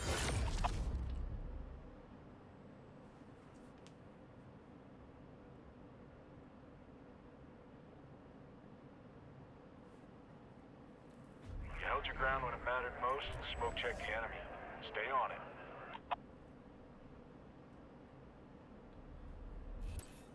So I don't think George. Intel says some hostiles are Did you targeting buy the squad. a warranty for your motherboard? Just Their top the asset's gone too. Take 'em out ASAP. the regular warranty. I don't think you can even buy an additional warranty from Asus. Maybe from the store that sells the motherboard. Yeah, I have the flashlight on for the stats. But honestly, I don't pay too much attention to the stats of the weapon. So maybe it's better without. I don't know. It's not that I watch a video to see what was the best setup or anything like that. Someone on your squad's got a target on their back. I just tried this weapon, was feeling good, and I stay with it. New target. Track him down. I learned with Dark Souls that you want to stay with what works and just master it.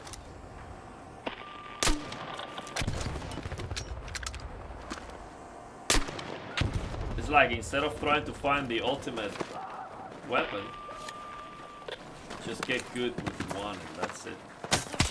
Because at the end you see good players, Team nearby. Put him down. they can play very well with any weapon. They're onto one of your team. So I just need Pick to 'em off. become a good player. That'll be problem Got solved. another high-value target inbound. But get good is the only thing.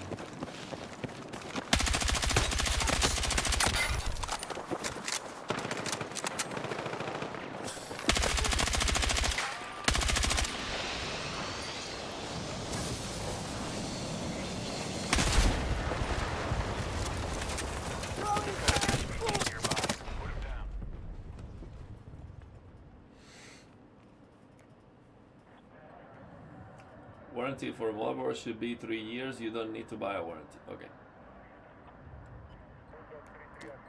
3 years seems reasonable.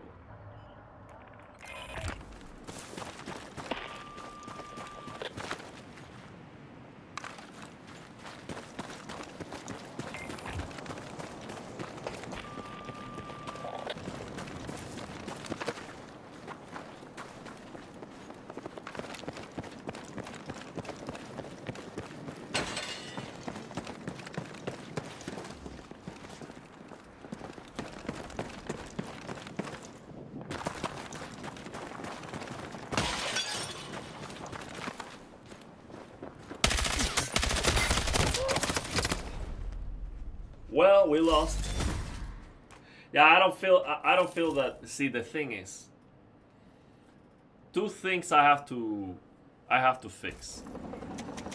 One, Good hustle out there. I mean, I didn't do bad at 14 and 6, but I don't feel I was playing well. Two things I have to fix. One, left stick. I don't like at all WASD. That just feels very. It's so much better to have an analog left stick than WASD. And two, I have to figure out the camera situation because I think the right stick is interfering with the gyro, so the camera looks like it doesn't look clear. The motion doesn't look good, and I don't like that. See, even if I could play better, if I get good like this, I don't wanna. See, I would not sacrifice the smoothness of the camera panning to play better. So I have to figure that out. This is Battlefield 6. So yeah, let's leave it there. I'm gonna go and eat something. I haven't eaten anything today. So yeah, conclusions before we finish the live stream. In case someone watch this later and skips to the end to see my conclusions, because that's what I do sometimes the live stream that I miss. Okay, let's see what was the final thoughts. Gyro aiming has some insane advantage over the sticks. It's undeniable. I broke my record on aim laps on the 6th shot, day 2 of practicing with a gyro. That doesn't make any sense. See, I've been practicing with a stick for 4 months with different controllers, trying to improve my score on aim laps. And in 2 days, I break that record with the gyro. So clearly, the gyro, I can aim better with the gyro. No question about that. And especially when I know I'm struggling to break the record, because the challenge with the gyro is not to aim. Aim is very easy. The challenge is when it goes out of center and you have to aim in an uncomfortable position. You have to carry the controller too high or something like that. So when I figure that out, it's gonna be just total obliteration. Like, there's no way I'm gonna be able to. I know my gyro skills max out. There's no way I can beat that with a stick, no matter how much I practice. Now, can I play better with a gyro than with a mouse? Probably not. Probably not. Okay, mouse is of course, but it's fun to play with the gyro. Now, the other thing is, of course, the ideal is to have native gyro support. For that, I have to use the controller on D input, and when I do that, I'm stuck to 100 hertz. That sucks. So actually, let me show you that. It's very easy. I just hold the start button and the A, and then the controller restarts, and now it's on D input. Let me actually show you that the polling rate is 3000 hertz unless I open Steam and for some reason the polling rate goes down the toilet. So let me do this, and I close the game.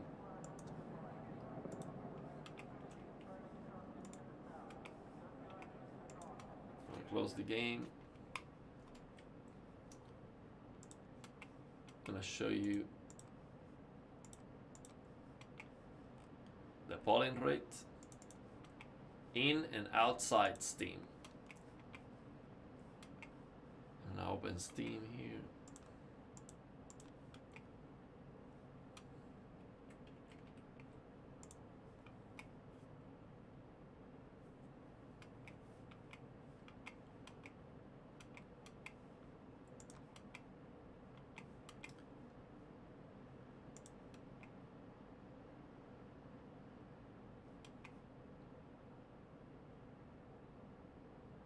see if I have. Okay.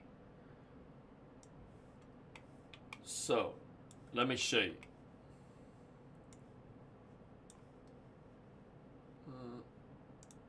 Okay. So look, this is on D input. You can see here D input. I have to change the profile.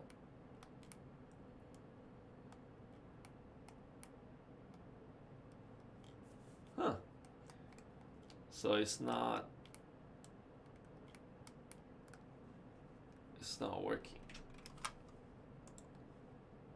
It's right here, but the sticks are not working because maybe because of the profile I was using.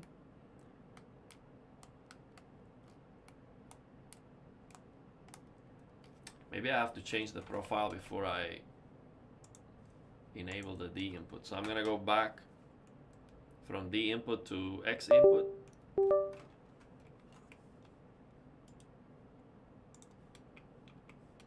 I'm gonna change to a regular profile, this one.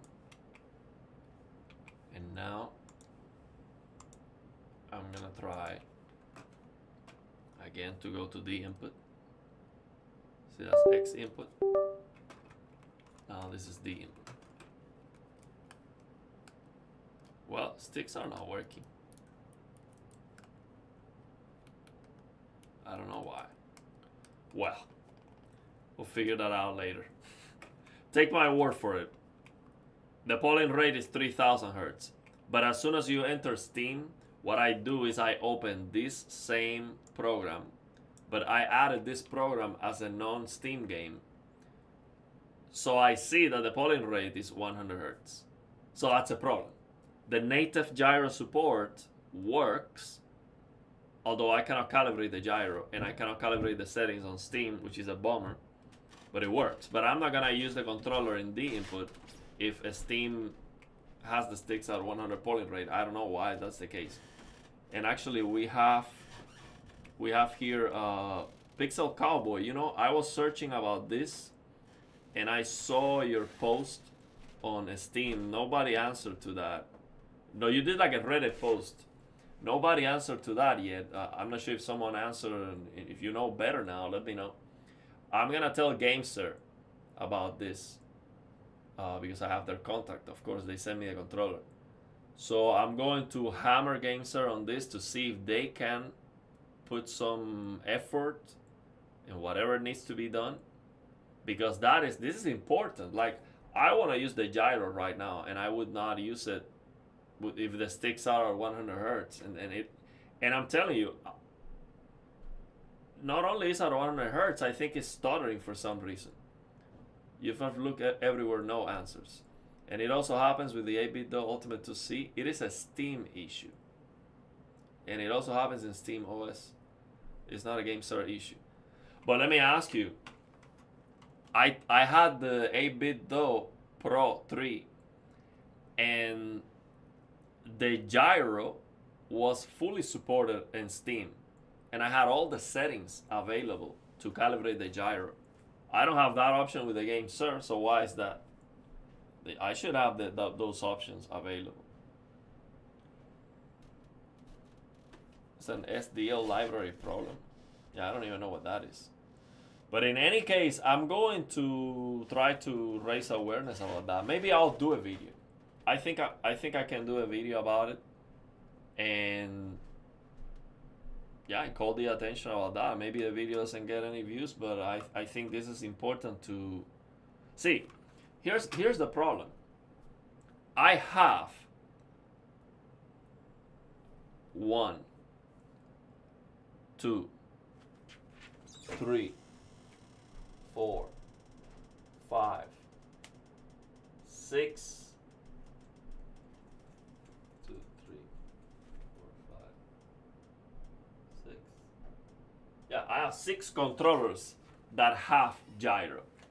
None of them have an implementation that I can use natively on the games with full Steam support. So I don't have to use, see, because right now I have to use this mouse to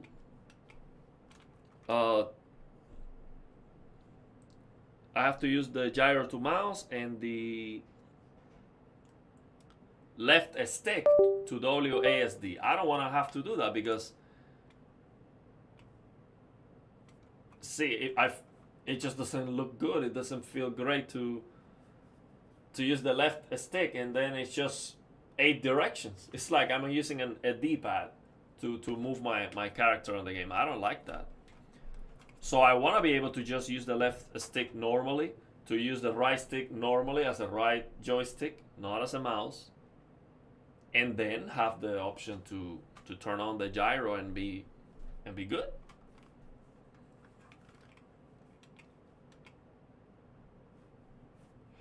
So the ultimate to see is actually 170 hertz. No, but let me tell you something. The 8-bit Pro 3 native gyro support was on switch mode. So on switch mode, the polling rate is gonna be 150 hertz. Or 125 hertz, something like that. So that was the controller, that was not Steam. Unfortunately, we have to rely on Steam fixing it, and they don't give a shit about polling. The Steam controller 2 is 250 hertz? So you're, wait a minute, no.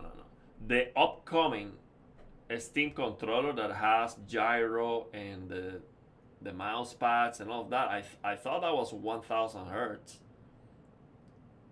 I cannot believe that's 250 hertz. That would be dead on arrival. I would not buy it. I mean, I think it just doesn't make any sense. No. No way. That's 250 hertz. That just doesn't make any sense. Why would they do that? I was gonna buy and review that controller.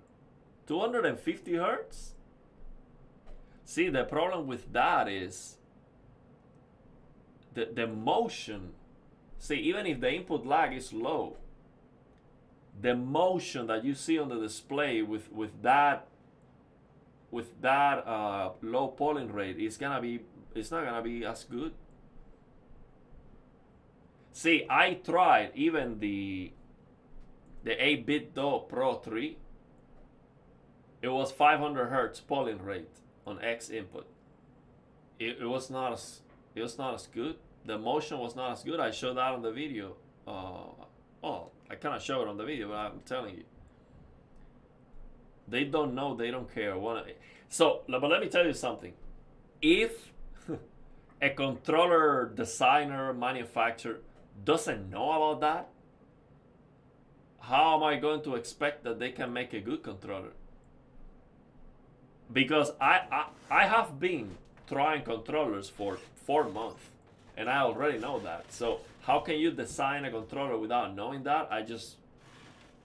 It just doesn't make any sense. Because look, increasing the polling rate and the speed of the motherboard and putting the best joysticks, that should be a no-brainer. No-brainer. These companies should be competing on features, on the software, but it should be a given that you buy a brand new controller that comes out in 2026 and it has the latest and greatest sticks. Why? Because the sticks are super cheap. You go to AliExpress and the best capacitive joysticks are like $20. And that's if you buy one. For these companies, this is just pennies. So it's just next level stupid, man. I don't understand what they're thinking. Yeah, I think the Marius board is extremely outdated and no one should buy it. And for that price, is a scam, in my opinion. The explanation is very simple. The resolution of the sticks is like 250. See, this controller that I'm using right now has a resolution of up to 5,000. So we're talking about a 20x difference. The resolution of the sticks makes a huge difference. that I can see with my eyes on the screen. So to sell a controller for over $400 with Hall effect joysticks that have a resolution of 250, that is unacceptable. That's just outdated technology. You cannot do that. I don't care how good the board is and how low the tremor is and how good the linearity is. It's just outdated. Doesn't make any sense. So that's what I think about the Marius board.